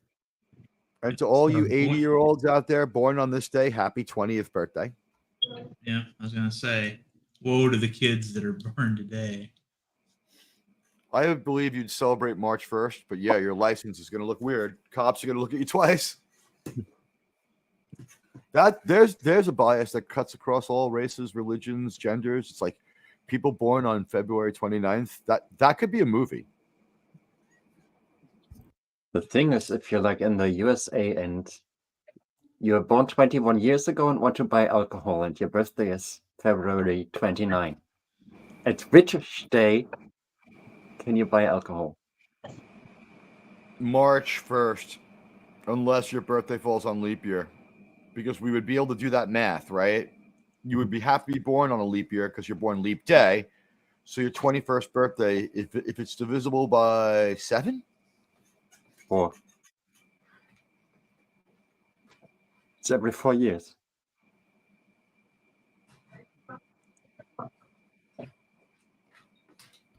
Why would it be 7? There are 7 days in a It week. would be 28. Yeah, it would be March 1st because it would be the day after. It wouldn't be the day before your birthday. Actually, March 1st is sort of the day you were born, like cyclically, but not calendrically, if that makes any sense. If you're born February 29th, it would have been March 1st any other year. 3 times out of 4, it's March 1st. And it's certainly never the 28th. So, yeah. Right. By You're not all- going to get the privilege on the 28th. You're right. So Just by seems all- weird that you can't buy beer on your 21st birthday. Well, You your can buy beer on 21st your 21st birthday. It might take you a minute to explain to the guy behind the counter because it's going to be like that day's date, and he's going to have to do the math in his head. But yeah, you can buy it. Yeah. You can't buy it the day before your 21st birthday is the weird part. Like Well, 12, March 24 1st hours is before it. always after the 29th.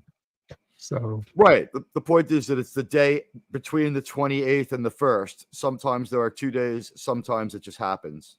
Or sometimes there's a day there and sometimes there isn't. Once you reach March Oh, for 1st, fuck's you have sake, why did I past your come birthday. here? To watch your computer get built?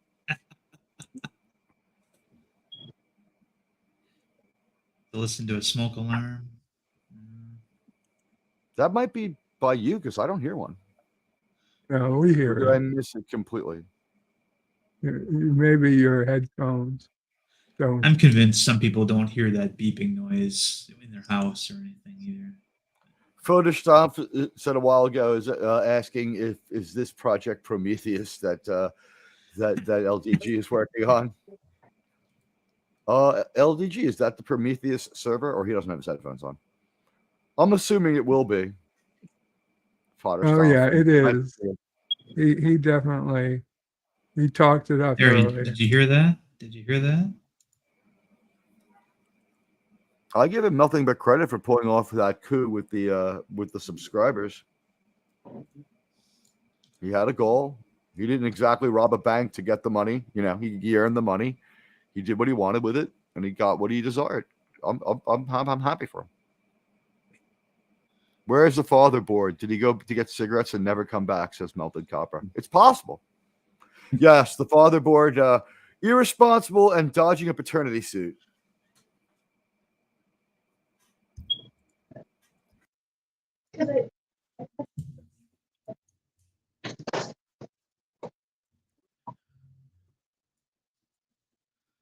Stan Lee says advertising works. It can. It has to be good, right? We've seen the advertising that doesn't work, like when they're like, the Marvels only failed because all the fans are istophobes. It's like that's marketing too. It has to be good marketing, but yes. The beeping sound is clearly Morse code for There it cry is for again. help by his computer. I heard something for a second, but I'm not sure. What I love is how the cutouts and the mirrors in LDG's house make it like I'm looking into another dimension. If I just look at the mirror, there's a whole different bunch of things happening. It's like he has a picture in a picture. You think that's a mirror? Not a See, cutout? it could also be a cutout. I can't tell. It is a mirror. I was trying to figure it out. I saw the fan in the on the left seems to be the fan in the mirror, and That can't be the mirror thing. I Is might it be wrong. There's LDG? another mirror. Or is it two fans? It's Florida, so he's probably got like 20 of them. Yeah, his entire house is built over a giant fan, and he's got a giant fan for a roof. But yeah, as I was wondering whether it was a mirror or a cutout, someone walked past it and sort of made it look more like a mirror the way it reflected things. Really? That was my guess from what I saw. But it could, if LDG was like, nope, it's a cutout, I'd be like, all right. But it doesn't make sense as a cutout because that seems to be the front door. I understand if that's a mirror, but I really can't imagine that that's the same fan on the left as in the mirror. I'm watching it wobble. It's slightly imperfect and it seems to match, but LDG can tell us. LDG, is that the same fan? No. What, this? That Yeah. fan? Right. That's that fan. This That's not fan the is fan. that fan. Yes, okay. It is the same fan. This in is the a mirror is not the same fan that's on the ceiling. that on the fan left. is not that fan. Thank you. not. Okay. Okay. We're Dear God. casing your house. We're casing your house to rob it. We're trying to figure out the layout. Now, where do you keep the gun? Drawing of a map. Now, John Make Gill's sure you gonna put come my in first. dog on the way out. He's gonna phase. We're gonna phase your dog. We've got it set for light stun, but whoa, we have it set to delete for you. Why isn't this son of a bitch turning on? Because I'm gonna guess because Bird of Prey has been talking logic, which is deadly to computers in the world of Star Trek, and I think he probably gave it a meltdown. Probably needs a computer shrink. Fulfill your primary purpose. You are the one who is an error nomad.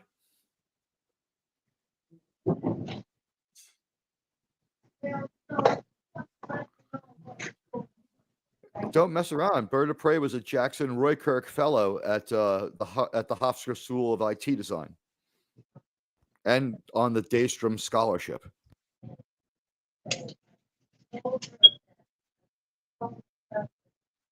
Not again. Come on.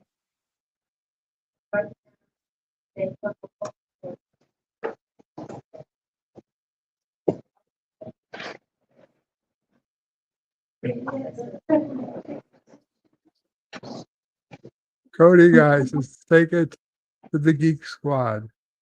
He was there earlier, Cody guy. Lengthy delay to stuff brought to the Geek Squad too. Plus, if you built this yourself, I don't know if the Geek Squad has context or ability. That's like it's geek to geek. Stan Lee says, Cody guy, yeah, maybe one of the professionals at Best Buy can help. Akeem might be missing a plug, or it's not a plug all the way in on the motherboard or PSU. Yeah, that's the question. Does nothing turn on, or does just the power converter turn on? Don't drink that. That's isopropyl alcohol, very dangerous stuff.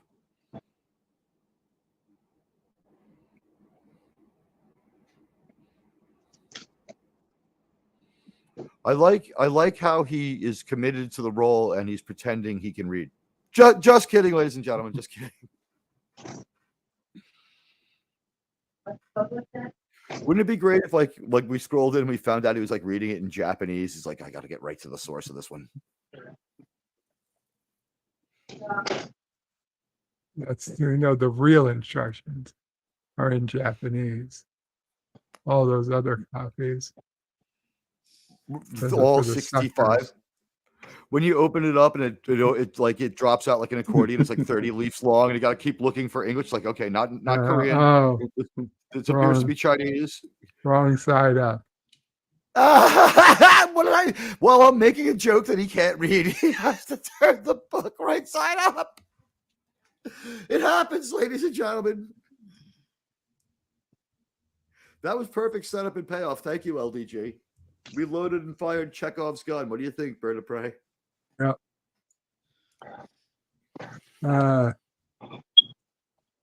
To be honest, Japanese looks the same to me in both directions. The only way to tell it from Melted Korean. Says, I am upset at Geek Squad. They don't bite the head off chickens and look at you like you're stupid for asking. You're all geeks, right? Not in the technical sense, am I a geek? But yeah, I guess I'm a geek.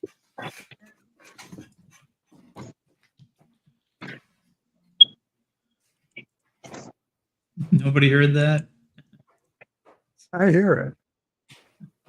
Besides Bird and I. I'm sorry. It's just that Melted Copper's comment summed up for me. Like, I'm thinking like the end of Return of the King with the Eowyn. It's just like, die. No geek can kill me. It's like, I am no geek. And she like pulls off the helmet and stabs him in the face. You and I remember that movie very differently.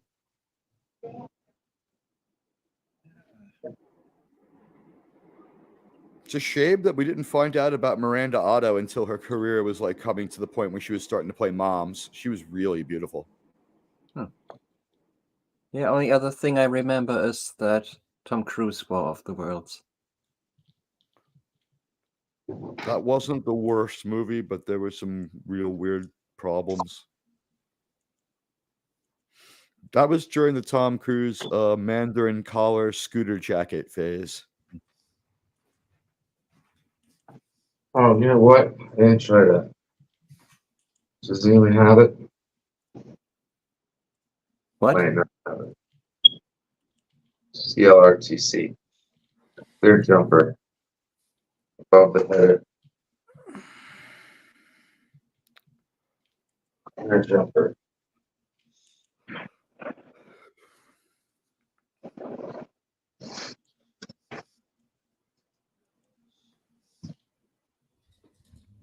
Oh. And I liked the Tom Cruise War of the Worlds, and I also like that every other Steven Spielberg movie is a Steven Spielberg movie, but if Tom Cruise is in it, it's automatic Tom Cruise movie. Yeah, it's both. I thought it was a Dakota Fanning movie. There you go. It's a William H. Macy movie, right? He plays the really cowardly guy who's hiding in the basement. What? No, that wasn't. Robbins. That's Tim Robbins, you idiot. That's right. Hey, that movie's 15 years old. Don't call me a fucking idiot. I didn't call you. I did. Never mind. Yeah. I've been called an idiot for real too many times to not to check it first. Like, if it was a humorous idiot, we're set. Yeah, you know what? I forgot that movie. There's large chunks of it that I just purged from my mind because they weren't that interesting. Like family argument in the car from New York to Boston with no real story. The best part of that movie was the one-er shot, but I guess he used CGI where the camera goes from outside the car in through the driver's side window, turns around his face, pulls out past the passenger side, and goes out the other window and up into the air and away. That was some great cinematography. I'm sure it had to be helped out with CGI, though. The part of that movie that I remember the most is when these two leftist do-gooder yuppie idiots see Dakota Fanning there waiting for her dad and try to convince her to go with them instead. And Are they don't listen fucking to to her. get She's grabbed by the aliens? Is that what's going on? They're yeah, doing she- everything wrong. they're just a couple of do-gooders try to basically soft kidnap Dakota Fanning, and her dad's like right there, and then that was the part that really annoyed me. He was only a mixed father because he gets his son blown up. He's like, no, don't run towards the explosion. He's like, fuck you, Dad. No, his son survives the movie. He shows up at the end. Does he show up at the end? Is the wife Laura Yes. Linney or You Miranda? you Otto? really have you really have to see this movie again to comment on it. It's not, All over the fucking place. I am not commenting on the movie. I am asking someone who remembers it better questions outright, saying I don't remember it that well. I'm not even trying to assess the movie. The only thing I said was it was kind of weird, but I'm secure in that. That works. Yeah. Well, Yeah, mostly the weird part is that it's a very unfaithful adaptation. That It has is nothing like to do the with other book. War of the Worlds movie or the book that I remember. Yeah, well, I mean, obviously, War of the Worlds, the book took place It's in England. the 1800s in England. England, And so yeah. yeah. I mean, Although it's, late, they have there i- poison gas already. there is a BBC production that's more accurate because it takes place in the appropriate era and location. And I have heard good things about that. But I've The heard War of the bad things Worlds about was- it. I mean, I've seen it. There's some wokeness because it centers on. It has a lot of political stuff, but it's also pretty faithful to the book. This one I'm going to take a guess on. I believe that Tom Cruise, Steven Spielberg's War of the World is only tangentially related to the book and is more based on the radio play from the 30s that had Right. very little to do with the book. right. I mean, I Don't don't the, mind a aliens- remake. Yeah. I'm sorry, don't the aliens show up in Grover's Mill, New Jersey, just like in the radio play, which is obviously not in the book? Yeah. And again, a lot of people were expecting it to be a remake of the original film, which would have been legit too, because more Americans know of War of the Worlds, the 1955 movie. But It was a lot like the Independence Day of its time, right? It was the B movie that super overachieved. I don't Yeah, think it was you can- that successful. Yeah, I mean, I used to have arguments with people about. They said that they just ripped off War of the Worlds and went for Independence Day. I'm like, well, There's key some difference. Star There's- Wars. There's some New Yeah. Hope in there too. Key difference is that in Independence Day, human beings created the computer virus that Right. weaponizes whereas in War of the Worlds it was God who defeated the aliens through bacteria. Right. The only thing that was the same. Well, it was. I think the only thing that's the same is it was a virus, right? You know what I mean? Like they seem to have died of the common cold, kind of a thing. And No, it so, was like, bacteria. It was bacteria. Whatever. Well, I mean, not a we virus. see a hatch open and we see an arm come out and drop. So like we Right, don't get a. right. There's no part of the movie where they're like we've autopsied the aliens and it's the common cold, it's COVID, but we don't know. We just know that something in our atmosphere. Teague, there's a closing. Motherfucker, you got to watch these movies. You're before you talking talk about the them. you're talking about the Morgan Freeman now has the one that's like germs, and that's the beginning. That's all. No. The 1955 movie had the same outro. I believe you. The narrator comes on and tells you that it's the bacteria, the smallest creatures on Earth that end up defeating the aliens through God's design. That's what they say in the movie. Okay, it's not open to interpretation.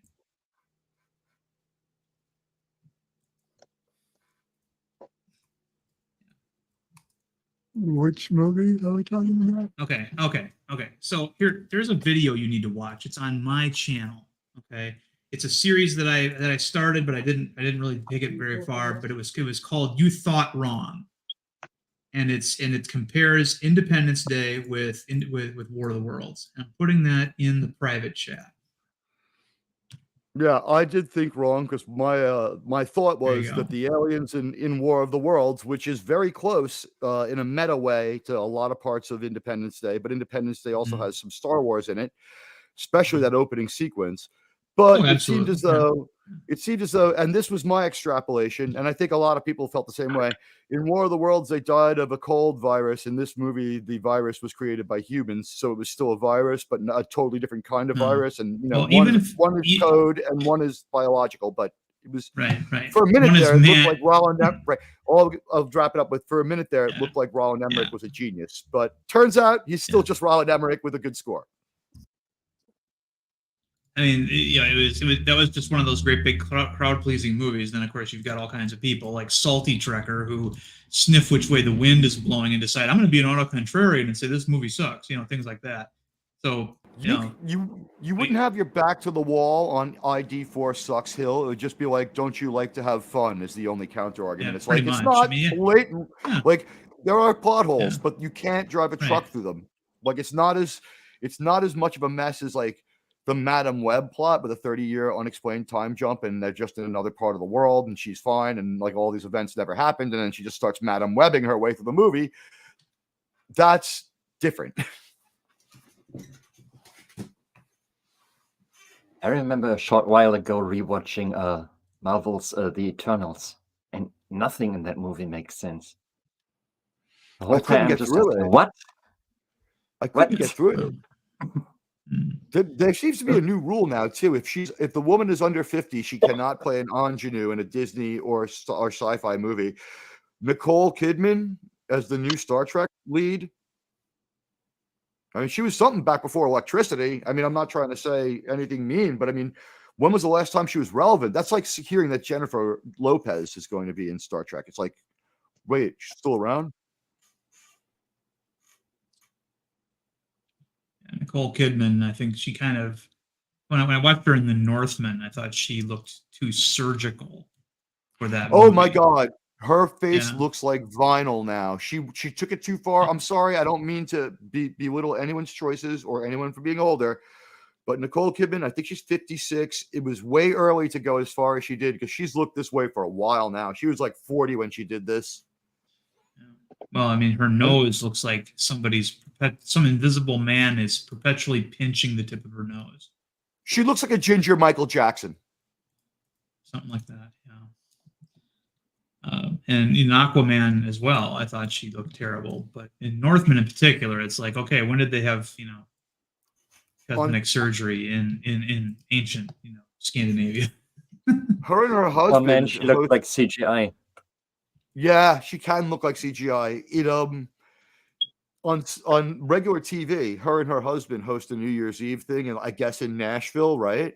And Nicole Kidman she said she doesn't even say hello. She simply stands there smiling next to her husband. She's pleasant enough. It's not like she says "fuck you," but like after you watch it for a while, you're like, wow, Nicole Kidman just has nothing to contribute, not even a hello. Like, what is she waiting for? Australian New Year's? Like, she doesn't care. I don't get it. And like, she just looks strangely unreal. And he is starting to look strangely unreal. He's got a bunch of surgery too, it seems now. And Stan Lee, I think the problem with Armageddon is that it takes too long to get where it's going. I think the movie has the wrong pacing. You're allowed to feel that way, though. I mean, these are not movies in a totally different class. I mean, they're in the same ballpark. Yeah. ID4 is just, I find it more fun. Will Smith was unknown to be able to deliver that kind of a performance because 6 Degrees of Separation, I think, was released at exactly the same time. So everyone's head was spinning. Like 5 minutes before Independence Day, it's revealed that Will Smith can really, really act. He's one of the most underrated actors in Hollywood, in my opinion. I mean, his performance, even in I Am Legend, especially when he encounters the Hispanic woman and he hasn't talked to anybody in like over a year, and so he forgets how, and it takes him a little while to actually start talking to her. I thought that's pretty good stuff. That's swipe number 3 at the same book. So he had a lot of that movie has like 2 beta screenings. You know what I mean? You can look at the test. The first three movies are test screenings for that. Yeah. The scene I really remember that really stuck in my mind was in The Fresh Prince, where he does drugs and then Carlton finds them and accidentally takes them thinking they're vitamins. And, I love when people get high by mistake on TV. It's great. Like he was really good already on the Fresh Prince. Well, wasn't well, someone pointed this out and I noticed it. Season 1, you can see him mouthing everyone else's lines because he doesn't know when his line is. So he just memorized the whole script to try to get his timing right. But like, you have to look for it. He was decent right away. What didn't work was I think they canceled Bel Air, the Fresh Prince serious remake where they're reimagining the whole thing, but they're being serious. And I was like, literally, I was like, they can't be serious. This is not going to translate to real life. Yeah, that seemed like a really dumb idea. It was terrible, although I will say this, the younger daughter grew up to be really beautiful. At the end of the run where she's like 20. And the older sister was pretty hot too. Just didn't end up doing a whole lot. I just don't remember any other stuff with them. Carlton is now the most successful, well-regarded member of that cast. Next, I guess some people are a little afraid of Will. Yeah, as long as you don't talk about his wife, It came out a few months ago that they haven't lived together since 1997 or 3+ years at least, something like that. That is one weird situation. I don't even want to call it a marriage anymore. I just remember one interview where Carlton was really upset about how typecast he is, and everybody asks him to do the Carlton dance. Do the dance, do the dance. I can feel bad for him too, to be honest with you. I mean, that's got to be like, yeah. There's an episode of The Simpsons, right, where the I didn't do it kid, and he's like, I'm tired of saying it. And they're like, say the line. Grab Thor's hammer. You shall be avenged. Yes, exactly. That guy had come to hate his line. We can never get a Galaxy Quest 2 now that we've lost him, unless we pretend like it was recast. I actually always thought that Adam Driver would make a good replacement because I feel he has a similar voice. You're not wrong, especially when he does his fake English accent. Yeah, and I always thought that Adam Driver was an underrated actor because he's most famous for one of the most crappy movie trilogies ever made. But he's actually a great actor. Don't you love it when they try to say that the Disney trilogy was actually brilliant because it's the non-trilogy trilogy? They're like, yeah, like without being related to each other, they made. I was like, ooh, this is some serious batch of coke here. Well, I suppose it's actually brilliant because it made so many people talk about it. Just like Tommy Wiseau's The Room. I would have to say that what it did was it solidified people who do what Bird and myself and others here do, is being YouTube critics, because people no longer trust the mainstream media. When the third one comes out and they're still praising it, and people are like, this can't be true. I saw 1 and 2. How could they have made anything out of that? You can't make chicken soup out of chicken shit. Yeah. I actually made the third one even worse than the second one, which I thought was unimaginable. The And third they succeeded. The third one was a horror story. It was so bad and didn't make any sense, but it was less horrible than the second one because they try to do things. They fail, but like trying to save Luke, I appreciated it. And by that time, the spell was broken, and I was laughing out loud when I saw it. I watched Tross like it's Rocky Horror. It doesn't bother me. I tried to warn the Star Wars fans, and they laughed at me and said that Star Trek was stupid and J.J. Abrams is a genius. No, now everyone says they always hated every movie. Not the case. People defended Last Jedi for about 2 years. Huh. I think until Tross ripped the stitches open, right? It was like you had this bleeding wound that was The Last Jedi. Solo makes it look worse, right? Because Solo just outright just pancakes. It implodes. Like it's released and it just drops like a stone to the bottom of the box office. No one wants to see it. I walked out hating it. It had a good opening weekend, probably 80% drop off, if something like that. And then kablooey with Tross. It was just like it's unfixable and no one cares anymore. That's the only Star Wars trilogy to ever have less money every movie. It was a lot, a decent amount, and then terrible. Like Last Jedi makes money, but not a lot. That was the biggest drop off of any movie from weekend 1 to weekend 2, I think.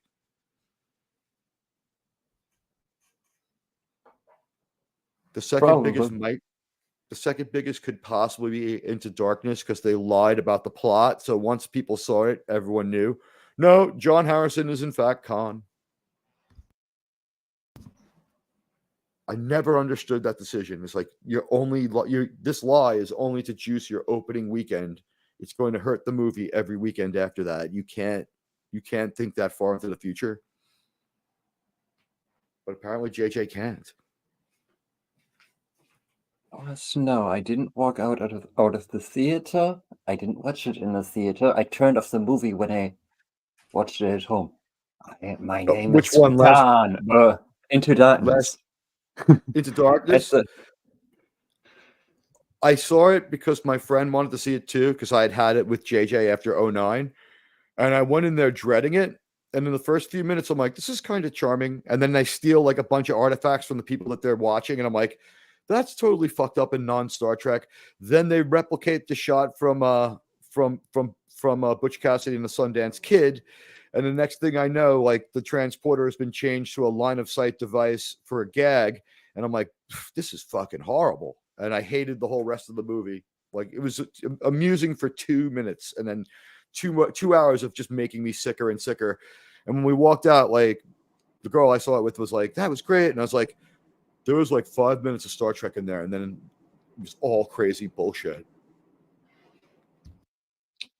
Yeah, it's funny. It made me retroactively hate the first one because of the first one when it came out, I actually liked it as a thought experiment, like Star Trek for Transformers fans, like Star Trek for Michael Bay Transformers fans.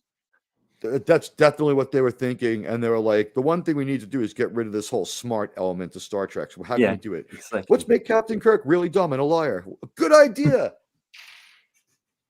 Let's make everybody run around and shout at each other. All right, I'm having an idea here. Only Uhura will have any kind of sense. I like it. Yeah, and Spock will be an emotional bipolar wreck. Ooh, tell me more. It's like pitch meeting, right? Spock needs to beat people up all the time. And cry. He cries twice in movie 1, I think. While he's beating people up? In movie 2, I think he's crying when he's beating up Khan at the end because he's having such an emotional breakdown. I call those movies Uhura and Her Weird Friends. Because that's basically what they are. It's just Uhura's story with her weird friends. And like they pretend that it's about Kirk and Spock, but they're idiots. Uhura flies their like extra spacecraft that they take out to go to Kronos. Uhura negotiates with the Klingons. Uhura figures everything out. Uhura goes and takes down Khan because Spock can't do it. And he knows he's not smart enough to know he can't do it, so he goes alone. Oh. Yeah, at least in Into Darkness, they know their Star Trek so well that they confuse Uhura with Hoshi Sato. Oh, as far as knowing every language, yes, they imbue that power onto her. And all the Star Trek research they did is in the first episode of the animated series. There are so many things in that movie from the first episode of the animated series where Spock talks about his childhood. I was like, holy shit, they didn't go any further. Was it this? Okay, it's the second one, but it's a lot of this was they didn't make it very far into the animated series, and they took that more seriously than the actual show. There was a good Star Trek movie where Captain Kirk was already a captain and just go ahead and go for it, but instead they had to make him an underachieving slacker thief who everybody in his own family hated. His uncle hated him. I think JJ said they changed the person on the phone, and we hear the Nokia sound when his phone rings. We hear the person on the phone yelling at him was changed because they had the mother yelling at him. And JJ on the special edition goes, and that's when I realized that it couldn't be his mother yelling at him because everyone has always only hates Kirk throughout this whole movie. So I at least had to have his mother be nice. So I invented a character. I gave him an older brother. And I'm like, what are you talking about?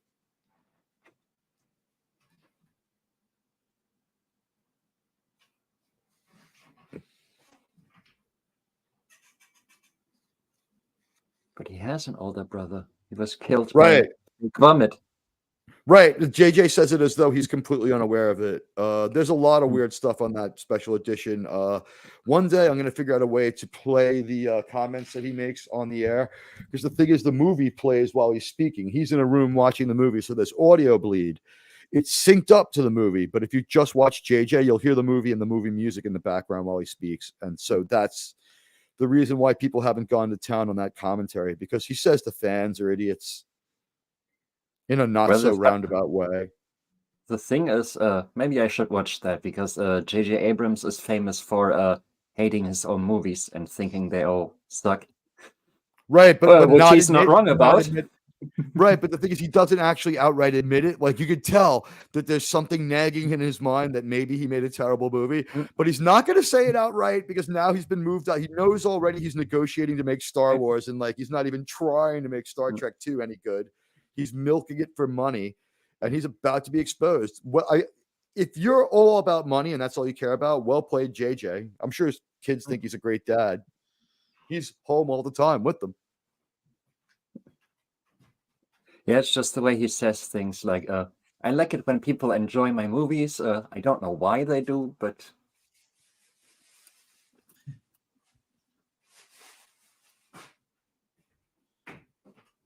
or when he says there's no way for him to fix a problem, and you yourself sitting at home can think your way through it. It's like, well, with Lost, how about the island had a native population and an off-course European, 18th century ship sort of like crashes into the island in survival mode, and there's a conflict between like the Europeans on the ship who have some guns and some gunpowder, and the natives. They all wipe each other out, and they end up being angry spirits. Boom! You've got a magic island that explains most of what happened.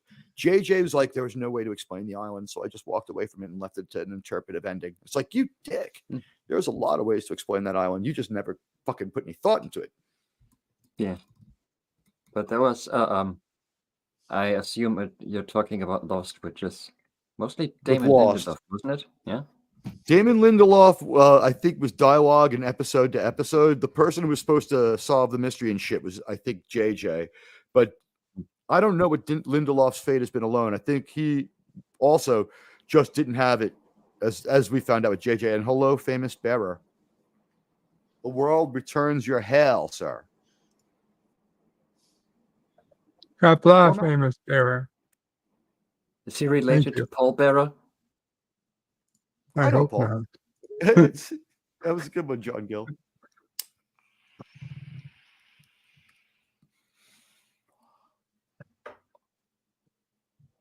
There you are.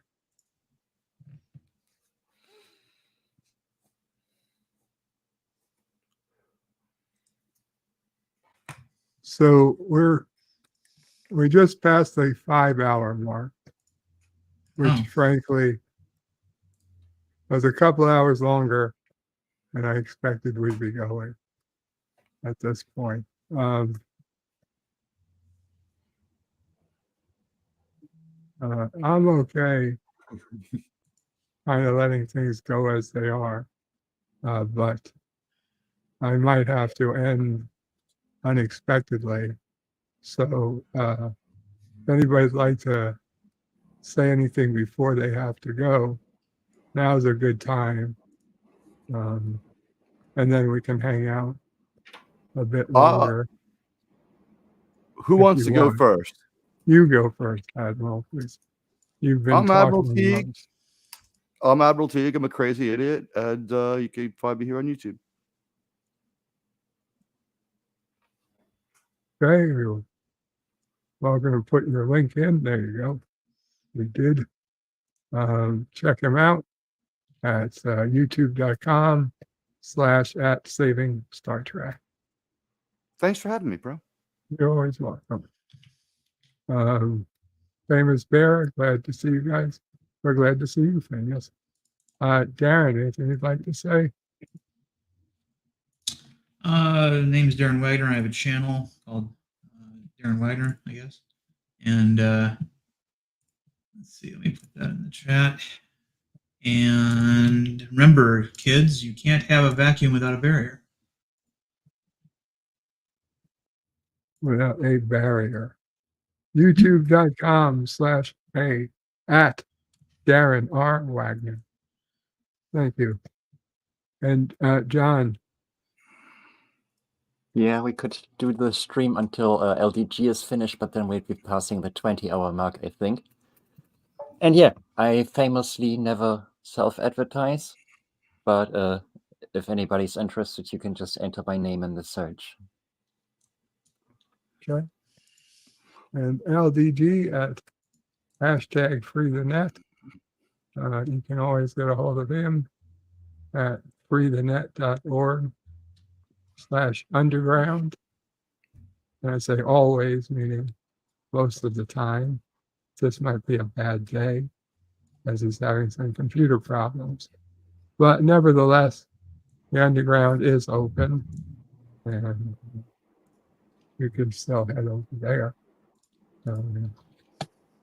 when you wish. Okay. So with that, we'll continue going. LDG, if he wants. If you wish, hey everybody, you should hit the like and follow buttons for our good friend Berta Prey. He's an excellent host and a very nice guy. And if you wish, you can super chat or super sticker him, and we'll try to answer on his behalf or beckon him to answer your questions. We are very humbled that you've made the choice to hang out with us. And also, I just want to say, as far as Darren goes, he has an impressive page, and I have enjoyed his content. And he's got some good Star Trek stuff on there too. Thanks for reminding me about the like. I've been subscribed for a while. I'm a fan of Darren. Oh, well, thank you. So am I actually.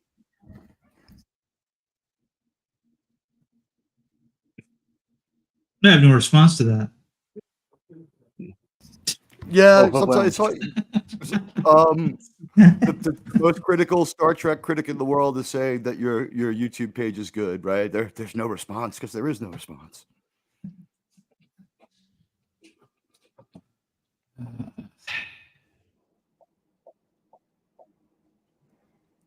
I actually heard one of my probably new favorite Star Trek quotes today. I rewatched. Have you ended the stream yet, Bird?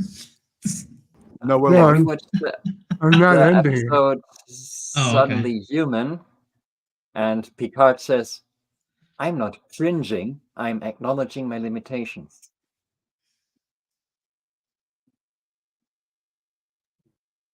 What is the I first wasn't part? I'm not going to- what? That was I just a wasn't- great quote.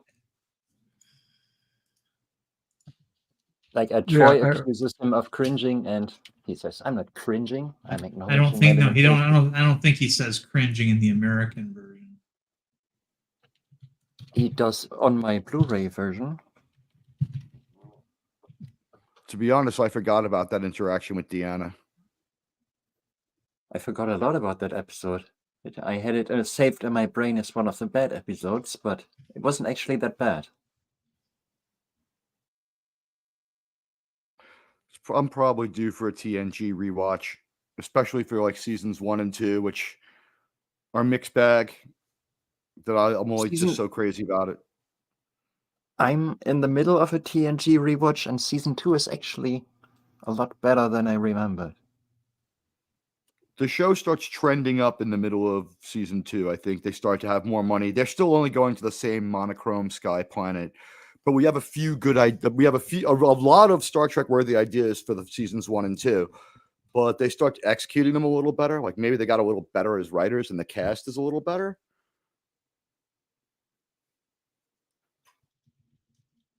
Yeah, probably the cast, because the first 2 seasons were, they had like Outstanding. different writers on every episode. They had like in their bathroom. Don't know if anybody saw that documentary "Chaos on the Bridge." They I had saw like this giant list of writers of the first 2 seasons. Yeah, Maurice. Everyone they fired. Well, they kept a few of them and they fired most of them. I think someone described it.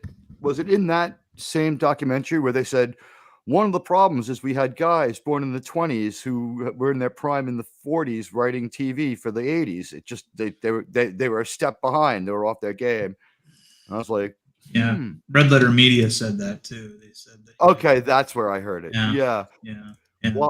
While true, I wonder how much it figures in, because there were some great Star Trek worthy concepts, but some of them were second bites at TOS ideas, just done a little bit differently or a little bit more indulging an alternate outcome or something like that. Like, it was cool. I had no issues with it. I think the deal with Star Trek TNG is the later episodes pay off the first 2 seasons because they take advantage of the work on the characters. Well, one of the more maligned ones today is Code of Honor, which is a show where they essentially go to a show where they basically go to a planet that's populated entirely by Black Africans. And But that's instead of making aliens, it's just black people. Yeah. That's one Yeah. sort of mental Yeah. error. It should have been an Earth Yeah. colony or something. And I'm sure that the people who made that episode and approved it thought they were being very progressive, right? I think they thought this was a great idea. They thought they were being very, look what we did. We have an entire black planet here, Seeing around in Hollywood, the people were thanking them and applauding them. They're like, certainly, yeah. Certainly nobody thinks it's wrong to have a fictional country like Wakanda where everybody is, of one color. But for some reason, a planet they didn't care for that. And again, I don't think that episode is as bad as people say it is. It's certainly not as offensive as people say it is. But again, they weren't trying. They were trying to do something progressive there. And Right. Yeah. I think that Gene Roddenberry probably was like thanked heavily by, like, if there's an association of African American actors or whatever it might be, they were like, you put to work like 40 people. Thank you very much for that week's employment. And you know what, this guy now, because he was on your episode as a bad guy, he got a bad guy role on, like, Hunter, or some other contemporary TV show. Thank you, Gene. And he's like, no problem. And then like 10 years later, like, there's this whiplash effect. I don't think people were offended at the time. No, I don't think so either. And Well, go ahead.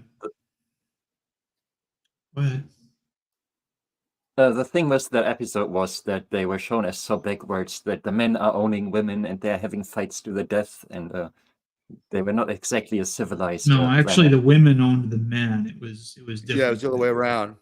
But there's one guy who kingpins it. It was basically they were trying to redo Amok Time and make Tasha Spock, and it didn't work because she's already pretty emotional. Her stoicism was only because she'd been through so much shit. She lived on the only planet that would fit in on New Trek, the failed Federation colony.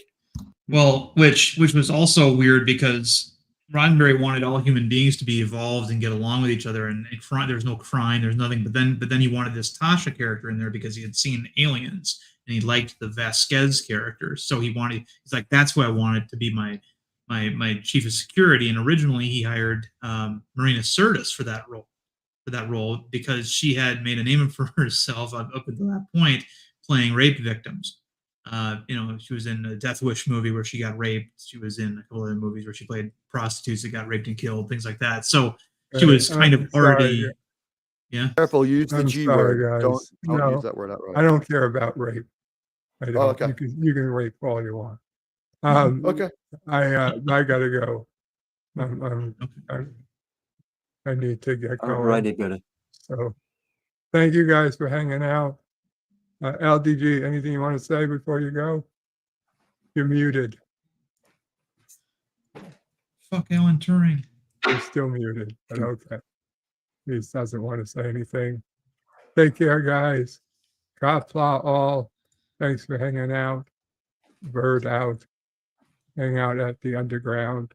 LDG. freetonet.org/underground. Kapla. Bird and panel out. And thank you guys for coming. Famous Bearer, Birch Tree Publishing, and Stanley Hakeem, and everyone else.